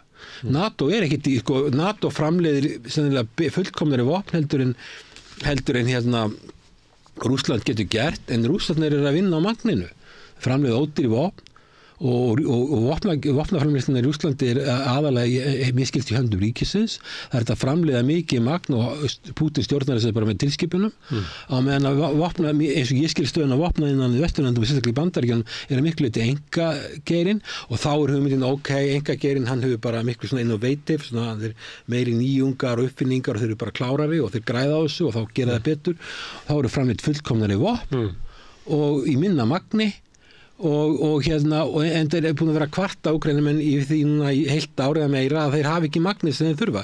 Fyrir utan það að Úkraínumenn eru komin í mannaflaskort og þá eru þeir að senda hermenn á vígvelli sem hafa bara miklu minni þjálfun heldur en að þeir þyrftu að hafa, kunni ekki á þessi vopn, geti ekki notað þau. Allir svona stæðstu leikandundir, það er engin knýjandi þörf hjá þeim að stöðva stríðið. Bandaríkjamenn nýta svolítið svona fjármagninu á þessu, vilja að Evrópa taki meiri þátt í því sem að birtist meðal annars í því að Íslendingar eru að leggja til 4 milljarða ári. Það er enga líkur á því að Úkraínumenn vinni Rússa á vígvellinu þrátt fyrir aukinn stuðning. Þannig að þetta mun bara grafa sig dýpra niður þetta stríð og fara enn verð með Úkraínu heldur en orðið er. Ég held að Biden og sérstaklega Trump vilji að þessu stríði ljúki þannig að þeir geta að fara að beita sér að Asíu. Hvernig getur stríðinu lokið svo að Bandaríkjamenn séu sátt við það? Þeir vilja að stríðinu ljúki þannig að Úkraína geti náð einhvern samningu sem einhver reistnir yfir. En það bara mjög erfitt. Með að Úkraína er búin að missa mikið af landi, með að Úkraína með að hvernig staða Úkraínu verður eftir stríðið, getur hún orðið NATO-ríki eða ESB-ríki, með að við skaðabætunar. Það var mjög erfitt að sjá að það sé hægt að ljúka þessu stríða okkur fórsendum sem að getur bjargað andliti Bandaríkjanna. Hvað þá Úkraínu? Ef að sami segjum að þið sagt að Rússar fá að halda allir landið sem þið búin að taka, það myndi hugsanlega enda með því að Zelenský er að hverfa frá völdum vegna þess að þetta er svo mikið áfatt og tapa svona stórum hlutalandinu talnæki með að tekur meira á næstu vikum og mánuðum eða fram á áramótum ef að stríði verið svo lengi þá hann tapar því þannig að ég held sko að Bandaríkin hafi vilja að fara að færa sem meira til Asíu, þau eru í stórveldasamkeppni í Kína. Þau þurfa að losna út úr Úkraínu og ég er að velta fyrir mér sko, hvernig getur það gerst? Fyrir í fyrra að þá var það þannig að það átti að vera vorsókn Úkraínu sem að myndu bæta stöðuna því þú sagðir áðan að sá sem að stendur betur á vígvellinum hann hefur meira það að segja hvernig samningarnir enda. Þannig það var tilraun til þess að Úkraína myndu bæta stöðu sína með vorsókninni sem að síðan verði ekkert úr. Síðan hefur eiginlega staðan versnað og mat allra það að Rússar standa sig eiginlega miklu betur á vígvellinum og hafa raunverulega svona tögluhaldinnar og ættu að geta stjórnað í hvernig friðarsamningar myndu enda ef þeir færu í gang. Þannig að þá hlýtur að vera markmið Bandaríkjanna að ná einhvern veginn yfirhönd aftur. Daginn var verið að leyfa Úkrænumönnum að nota bandarísk vopn til þess að skjóta á skotmörk inn í Rússlandi? Jú, þetta náttúrulega er þessi stöðuga svona stigmögnun. Já. Það sem að fólk að menn að leita engin veit hvað endar og menn eins og þau vonuðu það maður skilur þetta ekki alltaf því þetta er ekki neina vitlýsingar Bandaríkjamenn er ekki neina vitlýsingar þau eru bestu háskólanum í heimi þau eru færaði vísindamenn þetta er ekki bjáðar ég meina en sko það sem ég er að segja það að þeir héldu það virðist einhverju hafa haldið það að vera að keyra rússneska hagkerfið niður með viðskiptaþvingunum og núna spár Alþjóðagjaldeyrissjóðurinn að hagvöxtur í Rússlandi þessu hafi verið 3,2% en bara 0,2% í Þýskalandi. Skaðinn af aðgerðunum er eiginlega að setja meiri háska á Evrópu og skapa meiri pólitíska og það gæti alveg verið sko fyrir Bandaríkin er það allt í lagi að halda Evrópu svona hún sé ekki alltaf sterk en ég meina ég held að þeir vilja ekki kannski keyra niður Evrópu en þeir þurfa að snúa sér að stálverðarsamkeppninni í Kína það er það sem þeir þurfa að gera en þeir komast bara ekki út úr þessu það er bæði eins og með gas á Úkraínu þetta eru eitthvað sem er farið í gang og að reyna að stöðva þetta það er eiginlega ekki nokkuð leið og svo líka að þessi tæknilegu uppbyrði sem að þessu vopn maður heyrði það alveg þegar maður var að tala við Eystrasaltsríkin þegar ég hefur að tala við þá að þeir trúðu því að NATO hefði sko algjöra tæknilega uppbyrði og gætu auðveldlega bara unnið Rússlandi stríð á skömmum tíma. En það hefur ekki reynst heldur verið rétt. Það sem við lærum með reynslunni er það að magni skiptir jafnvel meira máli heldur en gæðin af vopnunum í svona stríði. Þannig að Bandaríkin gátu ekki unnið sko Talibana í Afganistan þrátt fyrir tæknilega yfirbyrði. Nei, þú bara ekki takað Vietnam. Þannig að sko ég held það er bara takmörk fyrir því hvað þú getur gert með vopnum og hernaðar yfirbyrðum. Og það er margbúið að sanna það. Já, ég er að leggja fyrir þessa þraut. Bandaríkjamenn vilja stríðið endi til þess að geta snúið sér að Kína. Stríðið getur ekki endað í huga Bandaríkjamanna nema að Úkraína fái einhverja viðunandi niðurstöðu. Missi kannski Krímskagan eða eitthvað leys en það var ekki algjör niðurlæging. Til þess að komast að samningsborðinu án þess að fá niðurlægingarsamninga að þá verða Úkraínumenn að bæta stöðu sín á vígvellinum. Já. Sem að engin merkir ennþá að sé að gerast. En þá er það spurningin eins og það að leyfa Úkrænumönnum að skjóta á skotmörk innan Rússlands. Þess að vera með einhverja stigmögnun í stríðinu. Ég vonum að það leiði til þess að Úkrænumenn fái betri stöðu sem að geti leitt til einhverja samninga. Er ekki ansi mikil bara hætta á eitthvað svona plan getur bara farið hreinlega úr böndunum? Það er það sem að svarið blasir við. það sem að Zelenski að gera og þarf ekki, ef ég verið Zelenski í þessari stöðu, vonleysu stöðu, það svari honum að draga NATO beint inn í stríðið, kalla hann stórveldastríð. Sjáðu Zelenski, ég sá viðtal við hann var að tala hann var að skammast yfir því að Bandaríkin hefðu hjálpað Ísrael gegn Íran þegar Íran sendi eldflögar þegar skutt og sendir á því Damaskus, Ísraelsmenn þá voru sendið drónar og einhver eldflög, nokkur 100 stykki á Ísrael og þá hjálpuðu Bandaríkin með að skjóta mikið af þessu niður og fleiri bandamenn, þá segir Zelenski Ísrael ekki NATO og akkur gerir Bandaríkin ekki það sama fyrir Úkraínu heldur ekki NATO, en bara málið það að það allt annað að vera í stríði við Íran heldur en að vera í stríði við Rússland, en það eina sem getur til að munur náttúrulega sá að það var metið sem svo að Íran vildi ekki fara í stríð. Þeir vilja ekki fara í stríð og ég held að Bandaríkin og Rússar vilja heldur ekki fara í stríð.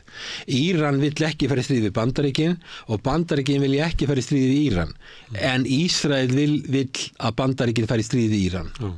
Það er alveg ljóst að Bandaríkin hafa engan áhuga á því að fara í stríð við Íran. Það er kostnaðarsamt og það getur valdið olíukreppu í heiminu. Þú ert komin hérna inn í Persaflóan.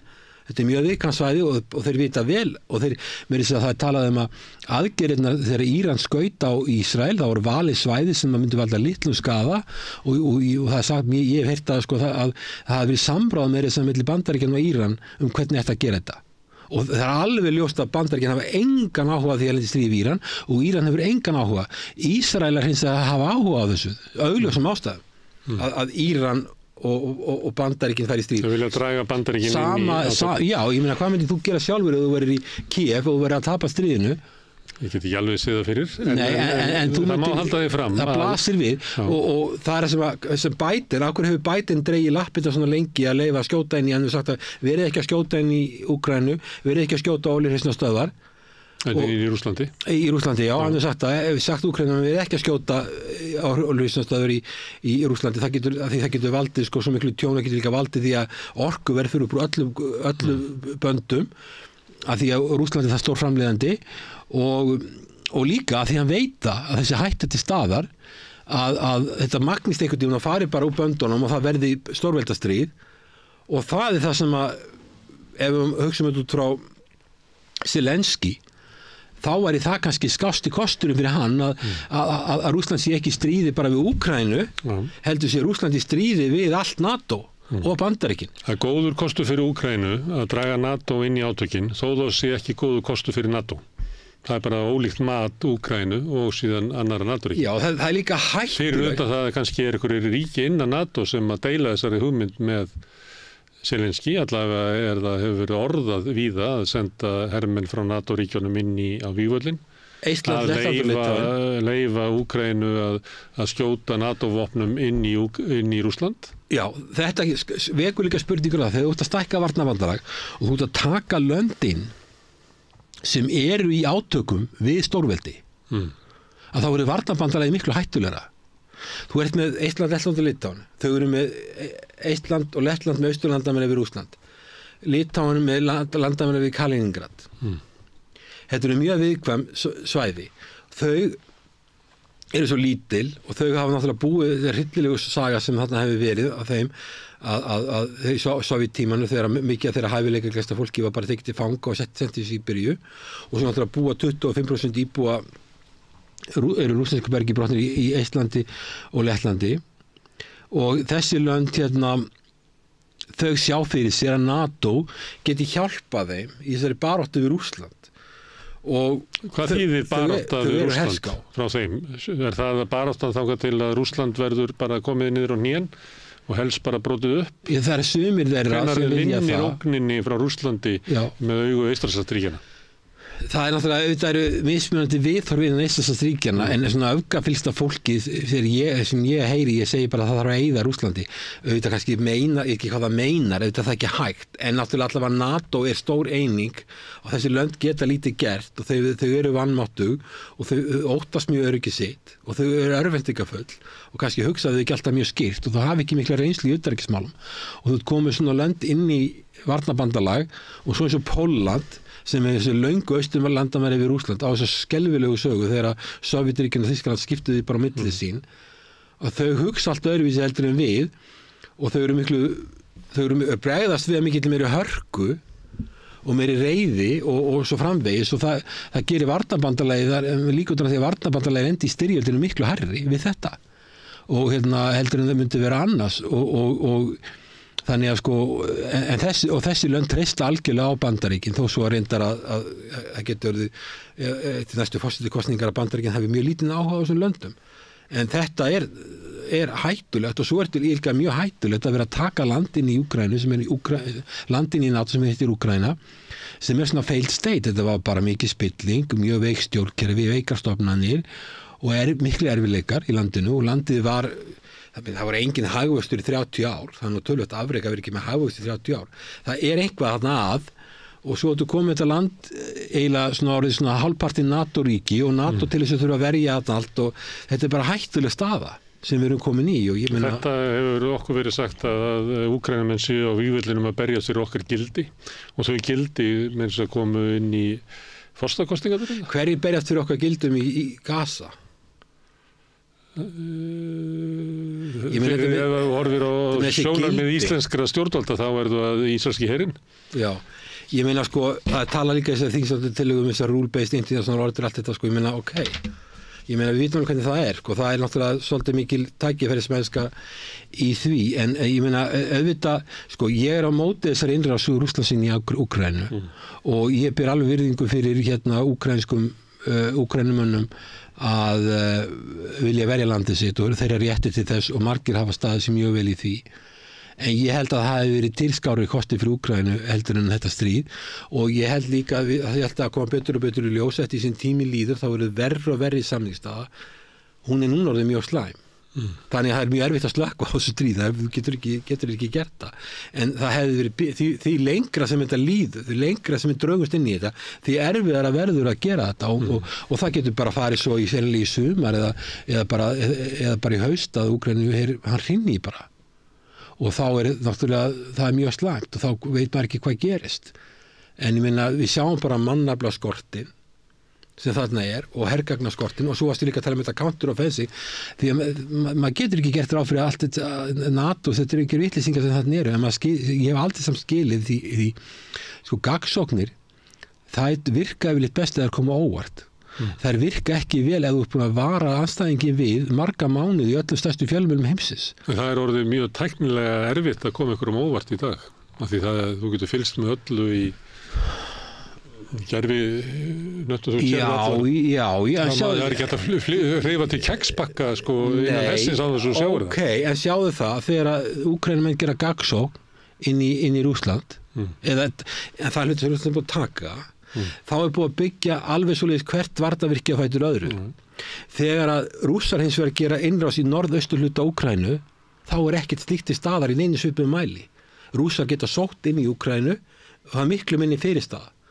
auðvitað vissu Úkraínumenn alveg að þetta gat gerst en það var ekki búið að gera neitt nákvæmlega nánast ekki nálægt mikið eins og Rússarnir gerðu þannig að þegar þeir byrja að ráðast inn í norðurhlutan þá er eiginlega engin fyrirstað ekki bara ganga inn í landið þannig að sko, já, þú veist hvað er að gerast en það spyrir ekki hvernig bregstu við því gerur það sem Rússar gerur að þú ert komið 3-4 varnarlínur sem eru erfitt að komast í gegnum eða gerur þessu Úkraínumenn að það er ekki mikið virðist vera fyrirstaða til að verja Kharkiv sem er næstasta borg Úkraínu var með 1,5 miljón manna ekki mikið fyrirstaða þannig að þú kannski veist eitthvað eins og þeir kannski vissu það að ef þeir myndi vera að tala um gagsóknina svona lengi en ég meina þeir gátu alveg við höfum verið að tala það hérna lengi í svona 2 ár það verið líklegt að þeir myndi reyna á Kharkiv og Odessa og ákveður gátu þeir ekki rátt þetta til hugar þetta myndi gerast þess að gera Rússar þetta Putin segir það er þetta alveg í hug að þeir myndi gera það þeir vissu að já en þú sagðir að þeir vissu allt og ákveður gerðu þau það ekki nei ákveður gerðu þau svona lítið ákveður byggðu þau ekki varnarlínur ég meina ákveður verja er ekki þessastu borg landsins þegar vilja að missa hana það er svakalegt ákvæmt ákveður verja er hann ekki Okkur bjökuður ekki til varnarlínur? Já, þú eru eiginlega að fara til Sviss og tala við Zelenski. Ég veit það ekki, ég meina, það eins og þetta, maður skilur þetta ekki alveg, en allavega sko, það þannig að Rússarnir geta farið þarna inn og það er lítil fyrir staða og maður sér ekki, þegar þú tala hvernig þetta í ljúki, maður sér ekki alveg hvaða ráð að Vesturlönd geta gripið til núna, maður sér það eiginlega ekki. Þessi barnapakki... Það ekki hægt að sjá fyrir sér endalok á þessu stríði. Nei. Og eins og þú varst að fara yfir að hverjir hefðu hagað því að stoppa þetta. Já. Og það er náttúrulega stjórnvöld í Úkraínu hafa engan hagað því að stoppa þetta. Já, sko, þetta alveg eins og á Gazasvæðinu, sko, Netanyahu vill ekki stoppa stríðið. Þá verður hann settur af, eða hugsaðan, það verður rannsókn á sem gerist þar. Zelenski, ef hann þarf að láta af hendi svona stóra hluta á mikið auðlindum, þá er hann búin að vera já, það er erfitt að sjá hvernig hann á að lifa það pólitískt. En maður sér, ég get ekki séð það. Austurhluti Evrópu í NATO vill ekki hætta þessu nema Ungverjaland? Já, sko, Orbán, ég nú sammála honum í mjög fáum málum. En mér hefur alltaf fundist Ungverjarnir vera með raunsæja greiningu á þessu. Og hún var mjög óvinsæl. En ég held að menn sé að sjá betur og betur að þeirra greining, þó hún væri mjög svona sorglega, þá var hún réttari og auðvitað Ungverjarnir eru í Austurlandi, maður við Úkraínu og þekkja þetta svæði vel. Og 200.000 Ungverjar sem að búa innan Úkraínu? Já, mjög margir og náttúrulega sko hluti af Úkraínu var hluti af Ungverjalandi og Rúmeníu og Póllandi. Þannig að vesturhluti Úkraínu eru svæði sem eru umdeilt. Af því þessi Ungverjar sem búa þarna, því að Ungverjalandi var sín tíma bara skipt upp í búta og það er bara bara lítill partur sem Ungverjar ráði fyrir dag með þessar höfðu.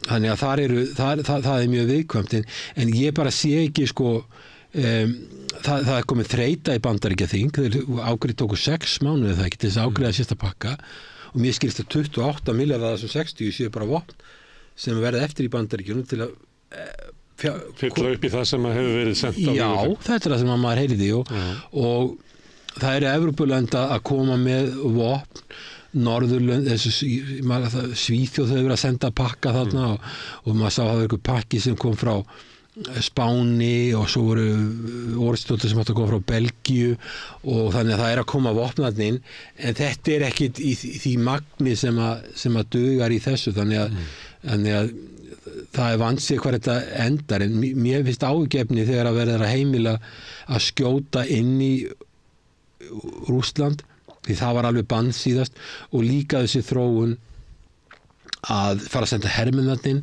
og svo vorum að tala Ísland áðan, við erum eina landið þessum 30 tíma sem er ekki með her kannski fyrir við að líta illa út í þessum klubbi og svo er Eystrasaltsríkin sem kalla á það að það verður að taka upp herskild í öllum NATO-ríkjum og þá er Ísland ekki undan skilið. Þannig að þetta er ekki að leiða neitt gott af sér fyrir Evrópu. En förum til Íslands, það er breytingar í heiminum og breytingar í Evrópu og svona ólíkir öryggishagsmunir ólíkra ríkja. Hvernig meta íslensk stjórnvöld, hvernig endurskoða íslensk stjórnvöld sína öryggistefnu? Hvernig fer það fram? Þú eru unnið í utanríkisráðuneytinu ekki? Jú, en það er ánum ansið langt síðan það var. Ég meina, við sjáum bara... Ég sakna svolítið svona umræðu í samfélaginu þessi mál. Já, ég enda var ekki nýgjöfuna fórseti að tala um að þessi mál þyrfti að fara í umræðu, samtal. Ég held að síðan vel alveg... Það talaði eiginlega fyrir fríðarsamningum í Úkraínu, eða ekki? Já, ég meina það er eiginlega bannorð. Ég meina hún var kjörinn fórseti með 34%. Já, hún fékk nú að gusur á sig. Fyrir þetta? Já, en hún stóð í lappirnar, þó að hann var í gagnrýnd fyrir þetta, þá hélt hún sínu striki. Það er mjög virðingavert og þessi þingsályktunartillaga, það er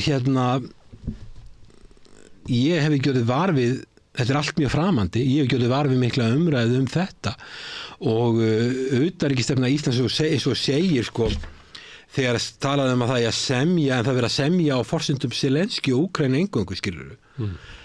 Þetta er fallegt á blaði en þetta er ekki raunsæi og að Ísland sé að sko Rússland hefur yfirbörða stöðu hernaðarlega á norðurpólnum, norðurslóðum og þetta er talið einn veikasti leggur í NATO-keðjunni og NATO hefur ekki getað unnið stríð í miðri Evrópu í Úkraínu eftir það er orðið meira en 2 ár og þá eru við með svona einhverja herská að stefninga hvort Rússlandi.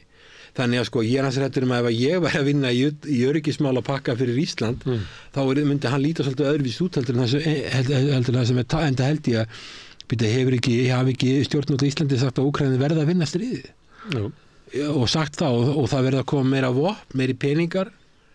Já. Og ég sé ekki... Þú verður bara að senda Úkraínumönnum það sem að Úkraínumenn byggjum meðal annars vopn. Já, en ég sé ekki ef við erum að skoða bara undanfarið skoða það sem hefur verið að gerast undanfarið að það hefur bara verið meira og meira eyðilegging, meira og meira mannfall og samþýðstæðana vestna og ég get ekki séð það auðvitað að væri frábært. En Íslandsstjórnvöld er að gefa í. Þau eru ekki að endurmeta þetta og segja heyrðu býtu stefna sem við höfum haft hérna þetta 2 ár, hún er ekki að ganga upp. Þannig við erum að leita annar leiða. Það er ekki niðurstaðan. Niðurstaðan er svo stefna undanfarin 2 ár hefur ekki gengið upp. Líklega vegna þess að við höfum ekki gert nógu mikið. Þannig við ætlum að halda áfram að gera meira af því sama í vonum að fá aðra niðurstöð. Já. Er það ekki? Þetta er stefnan. Já sko, Vesturlönd vilja ekkert gefast upp. Þau tala um að Úkraína semji á sínu forsendum. Þau munu örugglega öll mæta á þessar ráðstefnu í Sviss og þar verður munu menn hughresta hvor annan og eflaust munu margir koma með einhverja svona rausnalega einhverja peningaframlög og eitthvað og meiri útgjöld og einhverja vopnapakka en maður sér ekki hvernig það á að gerast og hvort að menn alltaf svo að fara í það að fylla skort á hermunum með því að fara að senda hermenn þarna inn þáttu komið stórveldastríð. Ég veit ekki hver er að, sko, ég meina hvernig hugsunin er í þessu, hvort að það sé talið allt í lagi. Maður heyrir að Norðurlöndin séu bara ekki viðrendar, að því við erum ekki með her, að þau séu bara að fara að undirbúa sig undir stríð. Ég var hérna með umræður við Rauðaborðið eftir síðustu heimsókn hérna og fekk hérna áhuga mennum svona þetta stríð og já, ég sé þetta mjög góða þáttur í þáan. Og það var meðal annars var Viðar Þorsteinsson sem að dróða upp eiginlega þá mynd að vandinn verið það að við sætum hérna uppi með svona stjórnmála stétt á Vesturlöndum sem að væri bara eiginlega fullkomlega ábyrgðarlaus. Að hún væri í því að taka þátt í ykkur svona stríðsleikjum, taka þátt í mótmælum og vísaði svolítið til Þórdísar Kolbrúnar sem hafði farið til Georgíu að láta mynda sig með steiktan hnefa á einhverjum svölum og eitthvað fleira. Það væri eiginlega fólk sem að væri að láta mynda sig með Zelenski til eitthvað svona brúksum að þetta væru fólk sem að vera að berjast fyrir okkar gildum, frelsi og lýðræði í einhverju úrslita og orustu en væri algjörlega innihalslaust tal. Væri eiginlega bara búið til fyrir bara fótóalbúm þessar fólks sjálft og hefði ekkert gildi í rauninu.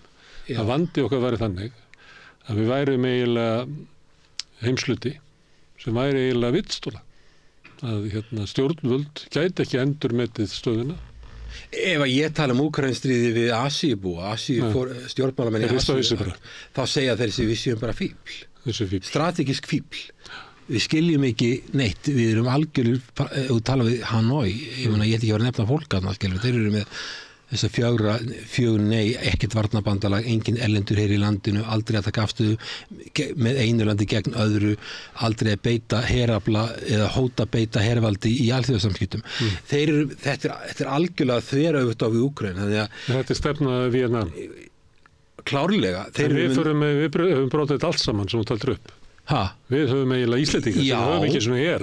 Við höfum brotið allt saman. Þeir eru með Norðurlandamæri við Kína og þeir vilja ekki fara í stríð og ólíkt Úkraínu hefur hagkerfið þeirra margfaldasta stærð. Ég meina þegar þrefaldast minni mig þegar Sovétríkin féllu var Víetnam 1/3 á úkraínska hagkerfinu. Nú er það þessu svona stærra. Það er nýfaldast. Og svo fólksfjöldin var einhverjar 65 milljónir en núna 100. Úkraína var 52 á þessu tímabili og kom niður í 30 í mestalagi. Og þetta er mestalegt, í Víetnam er þetta mestalegt ungt fólk, í Úkraína er þetta mestalegt gamalt fólk.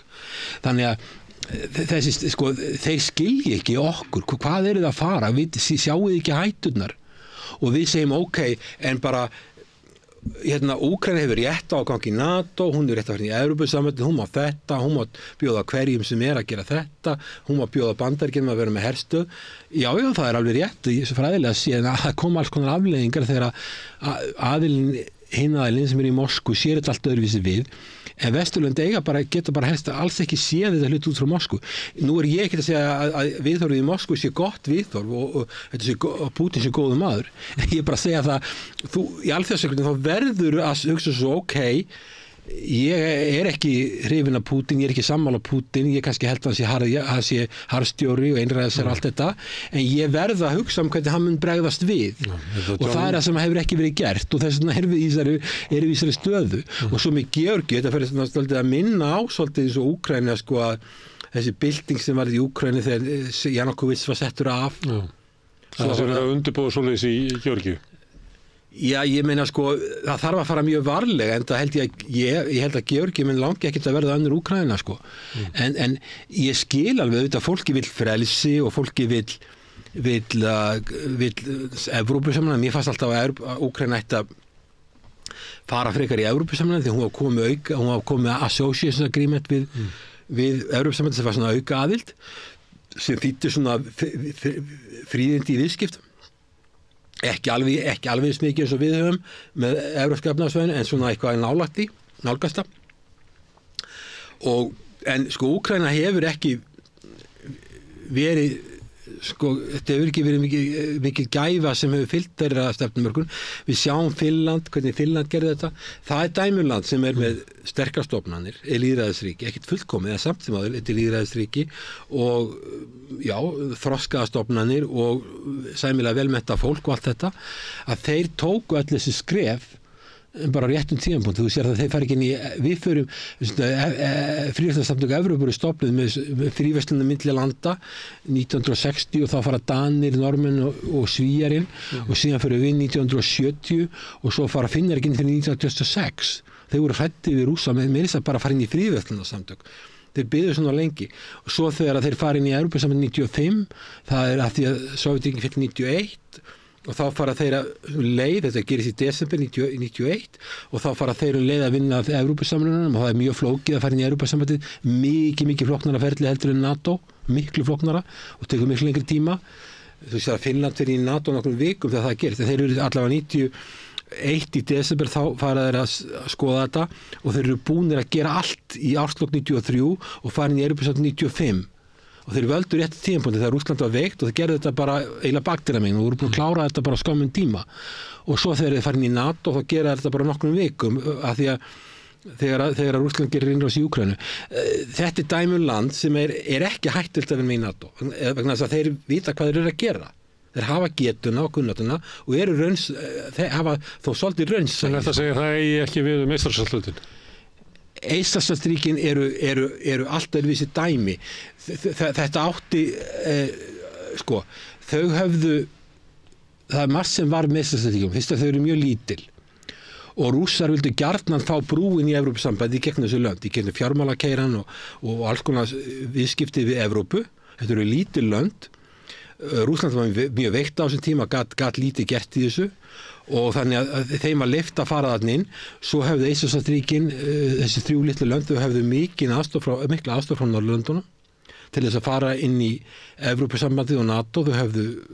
Ég var að vinna í þessu sjálfur frá 1999 til 2003.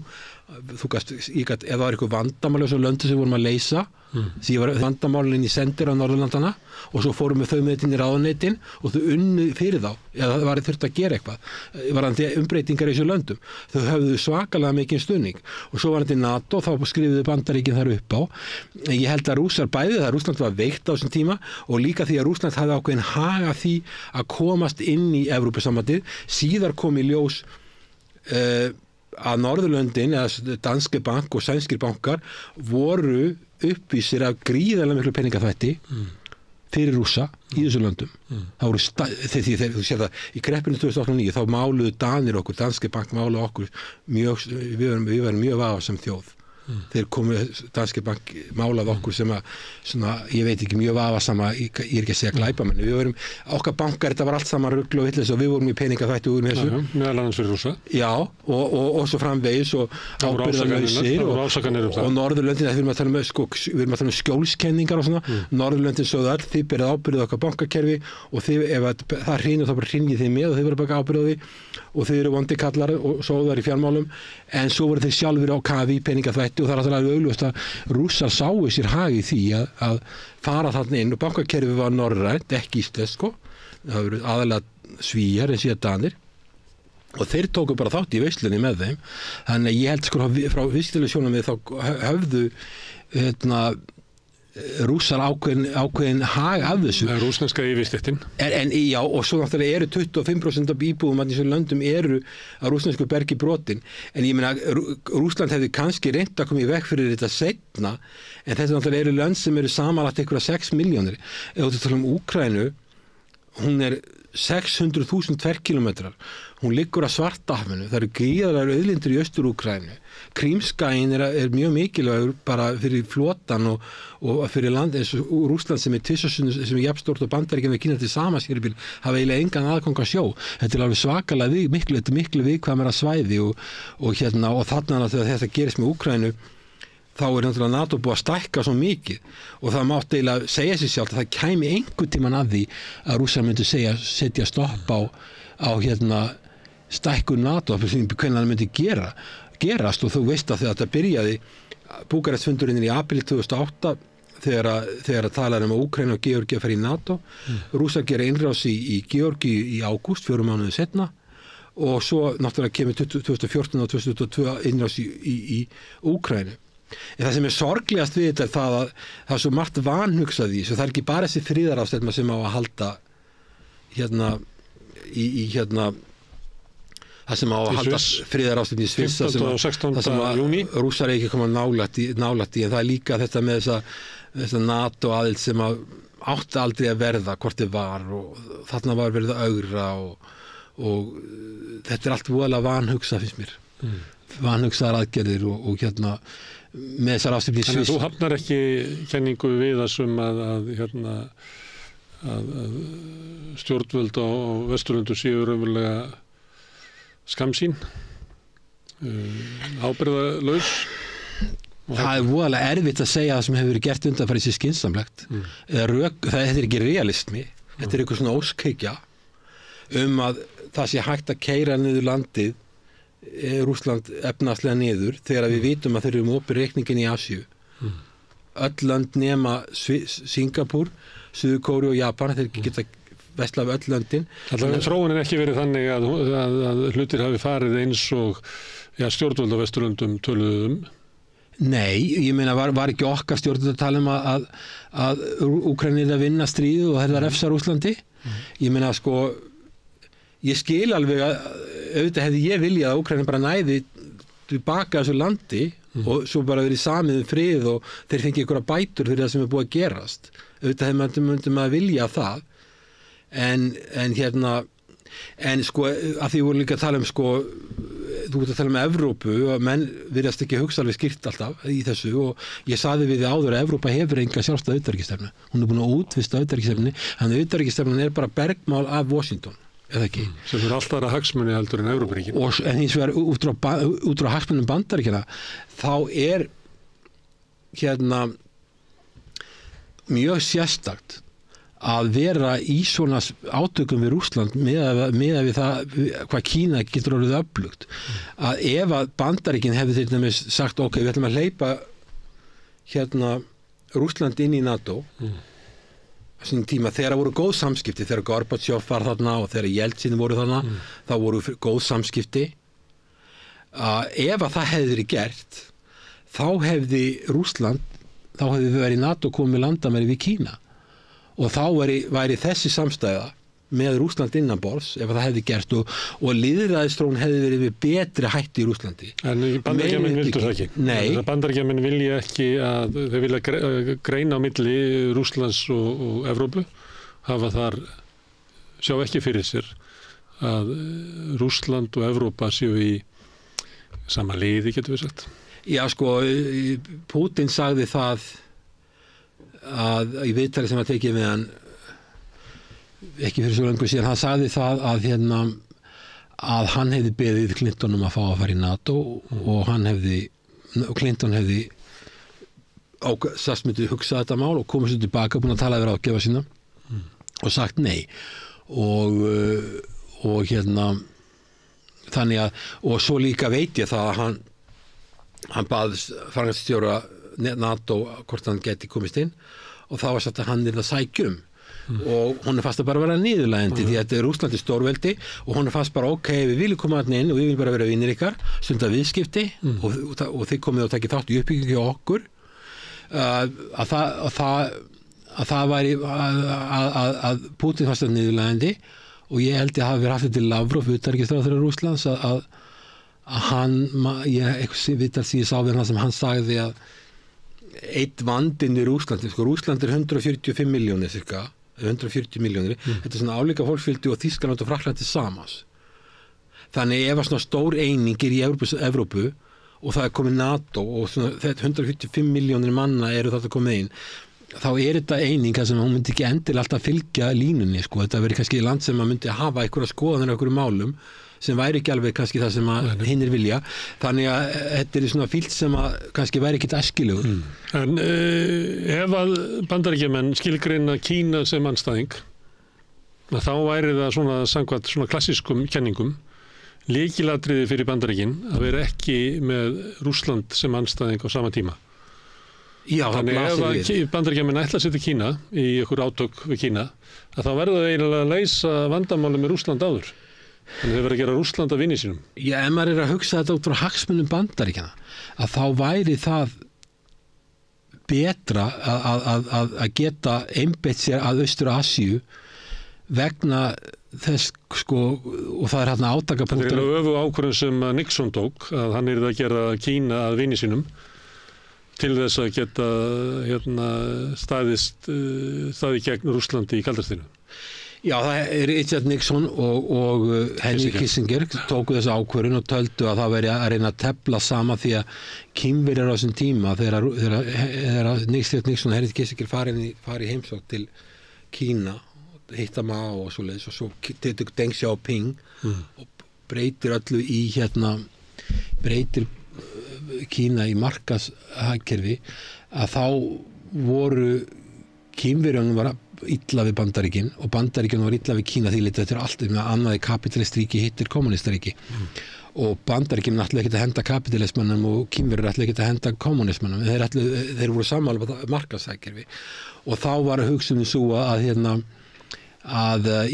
það væri of mikið erfitt fyrir Bandaríkin að vera í stríði við báða aðili í einu og frekar að vingast við Kína og geta svona engt þeim saman.